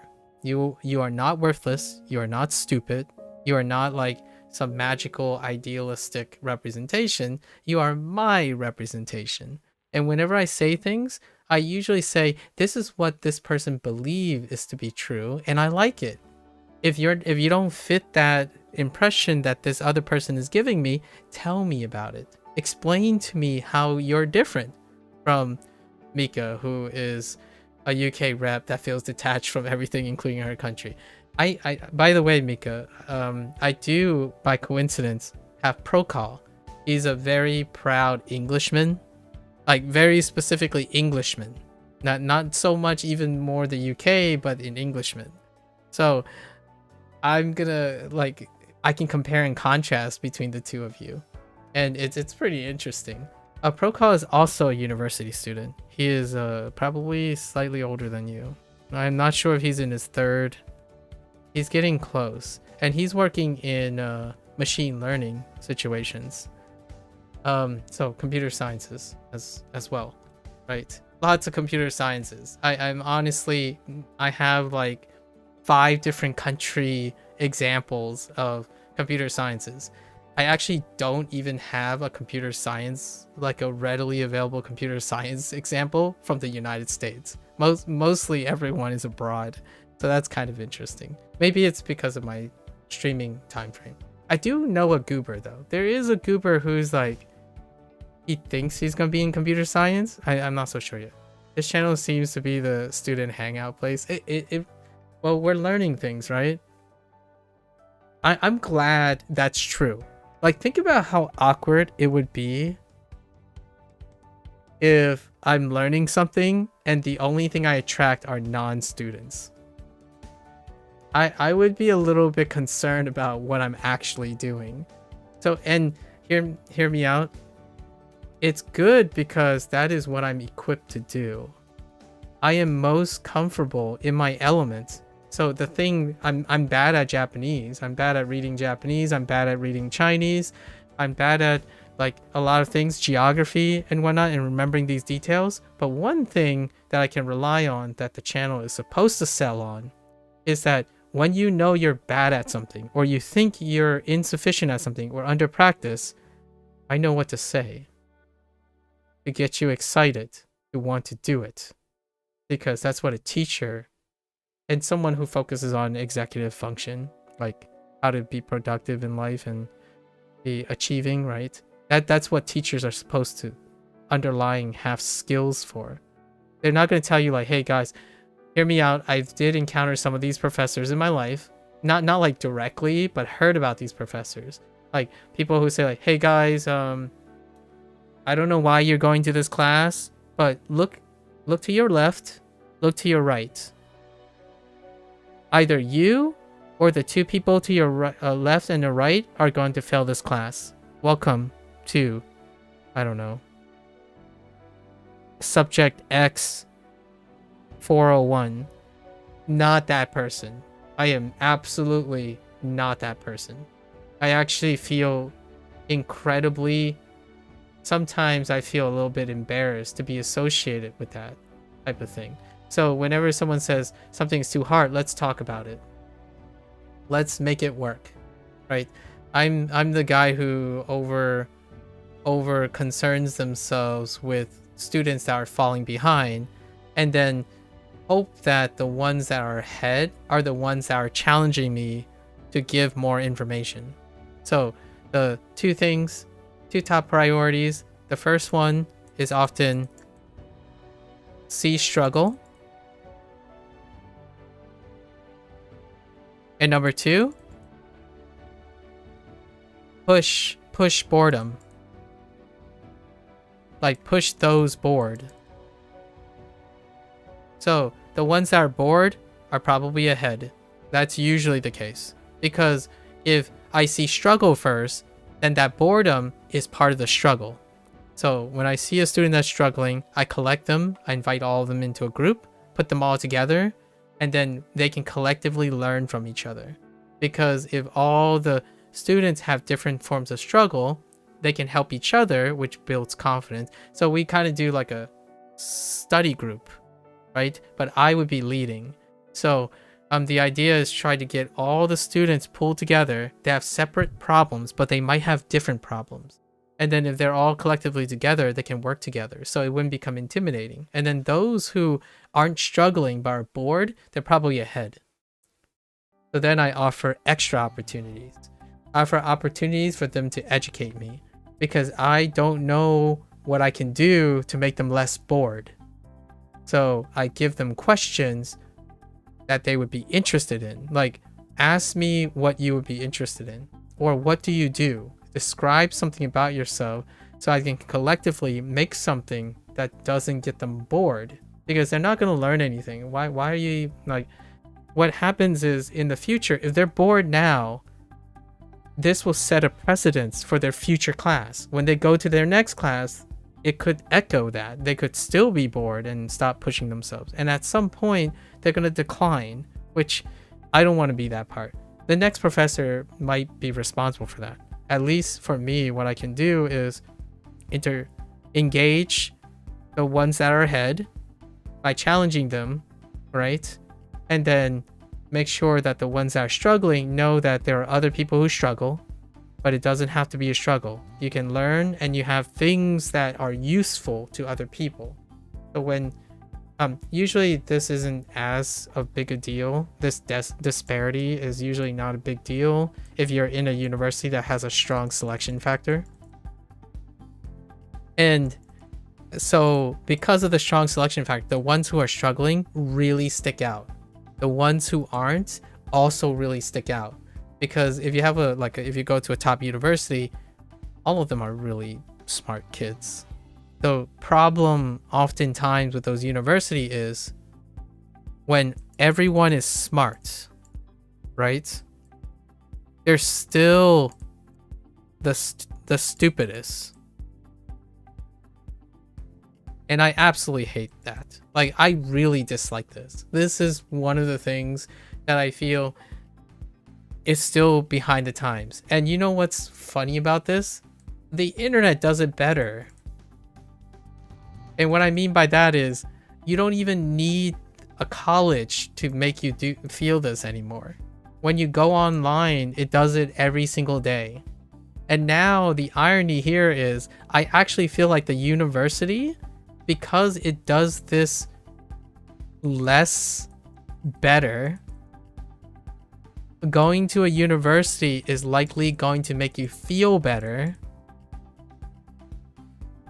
by default. I'm not saying it's better for other reasons. It's going to make you feel better than being online. I think that's how ironic it has become. Like, I don't need to tell a student that if everyone is smart, then who is the dumbest? Because the problem that they're going to struggle with is the internet is already telling them that one of them is dumb. Right? If you're always comparing, no matter what situation you're going to be in, there is going to be a time in which you are the dumbest. And when I say I'm the dumbest whenever I do something, it means that I have a lot to learn. And if there's anything I can impart on a student, is that when you think you have something stupid, it's a great time to learn about it. Because that is probably where most of your personal growth will be so tied to your emotions.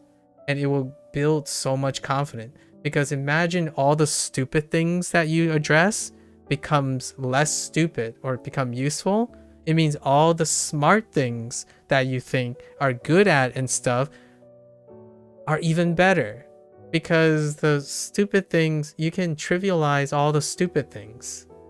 Like, no longer would you feel the insecurity of that, and yet you can still be humbled by it. Addressing your insecurities are a great way if you have the time. Obviously, you have the time. If I had $1, like here's a little fun thing. If I had $1 for every time a student prefaces, this might be a stupid question, and that student turned out to be a brilliant student, I think I would be around $200. I would say over my lifetime, it was fairly brief when I was in this position. Maybe 200 times when someone says, if they preface, this is a stupid question.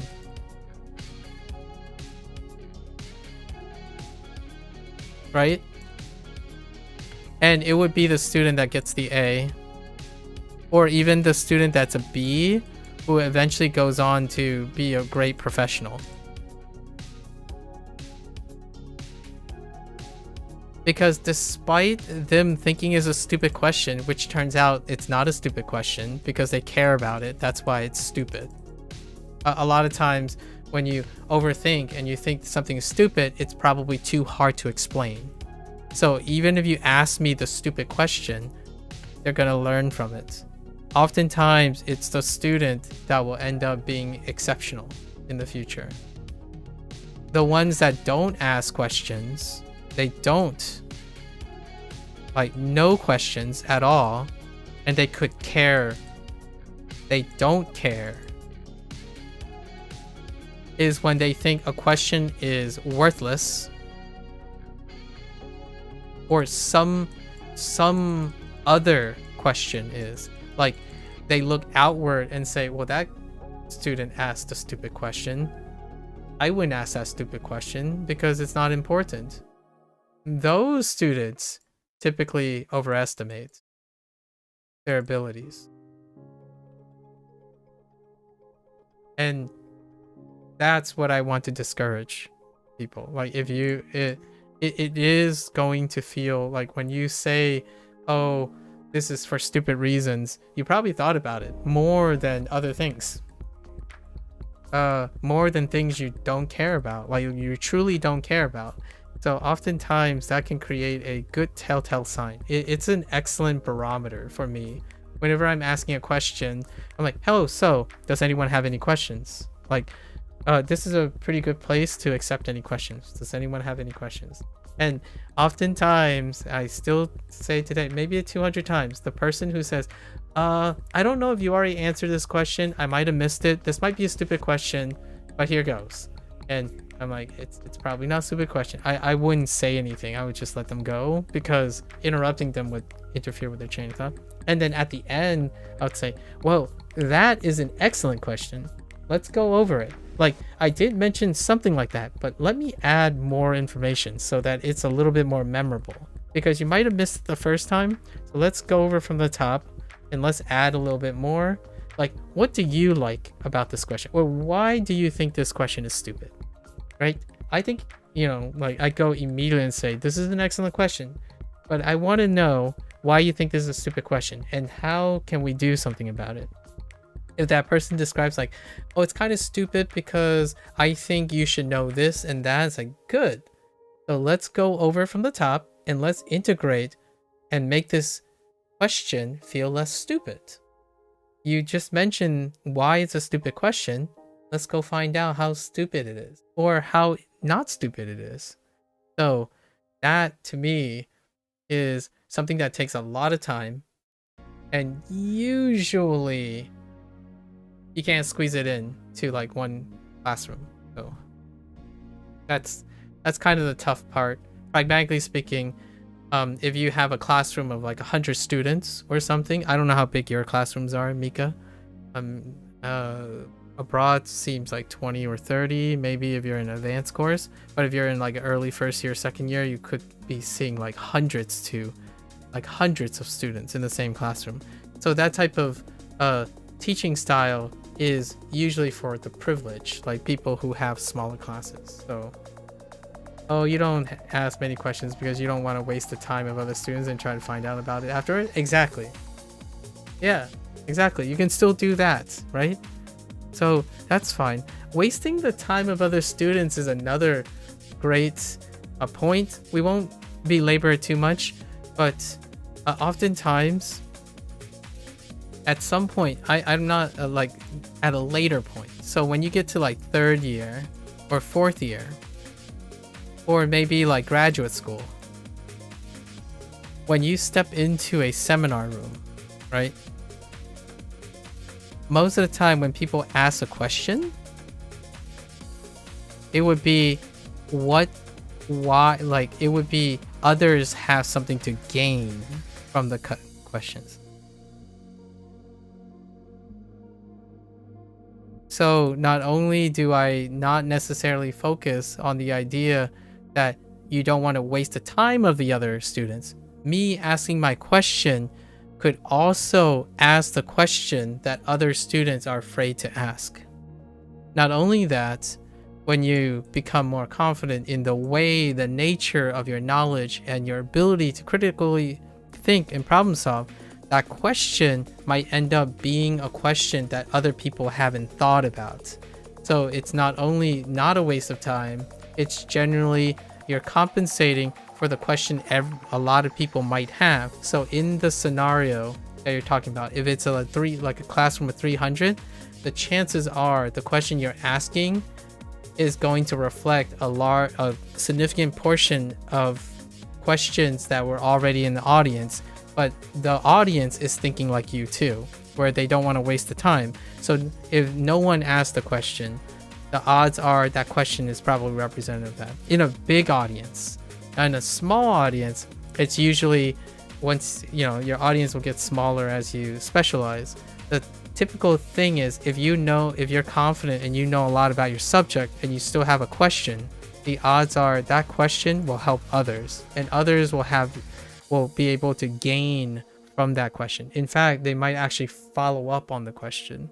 So in a seminar, oftentimes like a scientist presenting their work, there might be only 15 people in there, and they're all experts in their own way, right? So someone will ask a question, and the odds are it's very likely that the next person will follow up on the question from a different perspective. So in the future, when you're sitting among experts or sitting among your colleagues will genuinely always have a different perspective. So every question you ask can be spun in a different perspective. So if I asked the, molecular composition of DNA, it would spark someone to think, oh wait, but what about the structural integrity of it from a structural biologist standpoint? And it's like, wait, but if that structure is related to the developmental stage, what happens as this developmental stage? So at some point, you're going to be the only person that will be asking a question, and yet the situation still holds true. If your belief in yourself is you're well educated, you know the topic, and you still have a question, the likelihood is when you ask that question, someone else has also benefited from that question. So you're going to waste some people's time, some students' time. You will also benefit other students' time. This is anecdotal. Take this with a grain of salt because I don't have a lot of classes. Maybe I've been in, I'm going to say 20 classes. I've been in charge of, in some way, in 20 classes over my time. It's really small. However, the class that's most active in questioning tends to be the class with a significant higher average in percentage.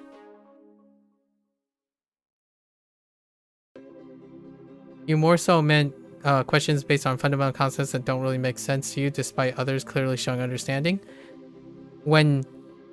Now that's also erroneous logic as well. So when someone thinks they know they understand something,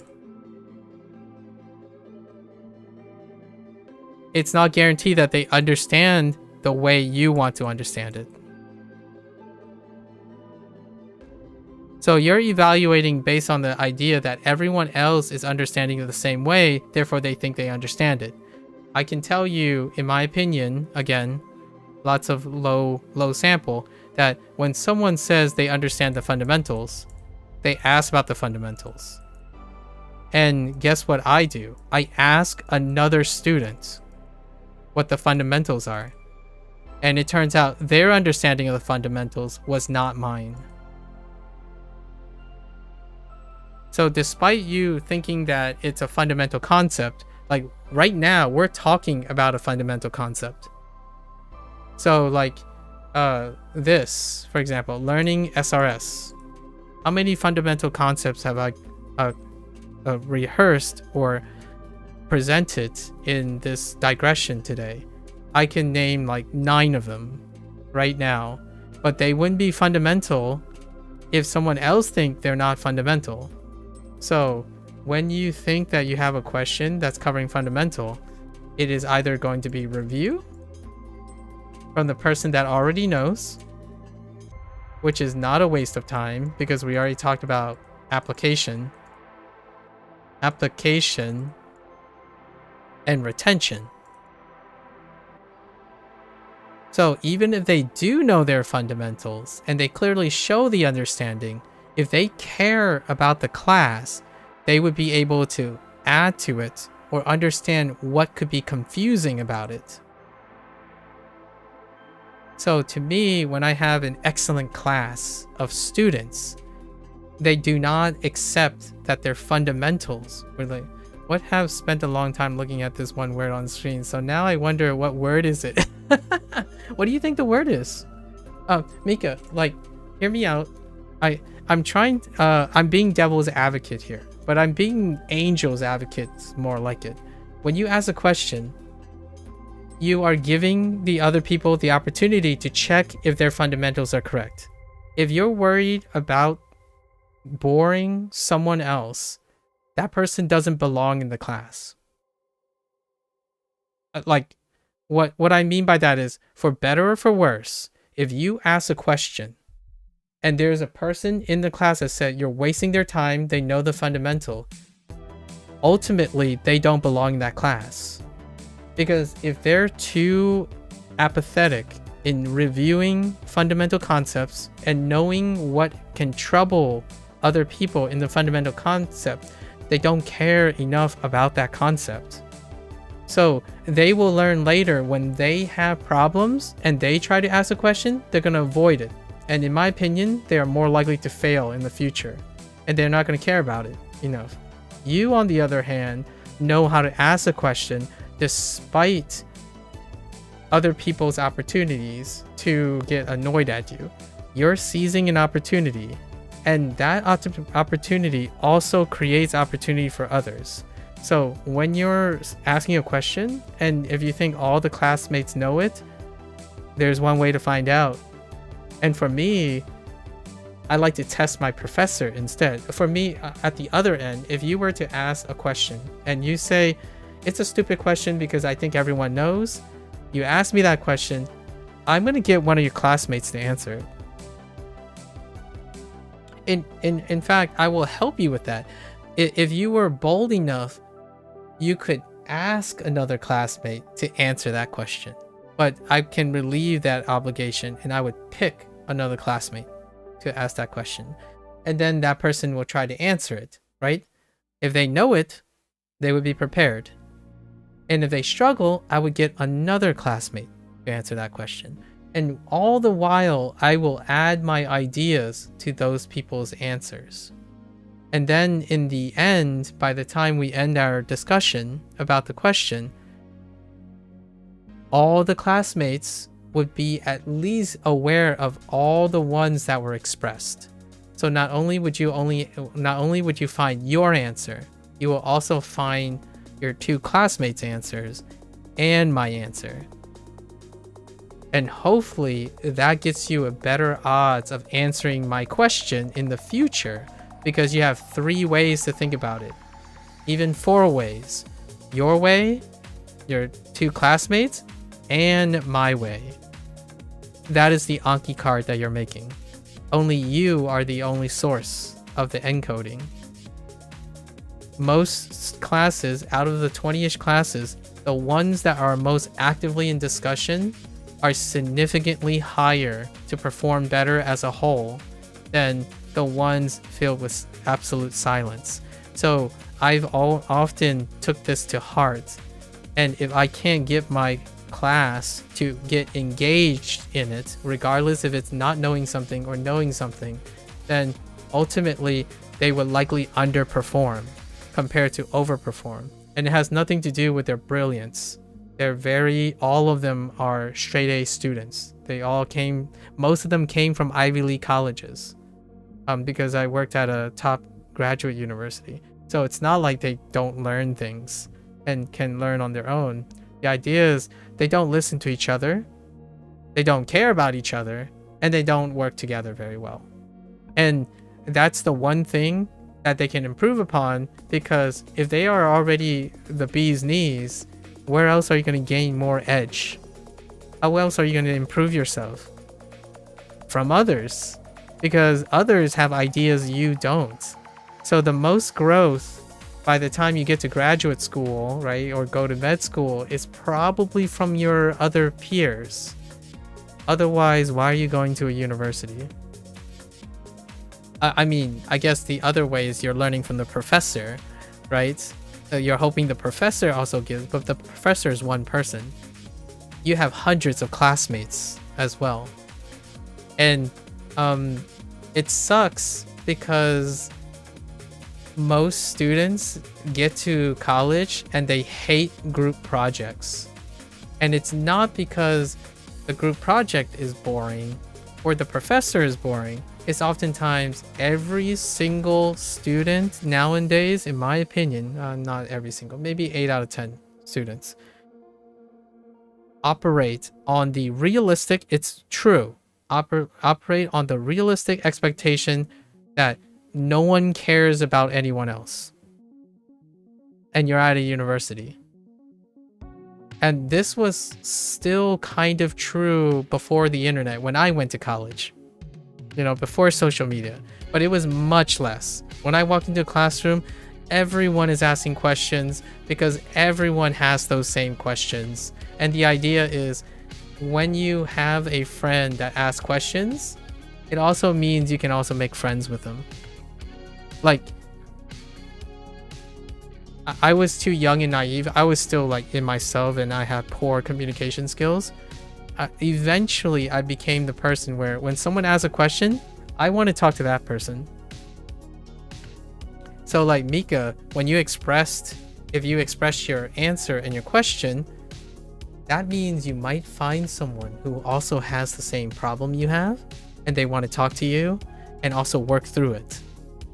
So if you don't ask any questions and you don't announce any of those questions, then no one knows that you have that question or problem. That therefore you and you alone are the only ones to blame for failure. I ask questions because, like, when I go to a seminar, I try to come up with at least 1 or 2 questions. Like, I literally obligate myself to come up with 1 or 2 questions. Because when I ask those questions, there's a really good chance that whoever was thinking the same thing will approach me at the end of the seminar, and I would use them as a way to collaborate and network. Because if that person has the same questions, then they're my buddy. They're my colleague that has the same questions. So then we would, you know, I don't know if you've ever seen a movie where like there's a depiction of a seminar and people are talking. It's like, hey, you're the guy that asked that question, right? Do you want to go grab a cup of coffee and we can like talk about how we can answer this question together? Because I'm currently working on that exact question. It's like, oh, hey, I have a different question about that too. Maybe we can collaborate sometime. Because I still don't understand why I'm getting this like result. Do you have any ideas? That is absolutely the difference between a student and a thinker. I know a student can be a thinker. Oftentimes students are thinkers, where like they're thinkers to some extent. But your actions, the thinker side of students that I often think people think is they think to themselves, right? You keep all the ideas to yourself. And that's good and sufficient if you have all the answers. If you have no problems and you don't need help from anyone and you don't need anyone to ever know what problems you have. In fact, sometimes those students, when they get Fs and they have problems expressing them because they never do. And actually, when I see that, that's number 1. That's the student that's struggling or will likely to struggle. So instead, I pull that student aside and try to engage them in a different way. Like, is there something I can do better? Right? It is something we can do better. right? You work with the student. Oftentimes when you're concerned with others in the cynical way, to me that sounds more like an excuse for insecurity or anxiety, right? And that's understandable. So I typically then would try to approach the student in a situation that they're more comfortable with, which is what you said, where you would try to find out about it afterwards. Yeah, and I agree with you. That would be a very appropriate way if you're struggling with other forms of excuses tied to anxiety. Remember that with every negative side of things, the cynical side of things, there's also positive side of things. And the reality for me is that a class that has active questioners, most of the students, the questions that are asked in class, most of the class get those answers correct. Like, they get those questions correct on the exam. So I typically emphasize taking office hours. So whenever a student shows up for a study session at an office hour, it collects all the students with questions in one place. And most of the time, all the students that attend these office hours do not get the question incorrect. They get the question correct. And that's a huge correlation. It's really obvious. Like, if you go to an office hour, in fact, most of the time when a student skips class, sometimes students skip class where they don't show up, I still encourage them to come to office hours. They might say like, oh, but I would be really lost, I just want to drop the class. We're like, I would be out. Don't worry, because anyone who's coming to the office hours, they all have questions too. So you can do that way too. Like, if anxiety is really scary, right? Know that when you come to office hours, that means you get to meet colleagues. You get to make friends. There's a chance the person that would work together with you is going to that same place. So for me, a lot of times people say office hours is kind of like a waste of their time, because we all are working like their time. I love office hours. The reason why this waste comes in is because I do run out of time. Right? You run out of time to do your own work, the work that you have to do. But usually I get lost in office hours. Like, I would spend like the whole evening doing office hours. If I didn't have experiments running, I would just stay in the office hours. Like, I would just sit there. Like, I kind of thought about making that the Twitch thing. I would sit here and I would like write up a bunch of questions that might be commonly answered, and I would try to answer those questions, and then hopefully those questions draw an attention where we can all work together to answer those questions from an analytical standpoint. But that would be more of a classroom environment, because Twitch and YouTube, there's no like pre-selection for that. So now I'm using language learning as an excuse to talk about these things. Yeah, and I'm glad you find office hours helpful, because there's also an opportunity to meet other classmates. If the office hours is banging, like, what I mean is, if you walk into an office hour and there's like 20 students in there for one professor, that professor is the winner. Like, if you ever want a good green flag for a professor that is incredibly helpful, when you show up to office hours and there are a lot of people bustling, talking, and questioning, it means that that professor is in it. If you show up to an office hour, there's still a lot of students, right? It's not all, like, it's not one or the other. It's all of these conditions. It's more likely if you come to the office hour and it still feels like the same lecture and like none of the students are asking anything, it's either the entire student body doesn't care about each other, they intimidate each other, etc., or the professor is intimidating and unhelpful and regurgitating the same things again. So these are the things, in my opinion, if I look back on my life, I got lucky. I got really lucky. Because as far as I know, every time I went to an office hour or consulted my professor, it often genuinely feel like I've learned far more than in the insecure environment that I was in. I'm not going to beat around the bush. I don't like asking questions when I was younger because I found every single possible excuse possible to make me stick out. I don't like sticking out. I don't want to sound dumb. I don't want to, I tell myself I don't want to burden other people with the stuff you say. I can genuinely still remember feeling that when I was 19 years old. The first time I stepped into a college class, I think it was calculus. It was definitely calculus.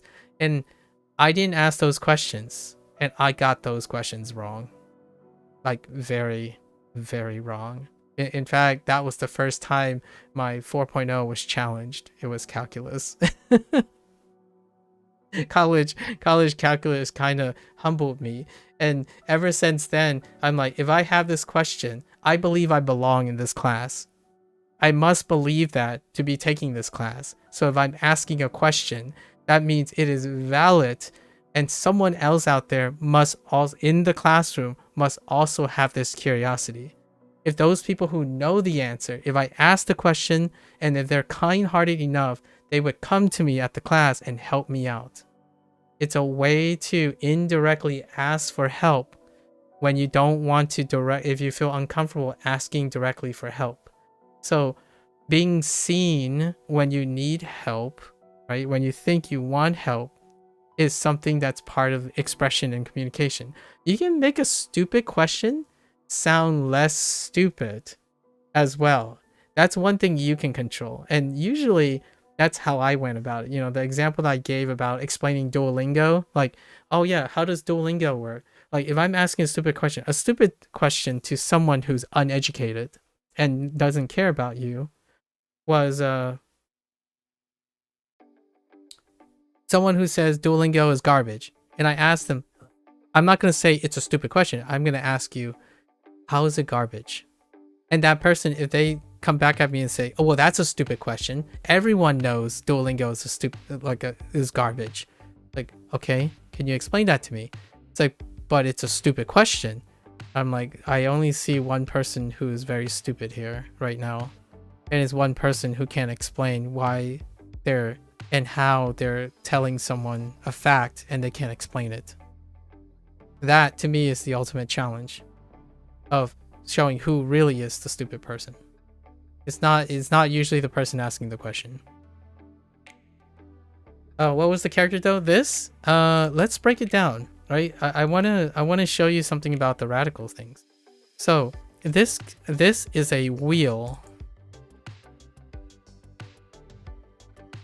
And this whole thing here is an enclosure. This one's actually hard. I have a hard time with this one. This is more recent. This part here is the sun. And this part, this stroke here is ground. And this thing down here is a wing. Or a guinea pig.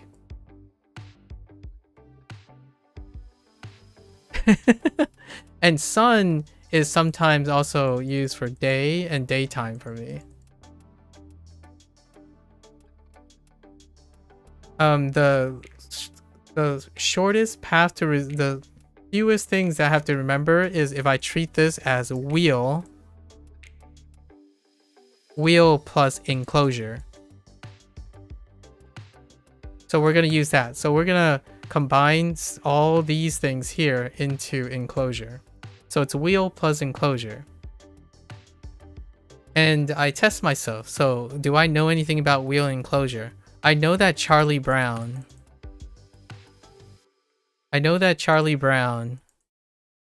is definitely in the bathroom of the chapel.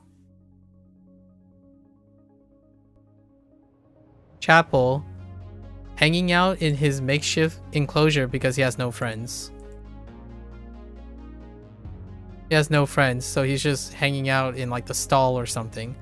And he's rolling around a wheel. And he's content. Some of the priests look on and say, oh, well, that's unfortunate, but at least he's having fun. Charlie Brown is CH. And then we add ANG. And then we add 4, chang. And it's the nature of the wheel spinning. The answer is smooth. Or like happening well. Like the thing is happening well. Things are going well. And that's the meaning of this character. And it's chang. Chang is the... And I don't know the kanji yet, so I can't tell you anything about the kanji. I actually don't have a kanji character for this. I don't know what this kanji. Let's see. But what if we put smooth into the jisho and see if we can dredge up this? Nope. It's not in jisho as smooth, so it must mean something else. The character must be used for something else in Japanese. So complicated. Ah, that's nonsense. I did this in like 5 seconds, or maybe if I were focused, it'd be like 1,000, 500 milliseconds or something.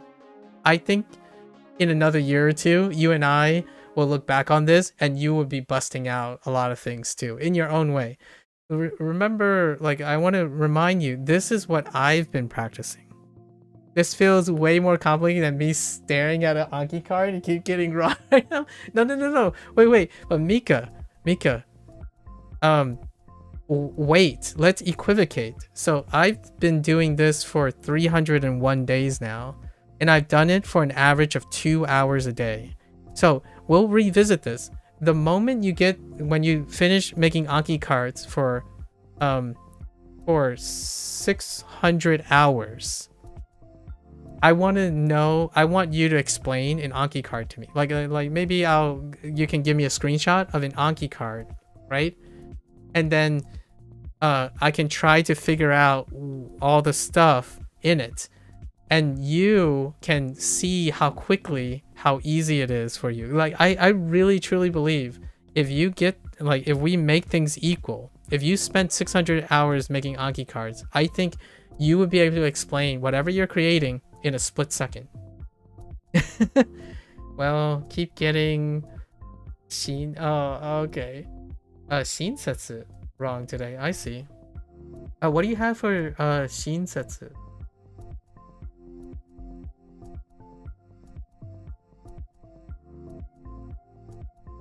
Shinsetsu is confidential, right? Oh, no. It might not be confidential. It's something else. I'm thinking of extent.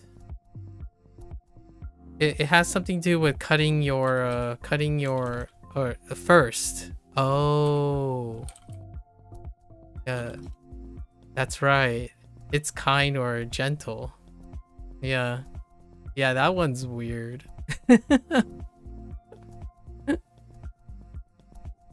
I'm thinking of a different Shinsetsu.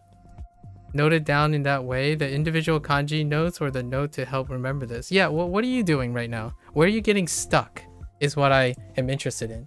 So I do this thing.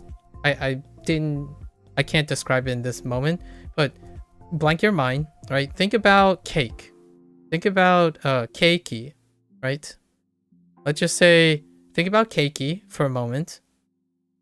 Then go back. Where did you stop?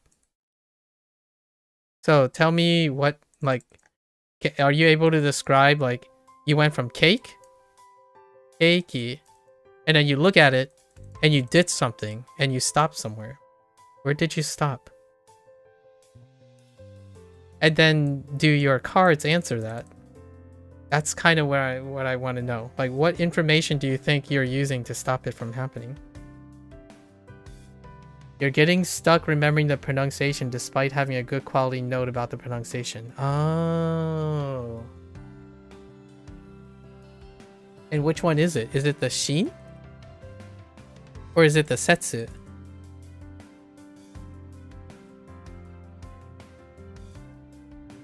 Sorry, I could pull out my pen and start writing in kana instead. And kanji would be a little bit more efficient.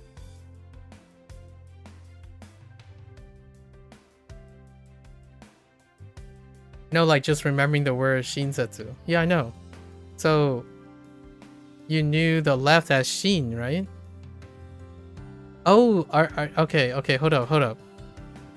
So, do you see two things? Or do you see one thing?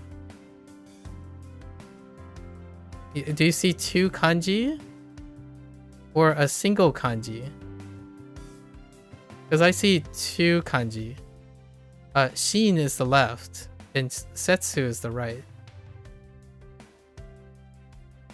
You recognize as being the word. Oh, okay. No, like just word. Alright. Two kanji, but one word. Right.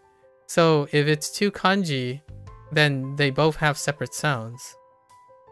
Right? Each kanji would have a separate sound. But since it's one word, you're seeing shinsetsu as one sound. Is that where I'm getting at? So you're looking for the one sound. So your note, the card notes that you have, is about the one sound. It's about shinsetsu. I know I should be writing in kana, but just bear with me. So is your card about just the whole thing? What reminds you of shinsetsu? I'm actually kind of curious. Is the issue you run into when you first learn character sounds when counting a word instead of doing that initially? Oh, okay. So what are you doing right now? I'm actually genuinely curious. I have no idea. I don't know. I don't have anything for shinsetsu. Like legitimately, I do not have any mnemonics to help me remember what shinsetsu is. I have something to remind me what shin is. The shin that looks like this.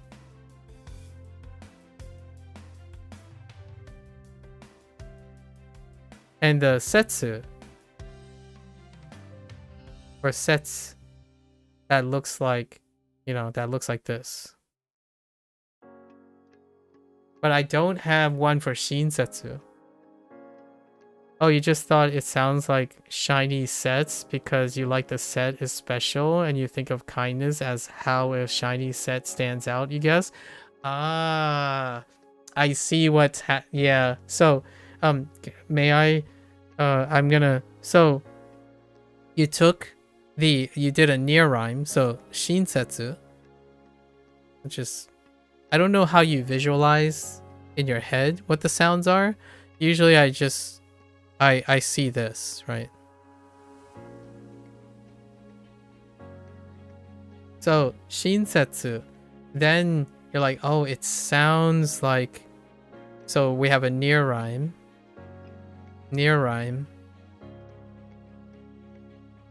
to shiny set.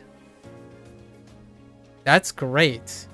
By the way, just shiny set is WaniKani is a little bit close to that. They used setsu as set. That is my keyword. So we overlap there. And instead of shiny, I use either shin or shin, which is very close. So if we use shin, it sounds like shiny. So we're on the same path on this idea. And then since these are one thing, you're using it as one thing. So it has to be something, your mnemonic has to be something about something that's shiny set. Exactly. Mika, you could have called me out on it. We're talking about it. You're not going to forget this. You're going to be unlikely to forget this for at least the next couple months because we're talking about this. This is if you think this is a really big problem and you talk to someone about it, you ask a question, you have someone else who also is participating or having this problem in a classroom environment, you're not going to forget this. It's going to be very memorable. So we're going to go through it, right? And this is what I do, by the way. I'm illustrating what I do in a classroom environment. Or at office hours. Because you're invested in this, and I'm trying to gather your emotions, right? So, if I was using a shiny set, I would get to shiny set as well. Now, how the problem now I see you said you're getting it's the leap to kindness. And I call this something. I actually have a name for this. I call this a leap. Every time I have to do a leap. So there's like 1 leap, 2 leap, 3 leap. The highest I can go is 3 leap. This is 1 leap. So 1 leap is tough. Basically, somehow shiny set has to have a characteristic of kindness. Right? So I had to make this, yeah, from kindness to shiny. So like, hear me out. It's the full thing because you're seeing it as one thing. So the set has to also be filtered, in my opinion, because you're seeing this as one thing. I'm seeing it as separate things, but let's assume it's one thing. So it has to stay together, right? And in this train of thought, what is shiny? I would go and close this gap and say it's a premium set. And when I think about a premium set, I would love to give a premium set to someone out of a showing of kindness. So now this distance is closer to the act that I would do. I'm not saying this is what you would do. I'm showing you how I would connect it if I need to embellish it more. I would associate it with something that I would do. So if I have a shiny set, I often think of something that's very premium. So if it's a premium set like food, I'm thinking of food right now. I would buy someone a premium set of food in Japan out of kindness. So then that's how I get Shinsetsu. That's not exactly what that's not how I got to Shinsetsu when I was reading your character immediately. To illustrate what I do is we have Shin and we have Setsu. Setsu, it does line up with sets, and Shin lines up with Shin, as in Shin. And Shin is actually relative. And Setsu is cut. Or, yes, it's cut. Or important. So it is important to be kind to your relative. And that's where I get kindness. Because Shin, this character is often used for relatives. As in like your family members. And Setsu is often used as cut, as in important. Possibly deep cut. So my mnemonic is, it's important to be kind to your relative. To get Shinsetsu. That would be my mnemonic. Oh, I thought of it like a cut of your family's kindness and you don't have an issue with connecting that. Oh no. Oh, Mika. You're telling me stuff that you're okay, right? I understand that I keep criticizing or I keep pushing back on your cynicism, but that's kind of dark. I hope things are okay with your family. I think of good things, okay? I think of...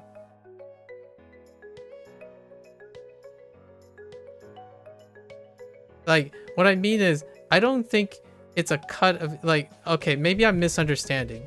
When you mean a cut of your family's kindness, are you saying you're taking something away from your parents? Like, it's a thing, like a burden? Like, you need to take a cut? Like, because oftentimes it's to give. Whenever I think of kindness, I'm thinking of giving a kindness. So whenever I think of kindness, I'm thinking of what is important of giving. Is this like a psychological? No, I'm just curious because in WaniKani, here's one thing. Here's one thing why this is important.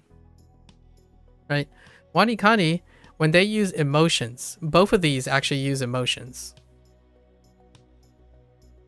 And oftentimes the emotions tell you what is on the person's mind. especially the developer. WaniKani, they use death. Death, punishment, embarrassment. All the time. Most of the ones that use death, yeah, it's like taking kindness from someone because they're sacrificing some of the kindness to give you, I think. Yeah, I don't think of it that way. I think of giving kindness most of the time because I'm not taking kindness unless I give kindness. So I often think of the proactive thing as opposed to the need side of things. So a lot of times, like when they think about punishment, death, and embarrassment, I think about triumph, endearment, and forgiveness. So most of my mnemonics, it's not that consistent, but they tend to rely on things of a burdensome nature. So you can rely on negative feelings to remember your mnemonics. But that also is a portrayal of what you normalize. Now hear me out. I don't think you're in trouble or anything because you're having a hard time remembering your cut example. That could mean that you're actually a very giving person. Because you don't resonate with the thing. You usually startling contrasts can be memorable, and things you resonate with is also memorable. So it can be either. So I'm asking the question, are you okay? Because I don't actually know which one it is. Usually neither of these are like, one is kind of nice, the other one is like a little concerning, because if you're constantly talking about sacrifice and you rationalize, you resonate with that, it reminds me of that thing that you're talking about when you say if you ask a question, you're basically wasting other people's time, right? That's what you're resonating with when it comes to sacrifice. If it's a startling contrast, it means you're kind, because you don't typically think about bad things. You think about kindness. So your mnemonic, you're okay enough? Okay, that's good. I'm glad to hear it. I know I sound like a nagging optimist at this point.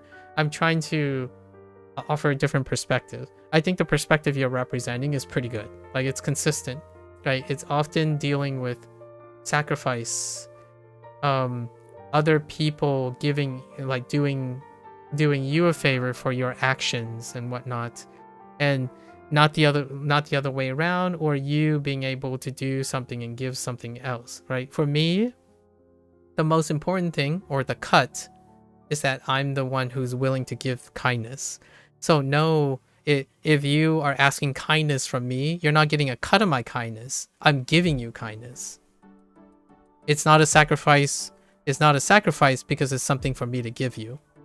I think I've had this conversation before. Maybe not with you, where someone constantly phrased an exchange where they constantly make themselves sound like they're expending other people's... Oh, it's Churn.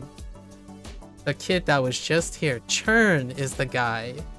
I talked to Churn for a couple hours another day, where whenever he says something, it's always like he's a problem. Oh, and someone else too, actually. He's not here anymore. He also happens to be in that general area. He's actually from Hong Kong. He always phrased it in a way like, when someone gives kindness, that there's nothing in it for them. Like, if I gave you kindness, you are also giving something back to me. If you succeed from my kindness, it's not a cut. It's an investment. If you know what I mean. So like, it's important. So here's my relationship with this mnemonic. It's important to be kind to your relatives, because it can like, if your relatives think the same and give you kindness, you can give kindness back. And what helps the whole elevates everyone. So that's a different way to look at it. For me, for my kindness, right? The conversations we're having right now, this very thing, shinsetsu. If there's part of me that will make you remember this thing, is probably that I think it's important to be kind to other people because I believe other people are a form of investment. You don't have to think that I'm making a sacrifice because your success can end up elevating my kindness. It can return to my kindness without you even knowing. A teacher's greatest form of kindness, in my opinion, is watching the success of their students with the advice that they give. So that is my kindness to give. And if there's anything relatives do, you would like to think relatives do well and normalize, is that I'm a relative as well to a relative. So if I think it is important to be kind to my relatives, I like to believe that my relatives think the same thing. And that's where shinsetsu comes from, or kindness. Other than that, there's like other things. I think of kanji as two separate things. I think of all the characters as separate things. That's a little besides the point, but that's interesting. I haven't thought of it your way though. I'll make a mental note of it because that will help me remember it if I maybe feel a little cynical someday. I do feel that way though. I don't ask for help. I would say the first time I truly asked for help was probably much later in my life, maybe in my 30s. By the way, this is not the only word you struggle with today. The same exercise. I mentioned this yesterday. I described in my 300 day how I troubleshoot. We would do the same exercise again. Like, I'm going to ask you another word. If you give me another word, where did you stop? Where did you stop? Let's talk about it. And we'll use your definition to add something else. And that's what I do. Every single time. And I do this so automatically that, and then, wait, you want to get one more? All right, let's do one more. Let's do one more. I love this because now I get to remember shinsetsu as well. I remember shinsetsu in a different way now. A cut, huh? A cut? Like a deal cut. Intriguing. I haven't used that mnemonic in that way at all yet. So far, I've used literally cut. So you literally cut something. And I have a stereotype. I use the phrase deep cut a lot. Or important. Oh, I'm gonna tell you, I'm gonna admit to you right now that I guarantee you, like, those are probably one of the more difficult ones, because I have the same problems with them. I think this one is it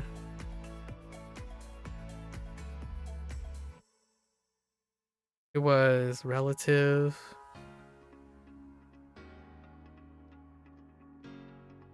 Is it? No. Hold on. I think it still means kind. No. I'm thinking of yasashi, right? Isokashi? No. Subarashi? No. Subarashi is utsukushi? No, subarashi. Like, what can I remember it by other than considering family as? Oh no. Honestly, WaniKani's thing is very similar.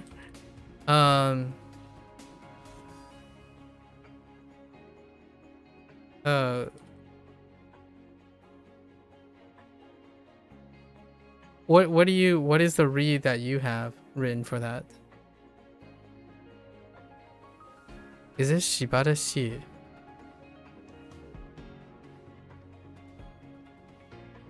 Or is it intimate? I don't actually know without a sentence.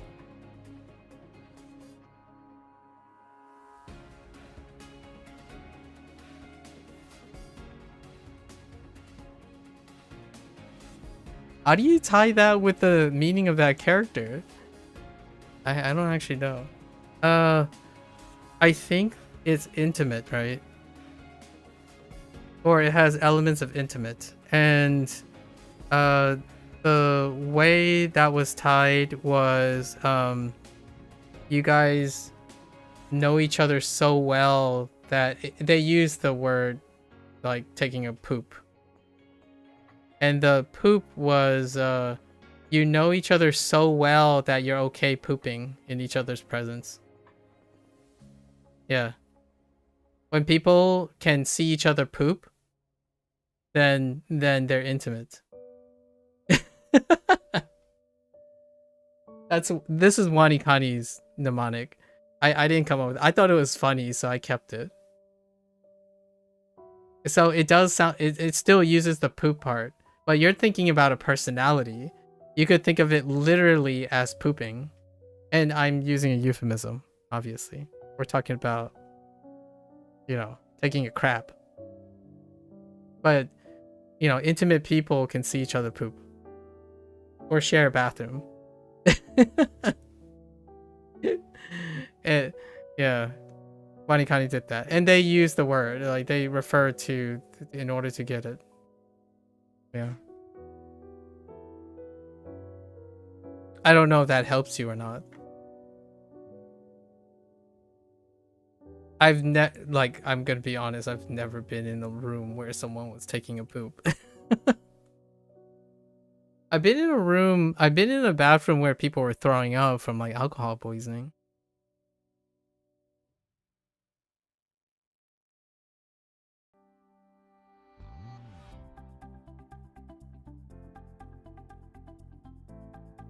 It's so stupid that it's slightly memorable.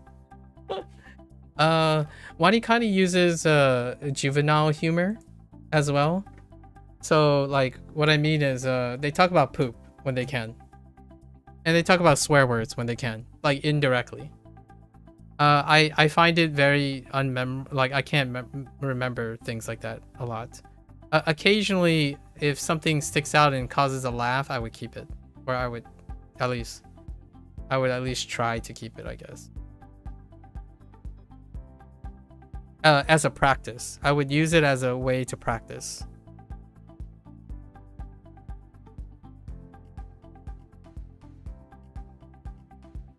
Shitashi, right? Shitashi. But you still consider it more like some of the people close to you treat you like crap? Oh. Mika, you're starting. I'm glad you're okay enough. Okay. I don't know how I feel about this. Are you trying like? You're really making a strong case in the deficiencies in people. For the record, what do you have for the character meaning of Shin? So like when like your words that include this, do you have an attachment meaning to this? This is still like relative and parent, right? Parents, relatives, family member, something like that. You do? Okay. So, man, so every time you like when you see this show up, you think of you're more likely to remember negative feelings. Dang. Psychoanalysis complete. I'm kidding. There is a chance you just remember negative things more easily than positive things, right? I tend to spin them to positive. You consider like when you look at your family tree with a lot of people. Oh, yeah. Look at the tree that stands in front of you, your family tree. Interesting. Yep, I see it. Yeah, shitashi. Shita.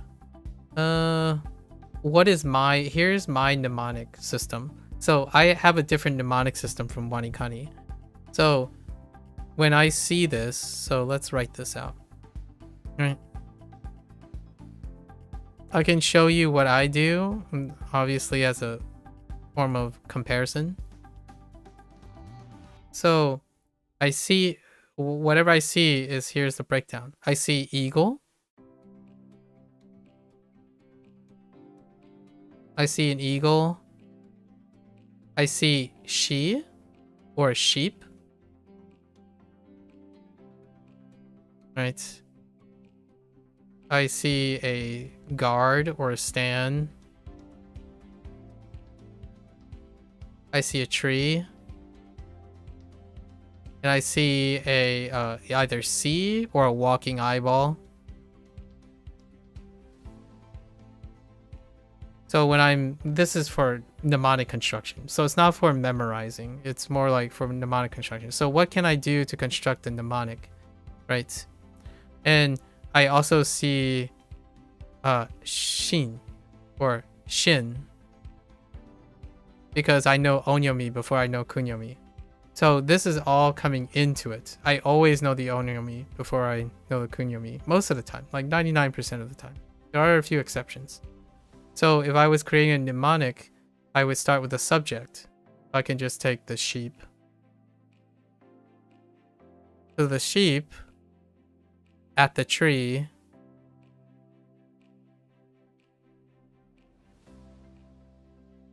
standing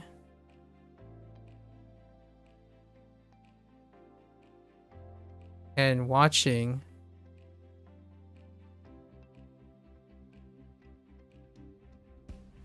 close friend or close family member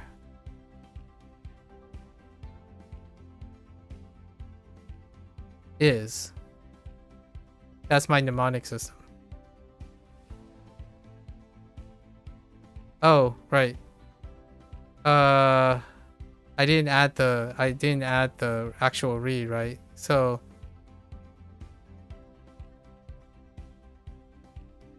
oh, I can make it different. I could say like standing and watching close family shita is. Or we could just say is, arrange it this way, is standing and watching.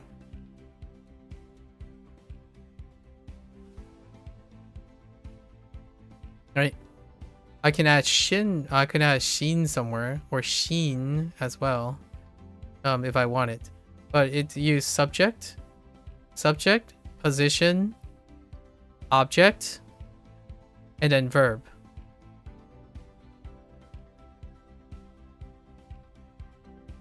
Man, you should have just learned French or Spanish. So much words are similar. No, you're fine. You're fine. Well, this will pay off. The reason why I'm writing it this way is it's subject. I'm doing subject, object, verb in English. So I'm making all my mnemonics in that order as well to remind me how I can express it in the future in Japanese. So I can pretty much write this in Japanese if I try hard enough. So this is to set up the future where most of my mnemonics will be translated. Oh, I can recall it in Japanese in my head. Not now, right? Obviously, because it would take me a while. But eventually this will lead to a transference to Japanese. So whenever in the future when I'm studying again or reviewing my mnemonic, I'm like, what was it? Right. And these would be the way, this would be the way to organize it. It would take me maybe, I just made that mnemonic up. It's not actually my mnemonic. Like, I don't have a mnemonic. I was using my mnemonic system that I have for WaniKani. That took, I don't know, like 5 minutes. Did I spend 5 minutes? I don't know how long it took, but it doesn't take me very long. I'm genuinely 90% of the time I'm doing the same thing, so I don't actually need to learn anything more about it. So any new word that I need to create a new mnemonic or an old word, I can create the mnemonic out of practice. Like I can create a mnemonic for this using HanziHero's, like a version, my version of HanziHero's system right on the spot.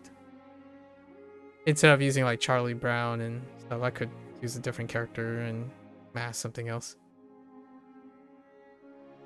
Yeah. 唱 Thanks for sharing. Thanks for sharing, Mika. I look forward to seeing how you start developing your ideas. It's only been 1 day, right? You know, or 2 days, technically. It's only been 2 days. And I can only imagine what it's going to look like when you keep it going for a month. Usually a month is when I see a really dramatic change. In the beginning, because you're on the learning curve and you haven't clicked yet, because you're still waiting for the clicking. And I imagine it would be incredibly rewarding for you. Right. That's the area that you're saying. That's where you get the most, like, exhilarating hype, is when it starts to click. Laying the foundations is the learning curve. It's called the lag phase, right? In a month, you'll have 500 ways to call people crappy. I really hope not. Well, then I'll give you 500 ways to not call people crappy.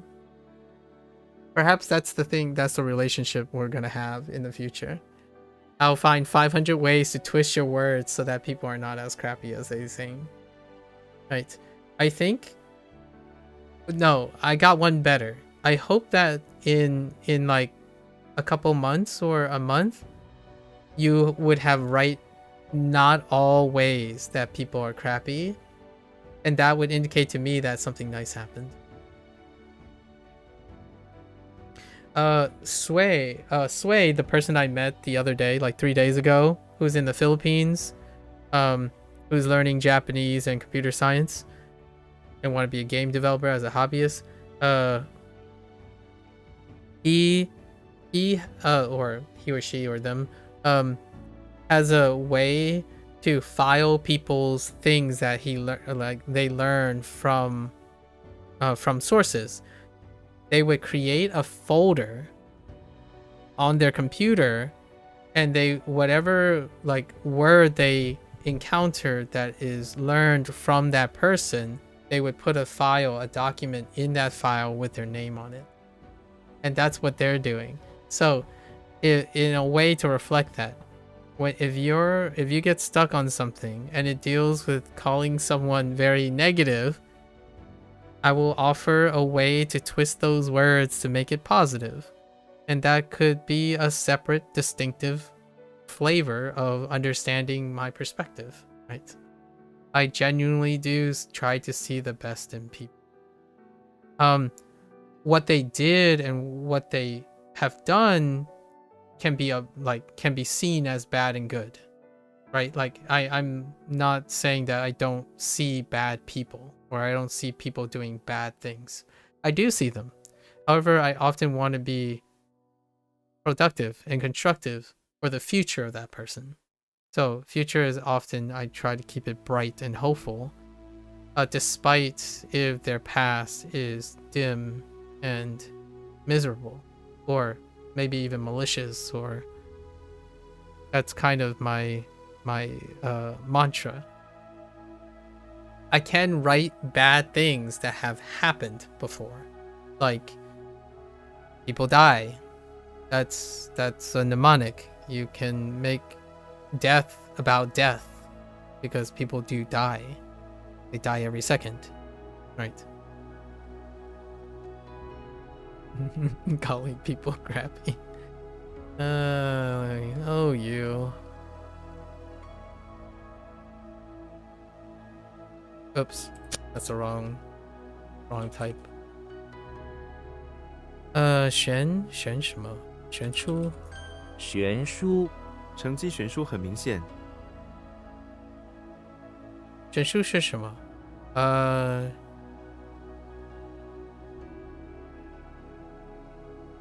？Vastly different.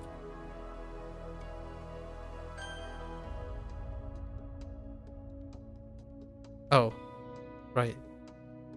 Gradual. 悬念悬念，这部电影的悬念太多了。悬念 suspense.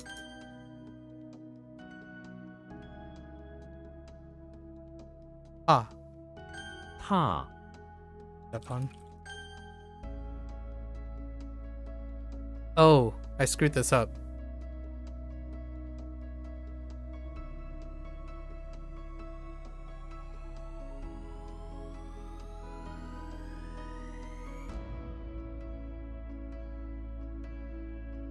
Oh, that's what I screwed it up for.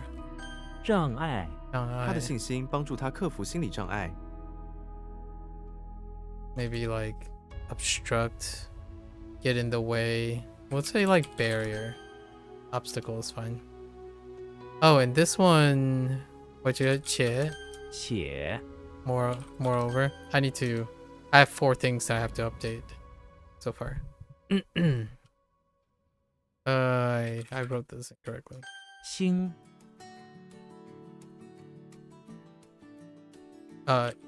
Inclination or incline. I was trying to wrap myself around this, right? Oh, flourish. 盛开盛开，盛开玫瑰园里的玫瑰正在盛开。 bloom. 就 What the? Oh, yeah. Offer help. That's for meaning, not pronunciation. Eo. Oh, 酱油. That's show you. 粮什么？粮仓，粮仓里储存了很多米。 And I'm still working on this. I keep thinking shop, but few fingers. I swear it's like Mao. Oh wait, that might have helped.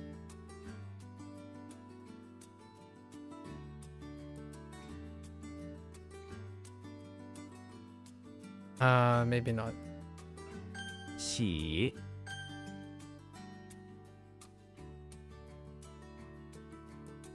怀什么？怀孕？怀孕，她正在怀孕。怀孕 pregnant. 酱油呢？酱油，我喜欢把酱油倒在米饭上。酱油。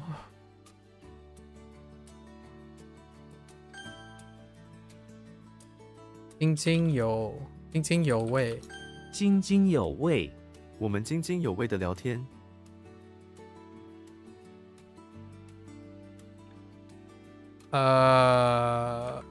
Great interest. 喂，津津有味。Yeah, with great interest. It's fine. Great interest is good enough. With gusto. Mandarin looks hard. Maybe you won't learn it someday after all. Nah. If you are learning Japanese, you got Mandarin down packed. Mandarin, you don't even need grammar cards for Mandarin. I'm being a little bit reductive, but when you're learning like words like this, Mandarin has built-in grammar. Most of the grammar is built into the characters themselves. And then the positioning is in the same order as English. Outside of that, there are a bit of nuances, but you can speak English perfectly fine in the same order that Mandarin is. You can actually feel and bridge Mandarin grammar through a vocabulary if you don't like bootstrapping through like sentences and whatnot. You can feel the characters. Oh, and by the way, there are no multiple reads for Mandarin. Although now that I think about it, the way you're remembering reads, it won't be too big of a difference between Japanese and Mandarin, because you're viewing the read as the word itself. But the order doesn't make Japanese hard, the character pronunciation for it does. That's kind of interesting. Yeah. The thing that makes Mandarin easier, like for a lot of people, is the thing that you don't do in Japanese, which is to separate the pronunciation into its characters as opposed to remembering it from their words.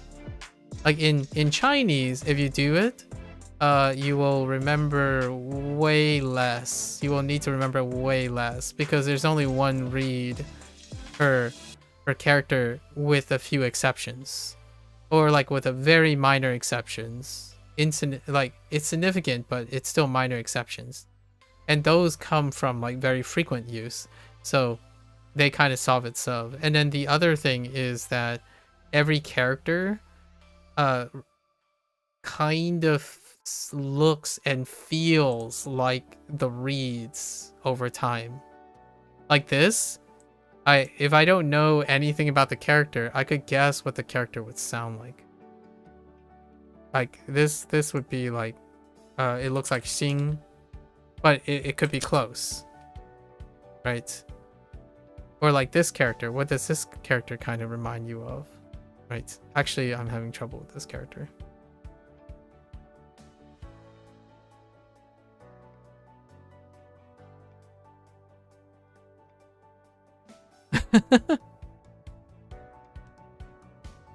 I think this is one of the ones I'm working on.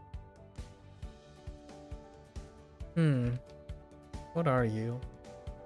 Speak to me. You have that rainstalk and the silk.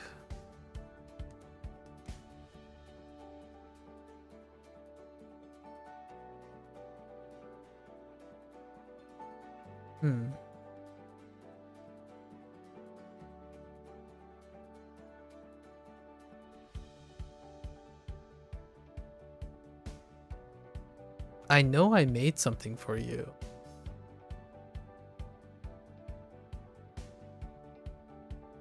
It's not that.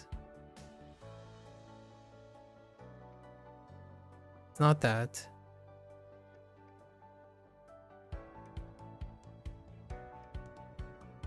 It's not that.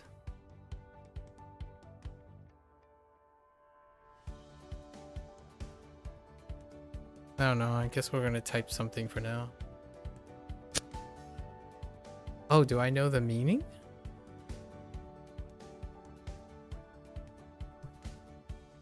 It's not this. No, it's not department.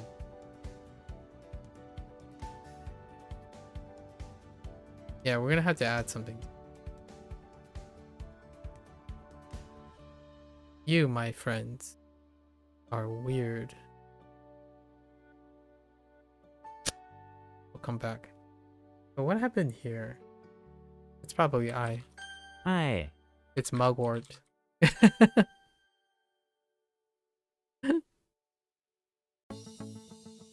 剂量这个剂量对你来说太强了。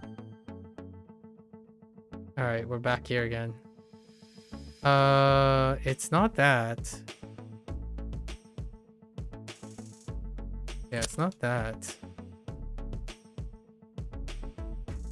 We're just pushing until maybe I can come up with some sort of inspiration. 畏缩他面对危险时从不畏缩。说 Right, 腐朽。腐朽。 腐朽这棵树已经腐朽了。Ah, that's Ren. It doesn't look like Ni. Oh, I got tricked by my own gut feeling. Heck. This looks like Ni. I mean, it's self-explanatory. It kind of looks like two. But it's Ren. 人 Oh, man. Gan Han. 干旱 沙漠地区十分干旱。 Alright, we're back here. Do I have any more inspirations? It doesn't look like Murasaki. Is it supposed to be Murasaki? Oh my gosh, is it? No, no, no. It doesn't look like Murasaki. Murasaki has...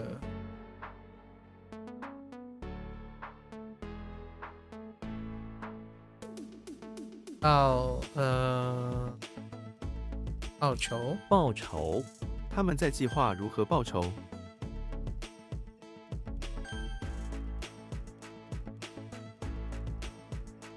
求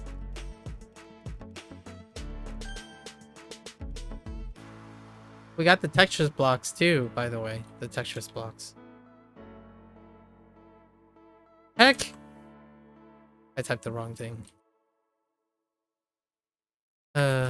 雇员雇员他是公司的新雇员。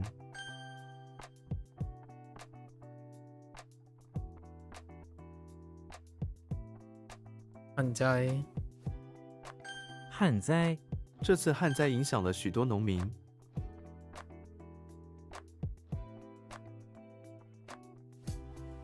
洗包寻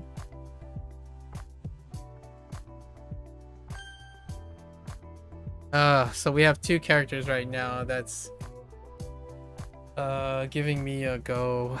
So a few wait. Few fingers. Wait, I know what this is. It's Chao. 超 Yes.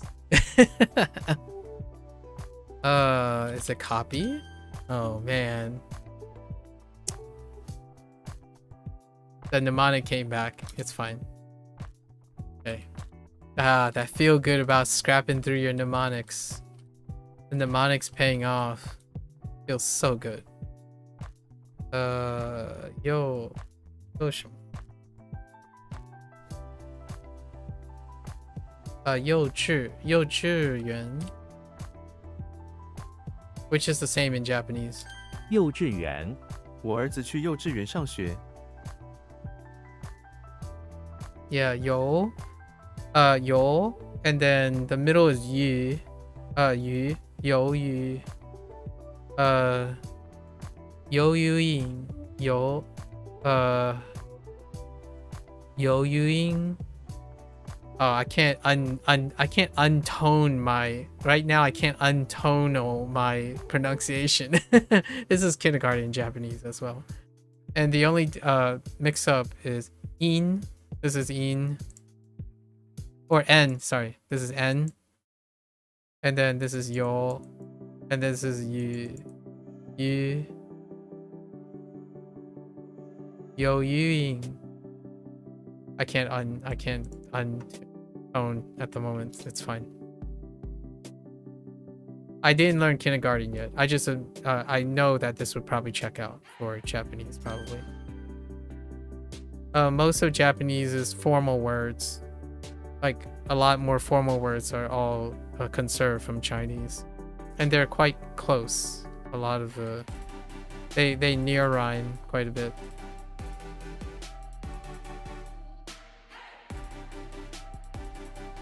删掉请删掉这个讯息。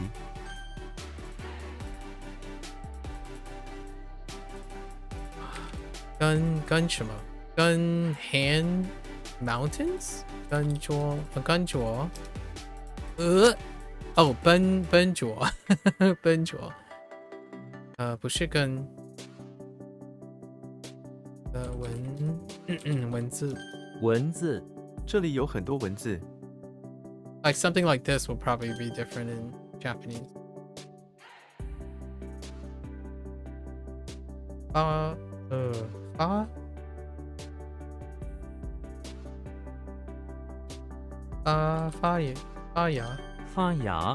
这些花的种子发芽了。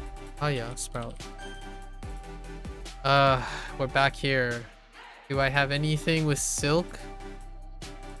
Oh, you know what? It's probably 素 vegetarian. You heckin' vegetarian. Superman is a heckin' vegetarian. I don't like this mnemonic that I have. Oh wait. It's because I didn't change it. Heckin' Superman being a vegetarian. I'll have to come back to it. It's fine. We got it this time. So let's see how loose it'll get by the time. 仇人 他的仇人住在这里。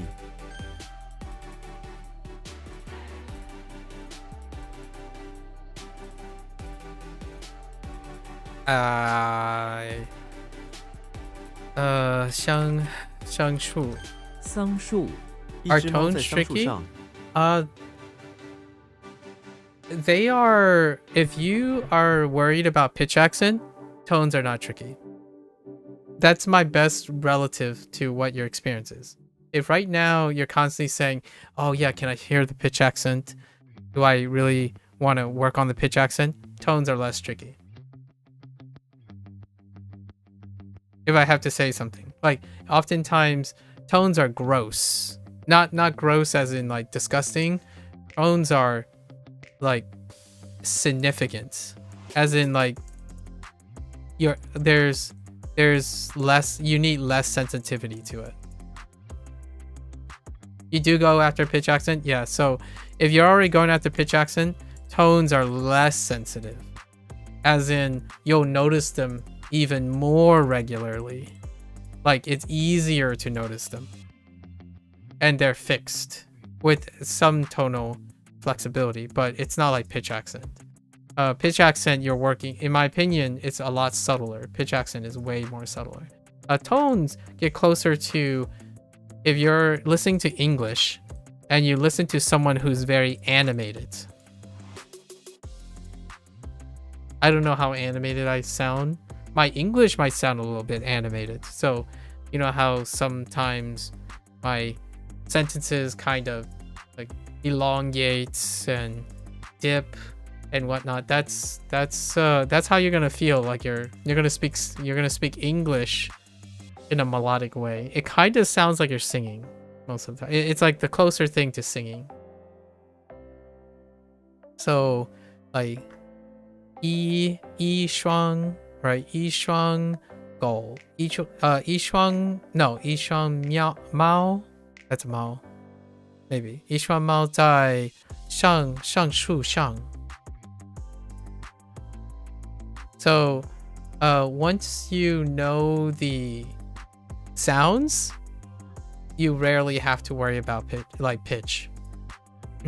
More anime than you. Some people are quite extreme in though. Yeah. So tones, it's like here's a card idea. I forgot I could do this. If you encoded your mnemonic with pitch accent, tones are, no matter what, it's going to be encoded into your understanding of the character. So the character itself is telling you how to pronounce itself. Japanese doesn't do that. You kind of want it to do that, but it doesn't.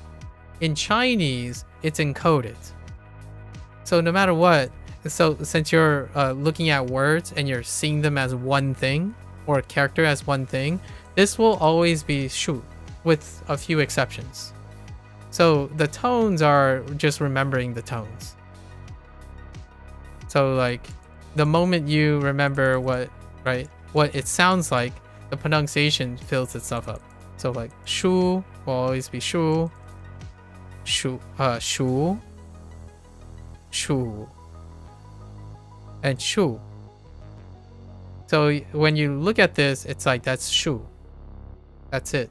There are some tonal changes, but they are the exception to the rule. So you never have to say like, wait, is this atamadaka or Heiban? Is this Heiban? Or is this Nakadaka? Right? Like, I don't know. It feels like it's willy-nilly most of the time. In Chinese, this will always be for. Like, in this word, it will always be for, and you know what it sounds like. It's shu. And then this will always be tone 1. So it's going to be like ah. So everything's ah. So this is sang, shang, chang, chun, sun, ji, yi. They're always 1. And then this is always going to be 4. So shu, chu, hu, mu, mo, bo, chuo, chang, shang, zhang. Yeah, so and to me, whenever I'm reading Japanese, it's like I just assume Heiban, you know, the classical stereotypes, like most of them are Heiban. So if you're like slightly raise a little and then try to stay flat, you can kind of feel it out. I generally I do this by default, and then I adjust to this pattern. And then sometimes this pattern, right? But most of the time it's like you're trying to stay flat and wiggle a little. And most of the time it's actually up, then down. And down has a very pitch thing. So the one thing is if it's a high frequency sound, like E tends to be down. So you kind of learn how to like register the pitch differences. Like it feels uncomfortable to go from E to like a ku. So iku versus iku. Like so there is a iku, which is like to go, right? And it's usually still willy-nilly. This one, no. Once you lock it down, you lock it down. So it's like an upfront thing. It's more like your mnemonics. If you understand the rules after the first 2 months or so, the rest is history. You don't think about it. Japanese, I'm still guessing. Like, yeah, okay, okay, this one decided to go up, this decided to go down. Oh no, that's a tamadaka. Like, okay, all right, sure. A tamadaka versus nakadaka and heiban. All right. I'm telling you.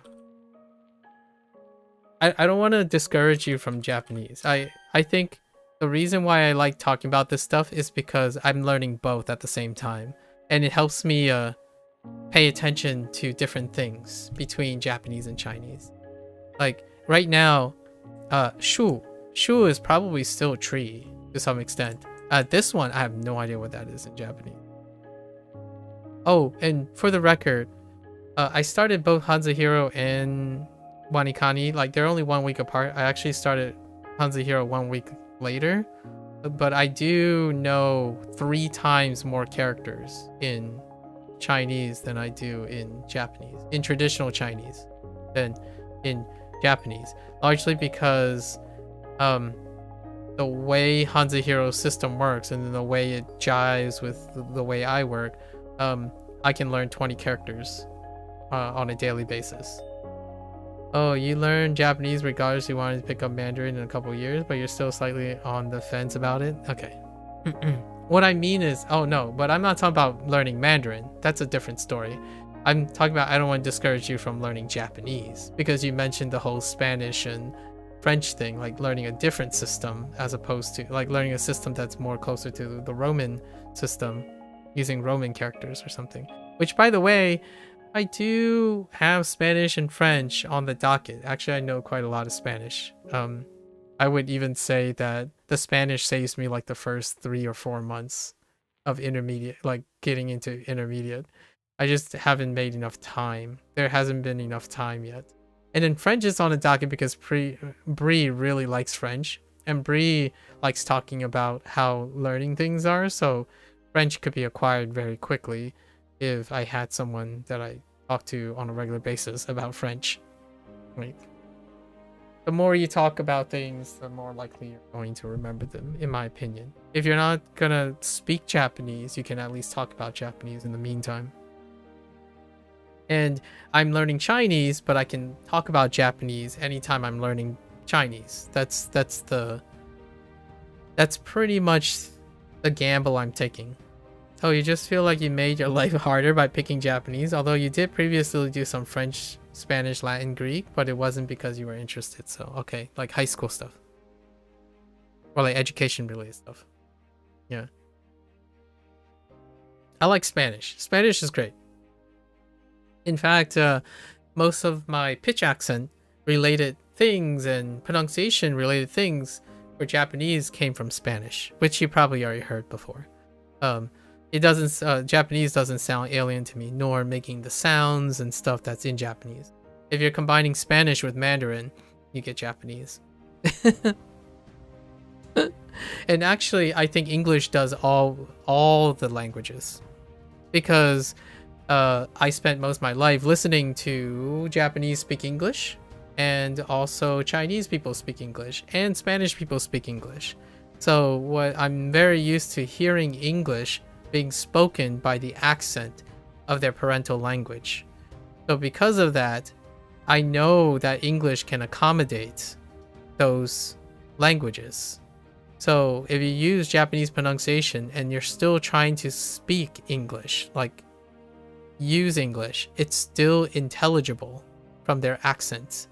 That speaks to me that it is tolerable to their auditory. Oh, you just had a lot of audio input throughout life for Japanese, cough games, so that's how you get your... Yeah, I've been listening to Japanese since I was 5. You know, since I was 5 years old. Anime, obviously, was the first exposure when they were on DVDs or, like, television. And then video games. Sonic the Hedgehog was not necessarily written in Japanese, but because of its exposure, I know about Japanese culture. So... I've been listening to Japanese since I was, so that means that it's been 33 years of listening to Japanese. You think it's a common early exposure reason for your Japanese? Interesting. I have a different theory on, like, I have a different theory on affinities to language. To like the aptitude of language, and it might sound a little cynical, actually. The amount of time that someone actively pays attention to a language is almost exponentially shorter required than the amount of time someone passively listens to a language. So I mentioned that I've been listening to Japanese for 33 years, but it means I've been passively using it in a manner in which it is not to process that thing. So despite having 33 years, the amount of detail that I've encoded in 2 years time made those 33 years of exposure very rewarding. But from a mechanical and an analytical standpoint, or a skill set part, that 33 years was like a drop in the bucket compared to the last 2 years.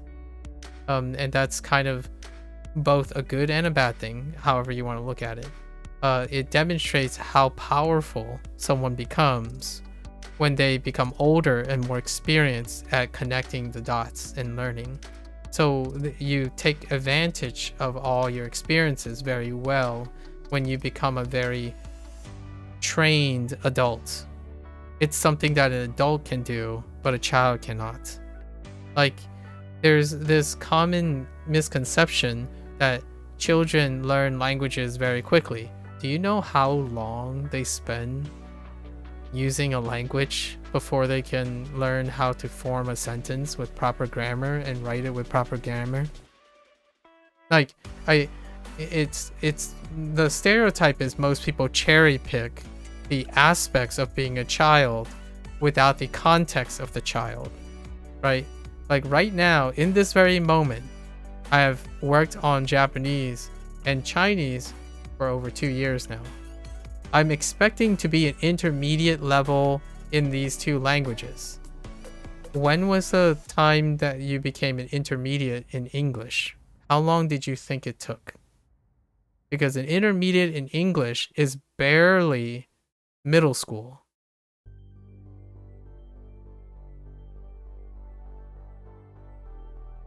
And barely middle school, that's like 7 years as a child. Yeah, no, children take up 12 years to have really good English. Yeah, like even remotely decent English. And even then, you're still not learning the vocabulary that you want. Like an adult is exploring vocabulary, context, sentences, story writing at a level that a child can't ever appreciate. Like there are people who graduate high school who still cannot contemplate reading a fictional content in another language, let alone their own language. Like there's exposure that an adult wants that is inconceivable by their younger self yet. And yet I still hear this stereotype like, oh, adult, when you get older, it gets harder to learn new things. Like I don't think children were any better. The difference, and I want to highlight the most important difference, is adults can obligate themselves. So they can choose the obligation for better or worse. A child does not choose its obligations most of the time. I mean, you know, you can have children who graduate through high school and say that all of their time was wasted in school. You can still have that. It's still possible to say that the 12 years you spent in school is all wasteful and not useless. You can still get that from a child, despite obligations. An adult can choose to do it and not be punished for it. So it's even easier for an adult to say, no, my heart's not in this. Therefore, I can't learn this. A child doesn't necessarily have a choice, and yet they can still reject it. Like, I can't even begin to emphasize when someone says their child, when they were a child, they learn a lot of stuff. The very nature of saying that as an adult tells me that they didn't learn a lot as a child. Like, no offense to them in a way, because I think they're perfectly happy believing that. To me, it doesn't seem like they learn a lot as a child. Because as an adult, it would help you appreciate either how little or how much it is when compared to what you're saying, right? And I know it should be the other way around. The other thing that goes along with it is they might not learn a lot as an adult, which is very possible, right? If they think they learned a lot as a child, and that can also say that they don't learn a lot as an adult. That doesn't mean they're not happy, or very skilled, or successful, or have a loving family. You can have all those things without learning a lot as an adult, and not a lot as a child as well. Relatively speaking, I learned like nothing as a child. I can achieve more things in 1 year's time than I can willy-nilly trying to figure out what it's like to have feelings, right? But that child is me. So it's really weird when people try to disembody themselves from themselves. Like, what makes you are everything you were as a child and more. And somehow it still gets that advice like, oh yeah, just learn like you were 13. You mean when you were hating school and you didn't believe in anything that people tell you because you only cared about yourself and your only feelings and you never learned from anything else? Oh yeah, by the way, you want to learn like that while you pick up a textbook. It's like, good luck. Good luck. If it didn't work the first time, are you expecting it to work the second time, behaving exactly like the first time? Because my adult brain would tell you, you're gonna do what you did as a child, but you're gonna do it as an adult. As in, you're gonna do it differently because you've learned now that textbooks are good. they can be helpful, or you can learn to appreciate things that you couldn't appreciate as a child. If you were bad at school, oh, I love sharing this bit of statistics.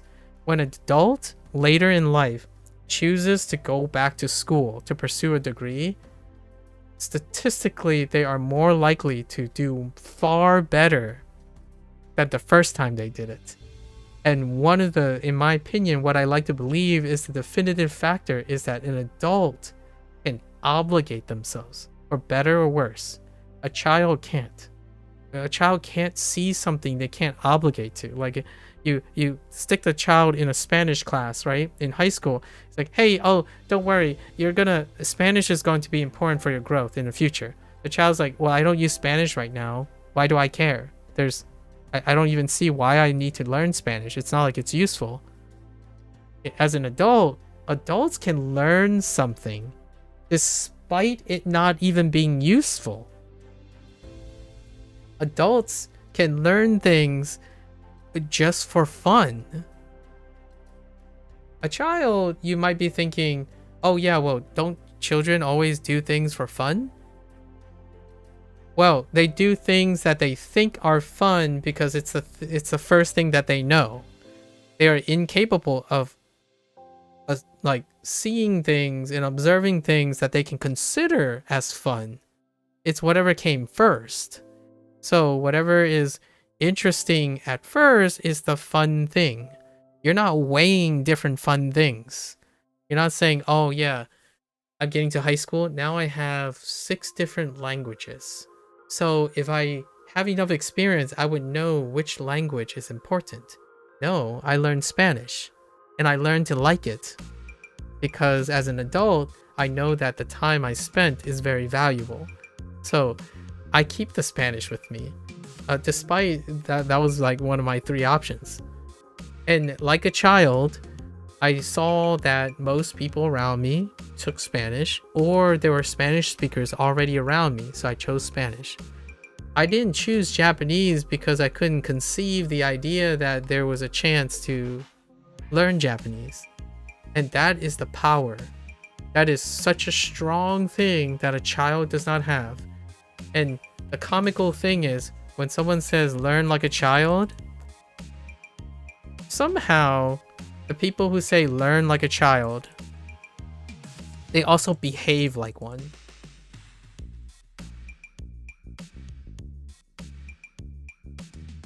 And to me,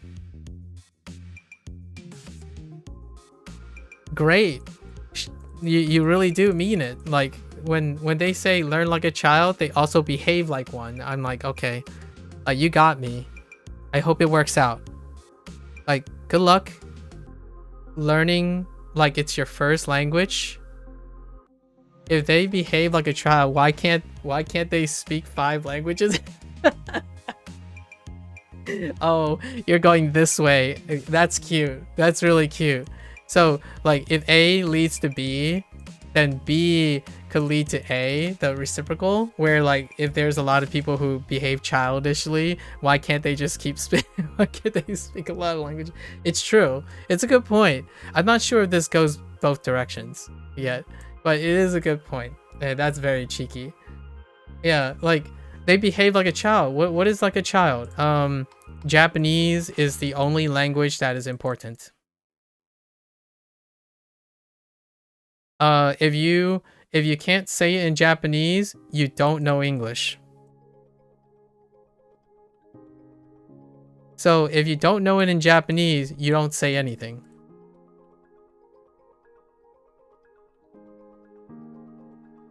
And I might be, accidentally tripping on some people's triggers. I'm sorry, but this is what happens. Right? Like, I think it's healthy to be aware of this, right? So, and then you never speak. You never speak until you're sure.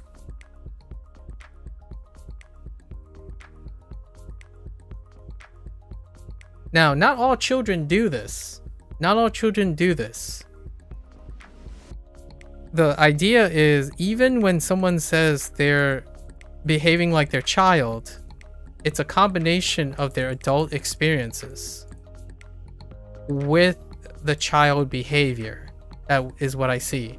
Never speak until you're sure. That's only a small number of children. Typically, children speak their minds. So that's an ironic part. That's a really ironic part. It's pretty crazy because they're modeling themselves after, in a way, the Japanese children. This way. This is the English child or whatever other language, the other language. So it's pretty weird. And here's my fact that will always be true. When you were a child, you had an environment. If there's anything that taught me about my life as a, right, having Chinese parents, that the environment greatly, you can call it a ceiling, greatly shape your language acquisition. It's weird because the apps, immersion, and stuff is about environment, not necessarily about you acting like a child. It's usually how the environment gets you to act like a child. So when you're talking, whenever someone says like, oh, you just gotta learn with immersion, it's like the environment. What is your environment like? And yet they're like, oh, immersion is so that you can learn like a child again. I'm like, what are you on about? You chose your environment. Like, if you believe things like a child by your logic, you should just stand there and magically speak Japanese one day. Yes, if you stand there. No, this is what I think people believe. I don't think so, but they believe that if you stand there and you're surrounded by Japanese people, right, as a child, you would sponge it up.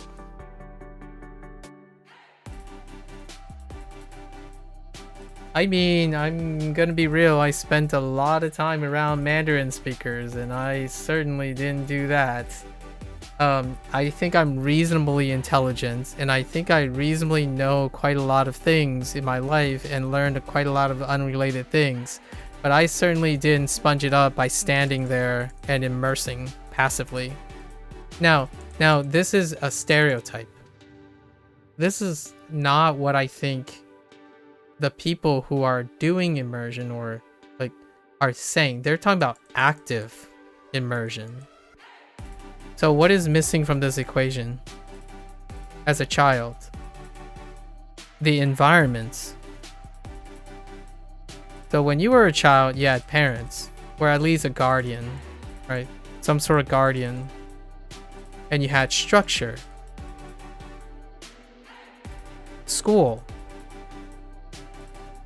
That whenever a big adult, like a big adult that's acting like a big baby, like a big child, they don't have that structure anymore. There isn't anyone that's telling you like, hey, you need to be active, pay attention to your grades, pay attention to being polite, pay attention to saying the right things, pay attention to doing this so you can get good grades. They're not there anymore. So what is the first thing that works for people when those people are saying like, oh, I learned like a child, immersion did it for me? It's like, no, I disagree. It's the structure and the school and the self-obligation as an adult, your self-adult, that is the common factor between all the successful language acquisition. It's not the type or the method. It's all of it. Any of the methods, all the combinations of those methods, they're fine. The underlying commonality is the lack of structure or environment and self-obligation. If you're committed to learning Japanese and you have a structure that can creates a consistency for your commitment to that, that is the environment that the child ironically learned a lot in. If you give a child something now and you don't give them structure, you know what they're gonna do? You know what they're gonna do? They're gonna watch Coco Melon for 18 hours a day and have a speech deficiency. That's what a child would do without structure.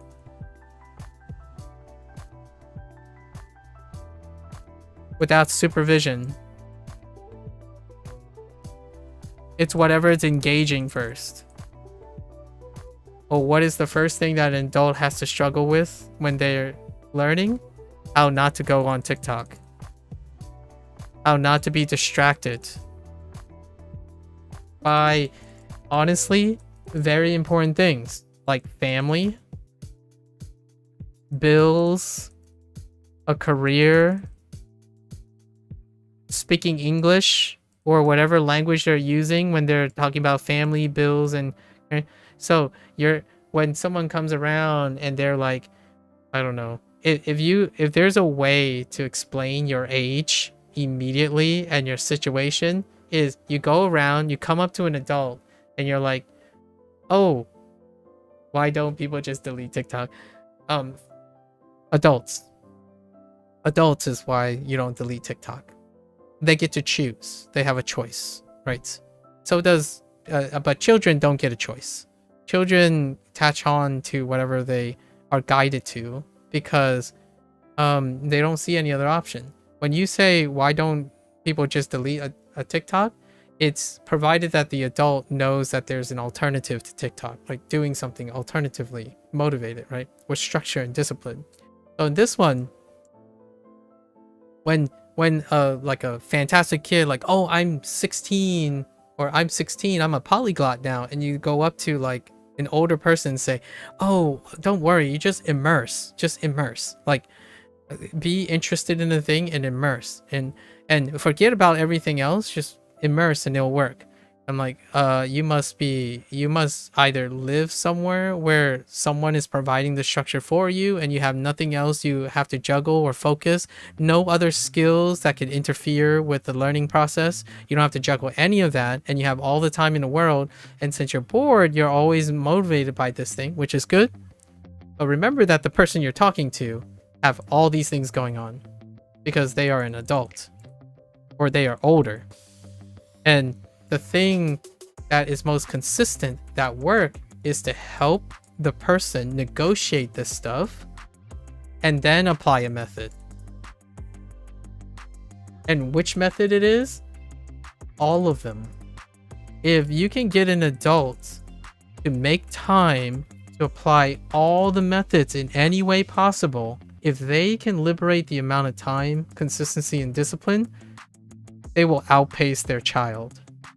But they won't, because there's so many things. There's so many things that are interfering with you because they're more important. Family, friends, speaking English. Hear me out. I'm taking this from a WaniKani forum. Someone finally, in 2 years' time, they finished WaniKani, or they went over the 3,000 characters, or 2,000 characters, right? And I can't tell you how consistent it is when someone says, you know how I succeeded?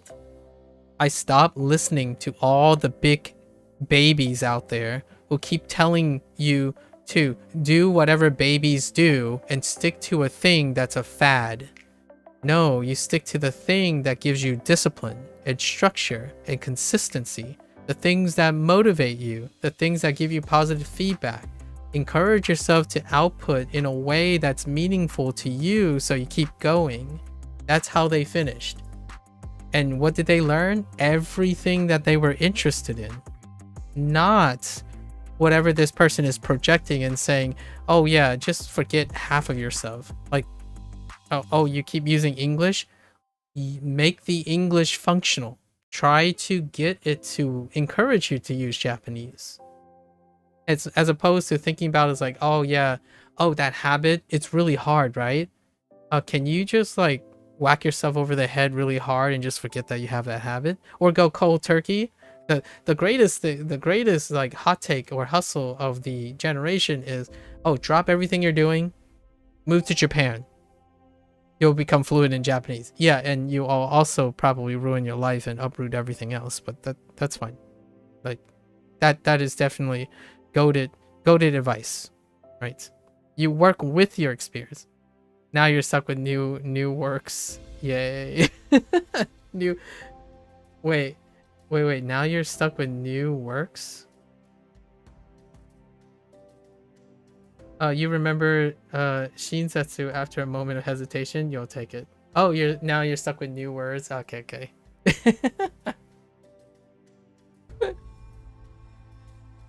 I still remember making sacrifices, Mika. And for sure, I still remember the people being crappy, being shitashi.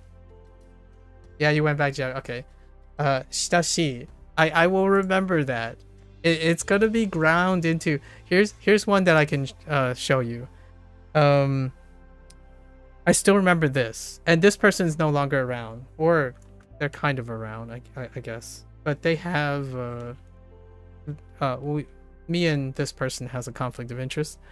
But I still remember this one.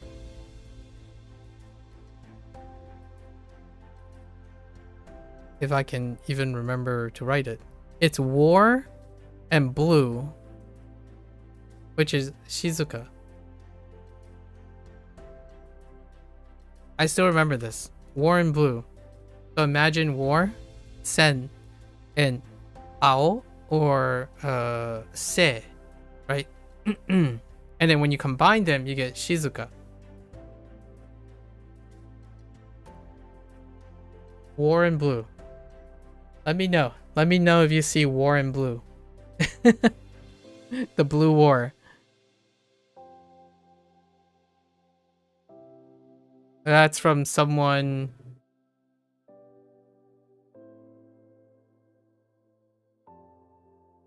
$18 months ago. 18 months ago. Yeah.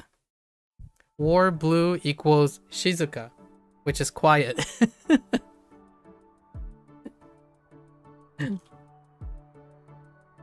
And for the record, I learned Shizuka in a different way.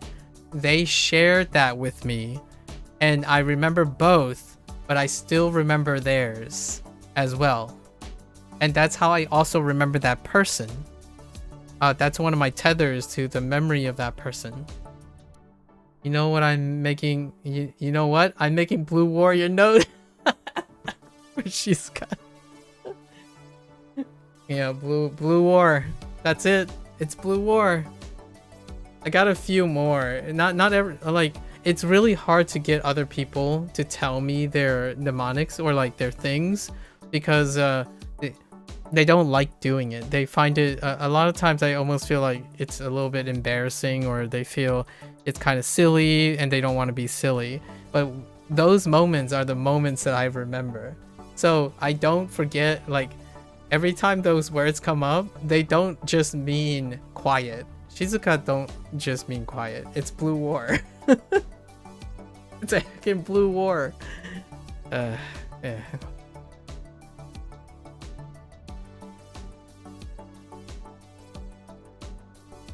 So weird.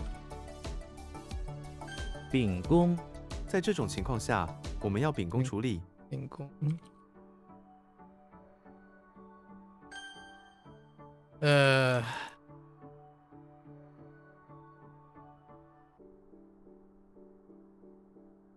Have you decided which kanji you're using for your name? For mi and ka? Like, which one are you using? I explained to Bree what I thought about Bree's name. At first, it was the cheese Bree, but then it was, I think of Bree more like Breezy. Breezy, and I wrote it like, I talk about it more like in a form of a poetry, like what's the characterization of being breezy, like fleeting but chilling, possibly comforting at the same time, It has like an ever presence, but also a fleeting presence, that type of thing. And whenever I think about names now and learning Chinese and Japanese, I often think you can also elevate your attachment to, like, if you start feeling the characters, like the essence of the characters. It's cool to ask again later down the road, what would you pick? What would your transliterary characters would pick? Like, I joked about this. Did I already joke about this when you were around? So I use maku, right? Or maku is usually maku. So I was thinking about Chinese. So maku, it would be 4 2, like maku, or it could be flat or maku. And I thought, what if it's mother and cry? Cause it could be like maku, which is mother, or maku. So maku, which is mother cry. And then you just write mother and cry. Makudo, you said nothing. Yeah. So, it would be cool, like in the future when you think about your characters and you start feeling them. Like here, I attach feelings to these characters. All these characters, you can feel out what this means. What do you think this? How does this character make you feel? Yeah. Because it feels like a Kang. Hang. It's burdensome. You're carrying a crossbeam on your hand. You're carrying your crossbeam with your fingers. Oh, we're on the same character card right now. Oh, really? What is it in Japanese? I don't actually know if I got the Japanese character yet. This is what the Chinese association is. It's about like shouldering burden, like shouldering something or carrying a weight of something. That's so coincidental that we're on the same character card. Ben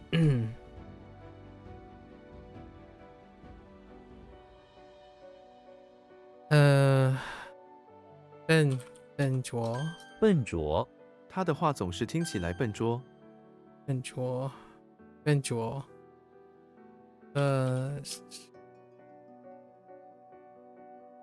眉孔，毛孔，哦，毛孔，毛孔是皮肤的孔道。毛孔 is weird. Pore. 齿，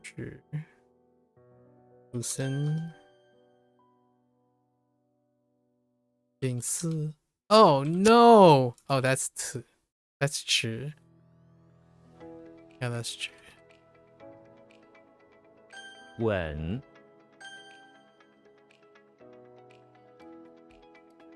续， Oh, never mind. It was slightly different and came up again, but close. Maybe it'll actually happen sometime. I hope it does. We would have to mark those situations. The one that I think the character, this character, right? Is a late character. It's a late character. But the one that I might guess you would have, which one looks like this character, but it's close? It's probably this.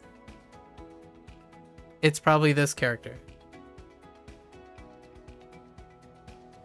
I don't think it's this character because I don't actually know if that's a thing. I don't think it's this character either, which I don't. These two, I'm not familiar. I think it's this one. What else can look really close to this?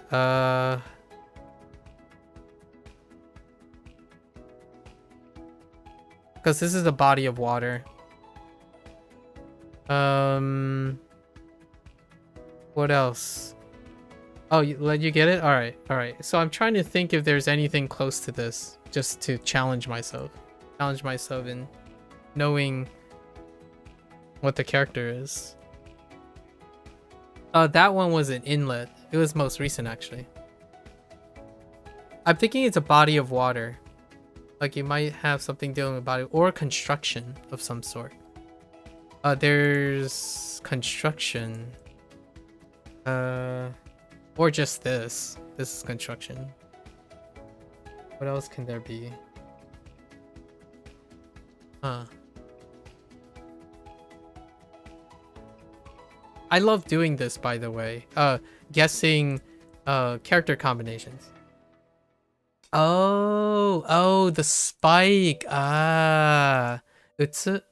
I see. The hit. Yeah, the spike. Oh, I should have pivoted to spike. Yeah, spike. This one is a early one. Yeah, this is an early one as well. The hit. Nice. What is your mnemonic for that one? It's a kun, so I want to know what your kun mnemonic is for that one. WaniKani has a very cute one, and I kind of like it, and I still keep it to this day, but I obviously use a different mnemonic system for kunyomi. But I can share with you the thing, but I want to know what yours is. You're still beginnerish? Okay. So I'll keep that in mind. I feel like you would dab in whatever. Like your deck would be like dabbling in whatever suits you. So there could have been a chance that you're overlapping with other characters. Like the characters themselves don't limit their complexity. It's usually the vocabulary word. Since you're going at the vocabulary word as well. Oh, it looks like a fist punching something with the leftover mark in the wall on the right. Oh, that's cute. That is very cute. So let's like connect this. Right. That's very cute. And how do you tie it with u? How do you tie it with utsu? For that. So hit, I can see the fist and the hit. Where do you get the read utsu? What does that sound like?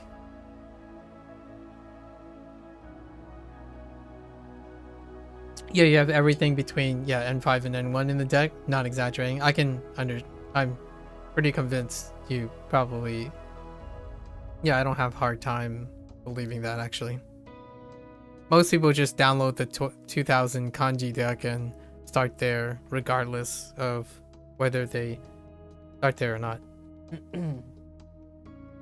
I'm not saying you did. I'm saying like it's very common for people to start with N1 to N5, all of it, most of the time.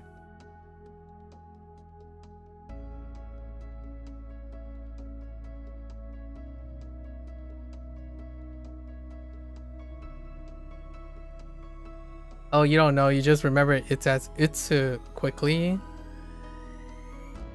But you guess people say like oof when they hit. Ah, yeah, me too. I want to share with you WaniKani's one, which is not what I use anymore because utsu is like really early on. So WaniKani is like utsu like uts. like a DJ. So it's like hitting the beat in things. So it's and it does deal with like hitting something. You're hitting something and it makes a sound like it's. Later on, this like it's thing comes up in other verbs as well, for this mnemonic. So that's how they went about it. I don't quite use it anymore, but this very specific one is which is for uni. So you're supposed to imagine yourself punching an uni, and that hurts. So, and uni has spikes, which this is a spike. This can be seen as a spike or a street. It's weird. And it can be as cho as well. Okay, we're going to into. You keep messing up the card for something gato now. Gato. Is that like an ending?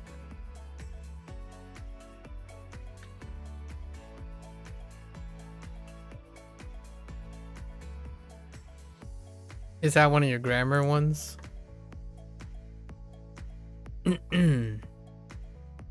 I'm not gonna be able to comment on that since I don't really know that stuff. It's grammar stuff, okay. Dato. And it's an ender. So you put a space, it's an ender. Dato. Interesting. I don't actually know what that is.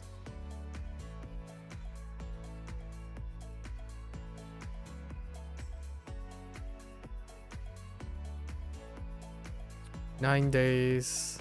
Oh, rising sun.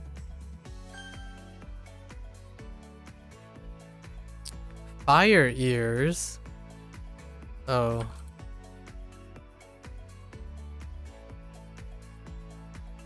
Geng.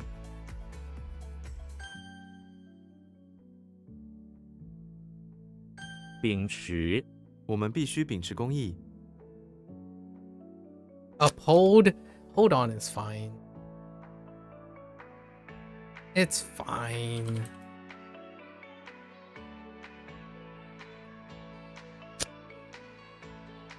Oh, that's true. True. Okay. 炸 Sluice. I learned a new word today. Yesterday. Sluice. Is it? Is it sluice? Yeah, sluice gate. I learned the word sluice.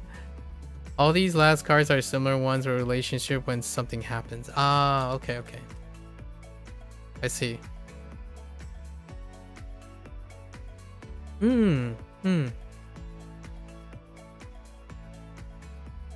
尖 Treachery.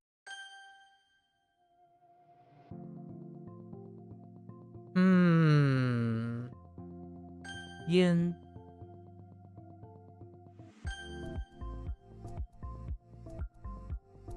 Again, why? 淮河 淮河是中国7大江河之一。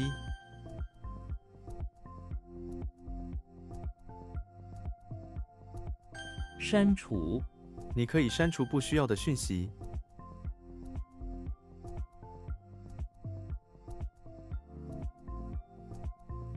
Oh, this one doesn't age very well. 绝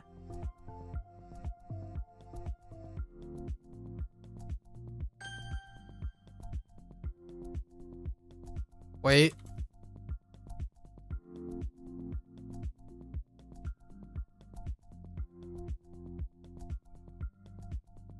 Pa.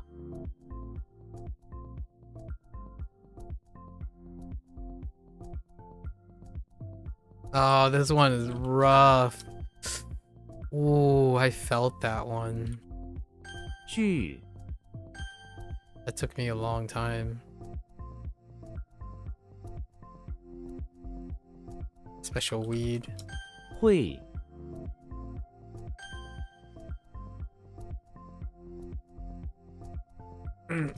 苏 Shortbread.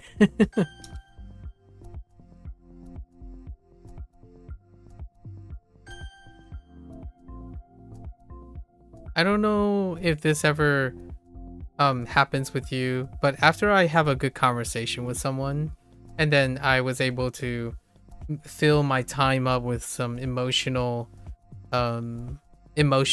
positive stress, I get very loose, and then when I'm doing these reviews they get actually easier. like my brain is more elastic. Like I start thinking a lot more. I have a lot more clarity, like a lot more flexibility after spending some time talking. Like I've practiced wiggling my brain around a little bit, like I'm warmed up. So whenever I'm talking to someone a very long time, usually the moment I get back to the work, as long as my stamina is still up, the thinking is very loose. Like it feels like I worked out quite a bit, and the rest of the set is pretty standard. Hoang,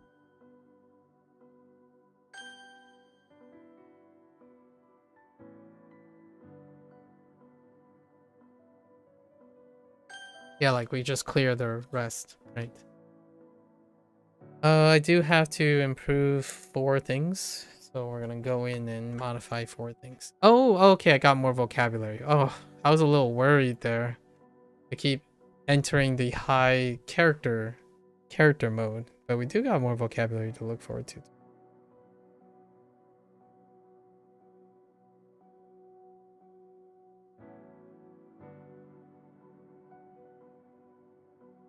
All right, state.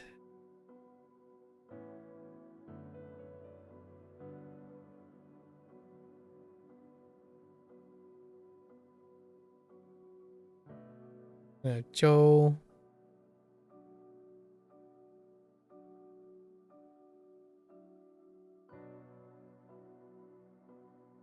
Wrong.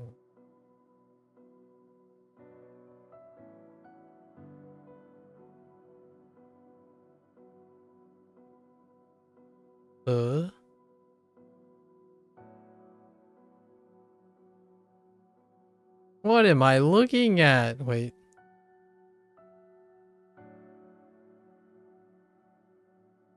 Diao. Chang.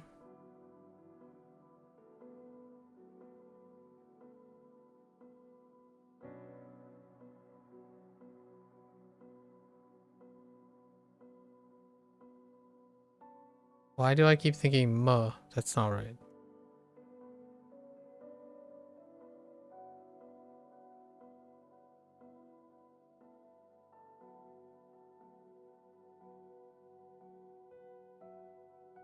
My.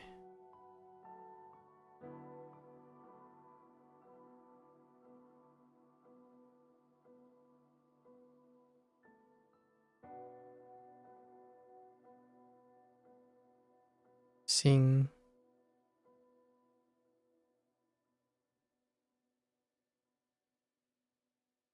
What incarnation? Oh. I.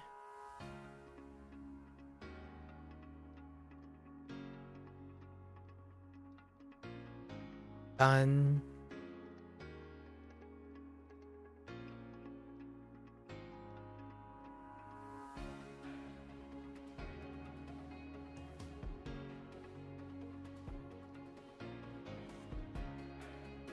Ah, man. Oh, wait.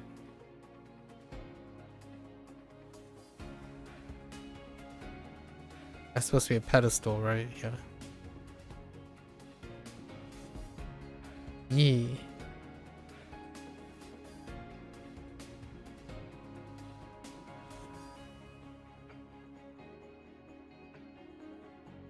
Qiao.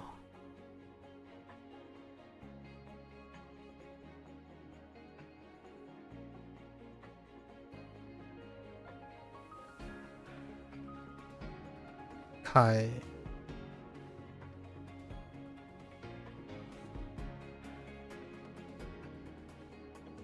Oh no, the singular soapbox. Well, you're now done with your 110 cards and you added some more to do, although you definitely don't remember everything.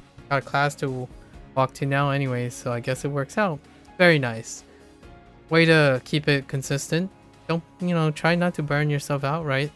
Moderation. 110 cards is a lot for like 2 days.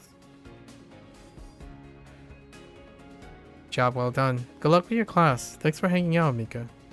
I really appreciate the company. We're gonna have to share more stories in the future. Keep each other motivated. Soapbox makes me want to type like woo. Yeah, it's probably woo. It looks like a woo. You add a bunch more cards this evening. Well, I look forward to hearing your favorite ones. Like, write something that you're like, oh yeah, this is so good. I need to share it. I look forward to that. Right? Give me at least one or two. Like next time. Like, you know, it doesn't have to be every day, obviously. Whenever you have the time, give me like one or two. We have been chatting for 5 hours now. Yeah, we have. That's usually the typical amount of time. Usually someone else has something to do and come up before because tomorrow is kind of a long day, but chatting, time flies. And I look forward to hearing some of your teasers for your cards.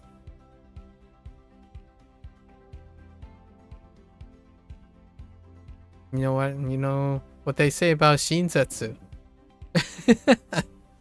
Shinsetsu wa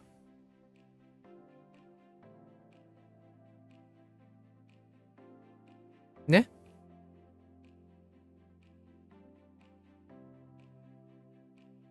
新節は大切です。ね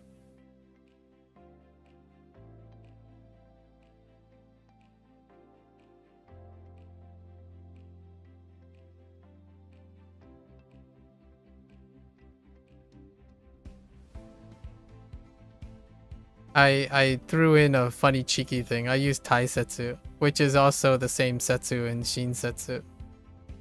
Shinsetsu and taisetsu, they form a pair.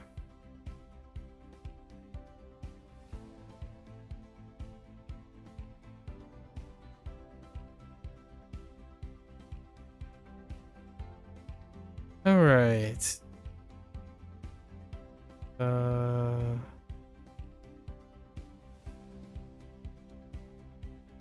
书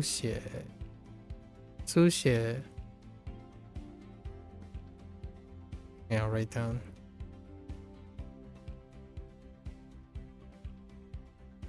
陷阱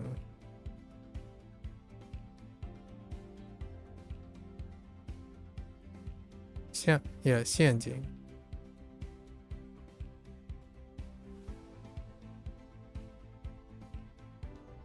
降服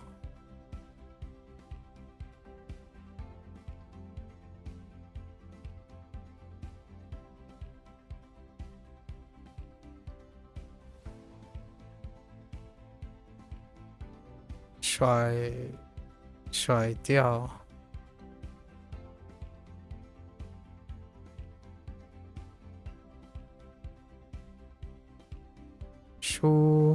抒情诗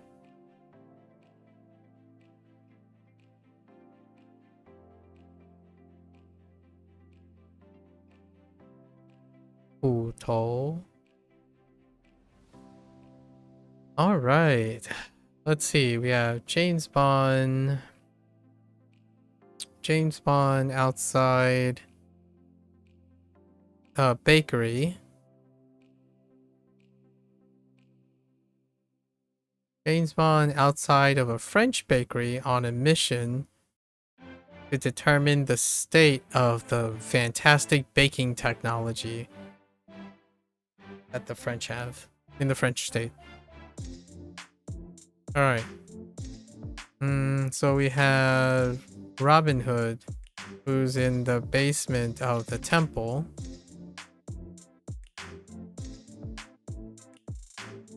Basement of the temple, looting the table filled with ancient monk crowns. What type of crowns are we talking about? Oh, yeah, it's this one. Ancient monk crowns.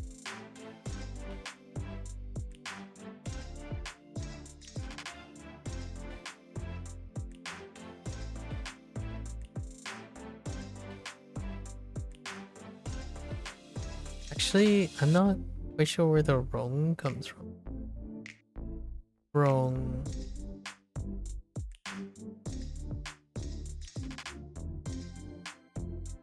He was helping himself to something. Oh, the superfluous. We're gonna use also excess, probably. Excess. So that he can redistribute it to the poor. Excess. Not yet to engage in superfluous words. Harry Potter is in the electricity plant where I guess he is trying to gain access to the generator through the saloon door, but he is stymied by a mystical electricity pig, and his magic skills are still under. Yeah, the electric pig is obstructing the way, and he has limited magic skills to get by. We have Diddy Kong, who's in front of the barn. Wearing a cape, monkeying around on top of a slide, being, you know, playing tricks on the local barn animals. Get it? Monkeying around. So, let's see. We have Charlie Brown, who's in front of the chapel. He's being chased for 2 days. 2 days straight now by a ferocious poodle, which really isn't a ferocious poodle. He's just very unlucky that there's a poodle that chases after him, and he's afraid of poodle. Maybe. He just wanted to attend church service without being chased by a very friendly poodle, a neighbor who's attending the Sunday service. Then we have Mario, who's in the bathroom of the high school in the evening. Working on a plumbing gig in the high school by the cliff. And to make sure his blood vessels are pumping nice and healthy for heart health, he decided to bring a tofu snack as well for his evening nourishment. We have Xena, who's in front of the infirmary, once again on guard duty. She is guarding the core and the hearts of patients everywhere. But while she's out there, she's also enjoying the flowers, the smell of the flowers. Like the core.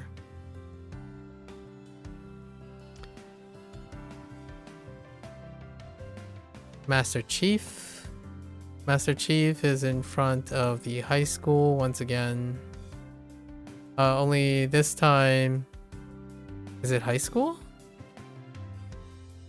I think it's high school. Yeah. In a funeral dress. Like dressed for a funeral, and he was silent, you know, nothing came out of his mouth, where he is silently in his grief about a fallen comrade who was so young, who used to go to high school, maybe, who still went to high school until he lost him. Okay. Then we have Dracula outside, exiting out of the pawn shop. He has a hood on. Doesn't quite look like a hood. That's fine. Hood on, and then suddenly a drop of blood hit the ground. Right. A drop of red blood. He must have found his victim in the pawn shop. We have Yoshi, who is in the bathroom of the house. This one's kind of weird. But getting ready to play in the bathtub, right? So he dropped off his eggs and his shoes at the pedestal and put on some fins.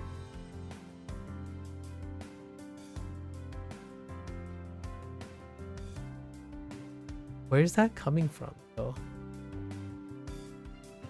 I'm not quite connecting it to the actual word or to the meaning of the word. It's something about like preparing or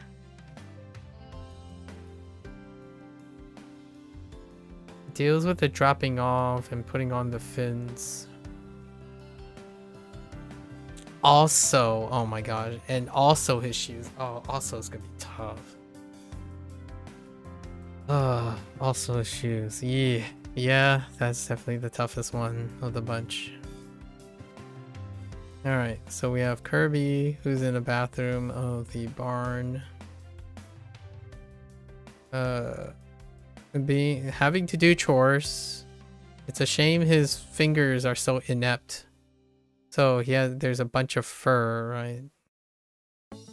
There's a bunch of fur jammed in everywhere. And so instead of using his fingers, he just suck it all up to pry open all the jammed equipment with the fur that has the fur in it. And he just wad it up into a fur ball and just cough it up. Okay. Then we have Kermit, who's gone to the basement of the high school, trying to help out in the high school. He was going to the storage room to pick up a mountain of beans, canned beans, to bring up to the table in the cafeteria. And he was triumphant, of course. It's Kermit the Frog. Don't you doubt Kermit the Frog. Alright, then we have Walter White, who is inside the house. Is it? Yeah. But what about a soapbox?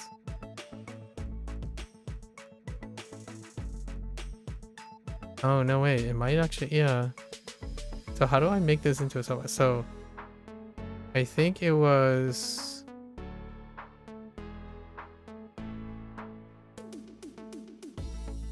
something about like he is repurposing soap boxes.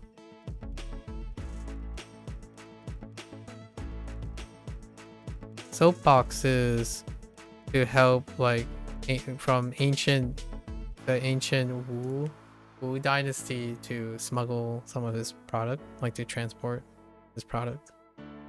Alright, so we have 4 things to go over today. Peeping. Peeping is the fingers and then comparing fingers. Now it's all coming back to me. P and then ping. Ping was fine.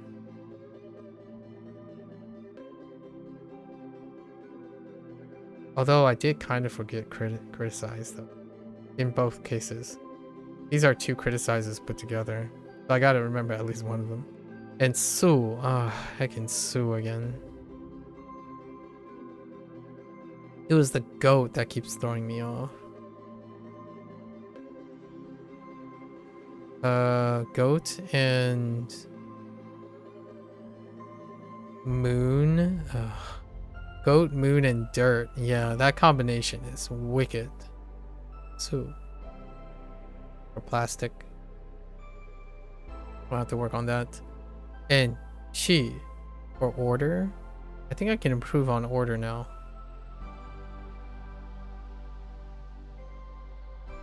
Which is the shack and the mace.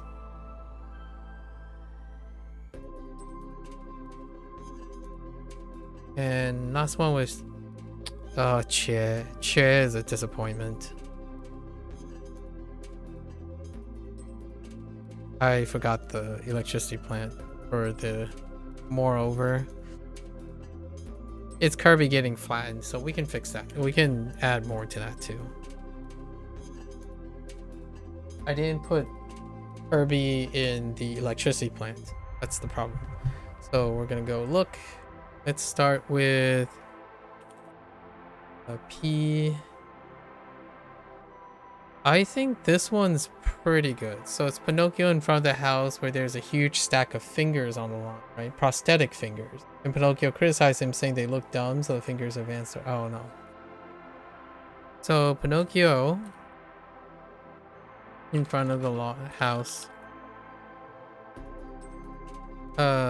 saw a stack of prosthetic fingers.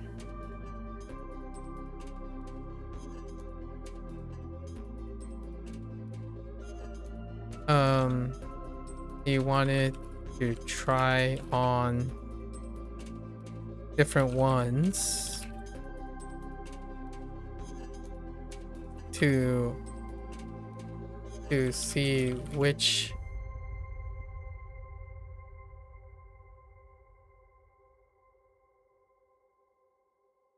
one, I don't know, has the least criticisms, right? Least things concerning about it. And then we have Ping, which is also criticized. This one is a little bit weird too, so we're gonna do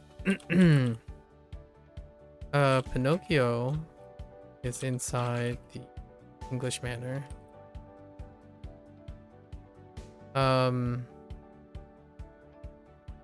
Saw a yard sign, or just a sign. A yard sign with words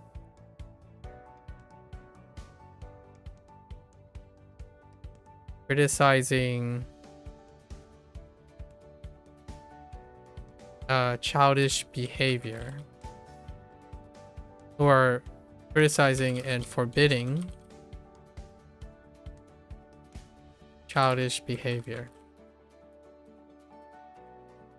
which was, you know, which was directed towards Pinocchio.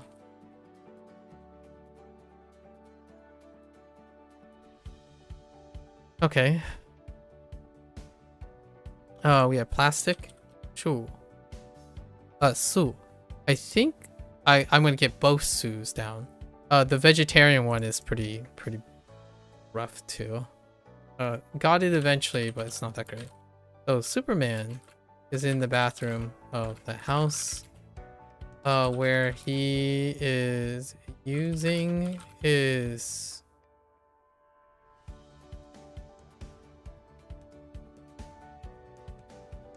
special abilities to, or maybe he's cultivating special Kryptonian beanstalks and for his vegetarian diet and materials to, I don't know, fabricates special alien silk cloth for his suit. How does beanstalk become silk? Special alien stuff. And then we have she order this one's a little weird. I don't know how I'm gonna do the ceremony, but I think we're gonna make it about his students, right? So Professor X is in the bathroom of the house. He noticed that one of the mutant students built a shack propped up that is propped up by various ceremonial maces, stolen, like taken from the mansion, right? Or from the house.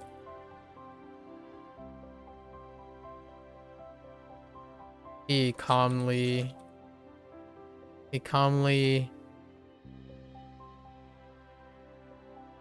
deconstructs take down the shack and reordered and place everything back in order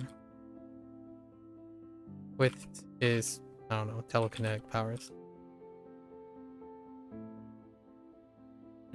Kids will be kids, right?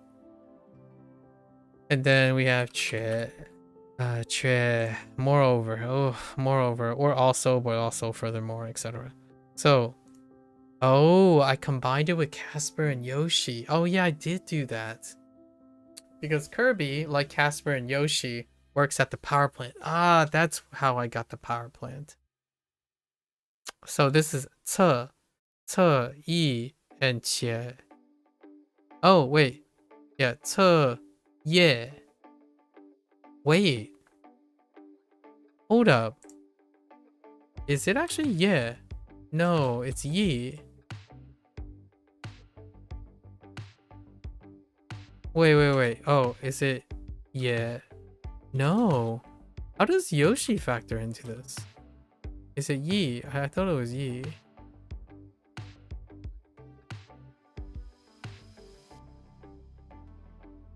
Oh no, it's yi. I'm looking for... No, it is yi. It's Paige. Where's Paige at? Is it not Paige? The heck? Yeah. Right, it's... Oh no! It's... Oh yeah, it is yeah. Yeah. Okay. Yeah, they're all connected in the power plant.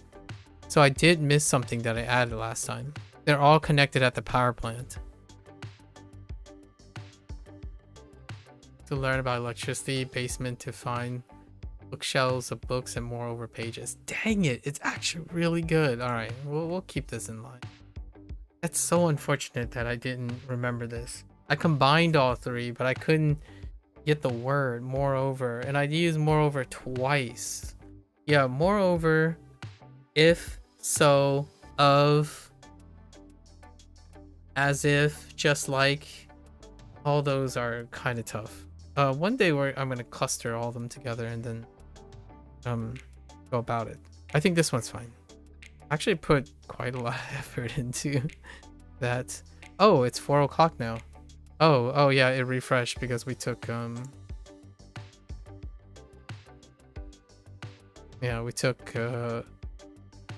we yapped a lot. All right, that's fine. It's a above average day, slightly above average. All right, folks, that's a wrap for HanziHero today. Maybe we're gonna watch this later. Shit. As always, feel free to follow along, pick up HanziHero, give it a try. Let me know what you think, right? You're more than welcome to come on by, yap a little. We can share some stuff. I've spoken at length about like learning, right? Try to talk about the education. I like talking about education. Maybe promote at least some sort of help, some sort of solace from talking about stuff. I like the idea. I wanted to emphasize the idea that sometimes keeping yourself from expressing a concern or question, oftentimes when one feels like they always treat themselves isolated or think that their problems are one in their own and other people can't possibly have the same problem, and that can be a bothersome. I empathize with that in a way.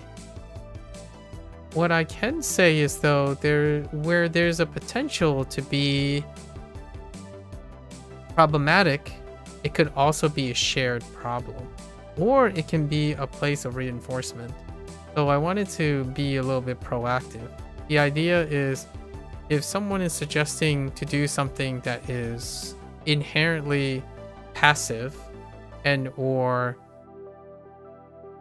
discouraging one to take action, I think discouraging action tends to, if I had to take a gamble, encouraging action in which you can see that not only can it maybe be detrimental, it can also be beneficial. So that balanced idea is a lot more reasonable when it comes to problem solving or making decisions. Having cynicism and potentially like imposter syndrome or self-deprecation in a way can be very humbling, and it can keep one very, humble, for lack of a better word. However, it can also dampen and make one not be proactive or leading, or understand that doing things also creates that expression and attraction, and it can even minimize or mitigate the occurrence of the thing you most fear, right? For example, ignoring a problem or circumventing the problem doesn't necessarily make that action any easier as it continues or become prolonged. So finding an appropriate opportunity to practice or engage in that is a way to make the next one more productive. So in the case of the setting of a classroom, I think viewing answering a question and sharing that question with other people is a little bit at odds with the appropriate environment, right? The classroom is the appropriate environment to quote unquote waste people's time or not waste people's time with scholastic questions. I would earnestly find that more appropriate when it is not in a classroom environment, or there are plenty of environments where that could be misconstrued as a waste of time. However, maybe it can be a little bit more of a selfish approach, but honestly, if you are selected and qualified to be in a class, the chances are whatever questions you have will be relevant to someone in that class. And even if it's something that they already know, it is still relevant.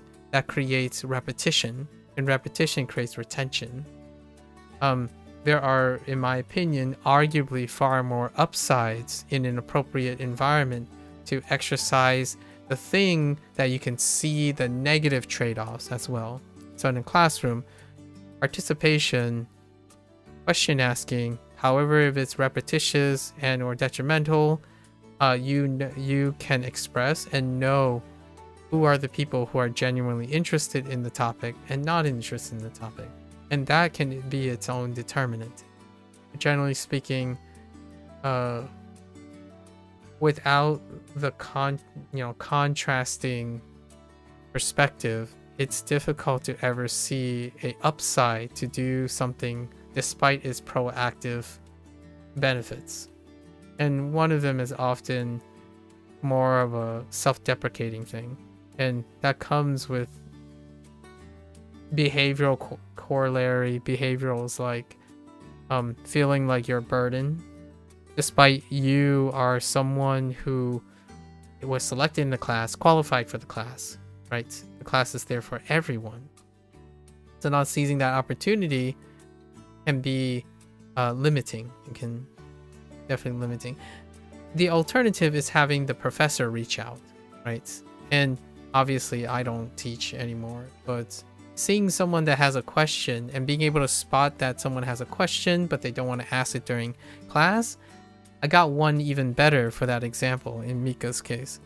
If Mika is one of those. It's a very classical behavioral pattern, and I would say it's probably the more normalized behavioral pattern nowadays if I were to go back to teaching or something like that, where the vast majority of people won't ask questions until after the class. So I would structure it around there. We would take in office hours, which I mentioned before, and Mika shared as well positive thoughts about office hours. So instead of making time perhaps to force students into asking questions during class, if they ask me questions after class, I would then bring up that question and share it, maybe anonymously or maybe draw attention. It depends on which the students that interact with. If it's a student that looks like they really want to have other students work with them, I would probably bring it up in class, because I would own that. Like, for example, whenever I get questions, it's a reflection on the information that I'm giving and the information that I'm trying to instruct and impart a nuance to, right? So the questions help me inform me what questions I will bring up in class. So despite if, say, someone I was speaking to didn't want to draw attention to themselves or waste time, and they seek me after, I will develop an understanding of what could be a problem, and I would address that in the class as well. So not only would I want to demonstrate that whatever question they had, they could ask in class, and in order to demonstrate that, I would take their question, ask it in class, and see who can respond to it. And that would be my way of reaching a potentially struggling student, in my opinion, if they are in fact struggling and unable to vocalize their question at the time that they have the question. So I would take Mika's question and I would posit it in class as maybe a challenge or something for students to answer. And I would say I'm willing to bet that despite what someone might think about the fundamentals, there will be some discontent or dissonance between the group of a group of students. Some students might know a little bit about something else and might know a little bit about something else, and ultimately that gives a little bit of comfort, right? A classroom is a place of learning, so that learning deals with sharing the inconsistencies and consistencies with the information presented to a collective, and that collective is there to help each other. I think sometimes asking questions welcome opportunities in which you will make friends for a lifetime. The scholarly place is one of an ageless, maybe even a timeless situation where that is it. I'm thinking of like a really old dynastic period setting where the instructor is doing dictation, but it's not quite like that. I know like the old school ways where it's like dictation, people are always responsible for their own competence. I grew up in a different environment, and the strongest thing I've ever seen is the intellectual environment that you can speak freely in exchanging and helping each other intellectually. That might not be, obviously, this can be overreaching. I might be generalizing too much, and that might not be the environment for whoever is in their respective school. I wanted to say that for me, I hope that if I ever get into a classroom environment or an instruction position, rarely do I feel that type of environment is conducive to intellectual prosperity, right? So call me a little bit of romantic, but if one person asks a question, then it opens up the floodgates for anyone to ask a question. So to me, I prefer to be the person who initiates and enables other people to do so. If you're a person who needs to ask a question and no one else asks a question, you can ask one. Don't be surprised when there's a follow-up question and then a follow-up question. I think ultimately the higher you get in intellectual pursuits, it becomes more and more collaborative and collective.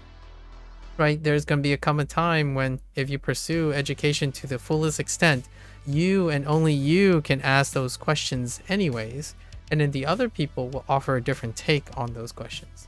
I think that's a great way to build the confidence and kind of the narcissism or the self-confidence in self to bridge that. Like, how are you going to get to a position where someone's going to trust you and rely on you and also raise concerns when your expertise is required? That is the transition between being someone who's behind, who's still learning, to someone who has a position of being creative and instructive. You can still create to instruct, right? And you can still be behind in other respects, but most of the stuff you're behind, you're learning to get your what you're ahead in even further ahead. At least that's the emphasis I was trying to do today. And it was really fun going back and forth trying to figure out the specific Japanese words despite learning in Chinese, right? And the way I went about it was I was trying to imitate or mirror what Mika was trying to do with her Anki, with her Anki cards. Right? Anyways, for them, actually I'm not quite sure about it. Anyways, until then, you're more than welcome. Come on by, yap a little, share some stories. We'll do a little bit of a deep cut. 5 hours. Not bad. Until next time, 大家下次见，感谢观看。Thank you for watching. I'll catch you guys on the next one. Bye bye.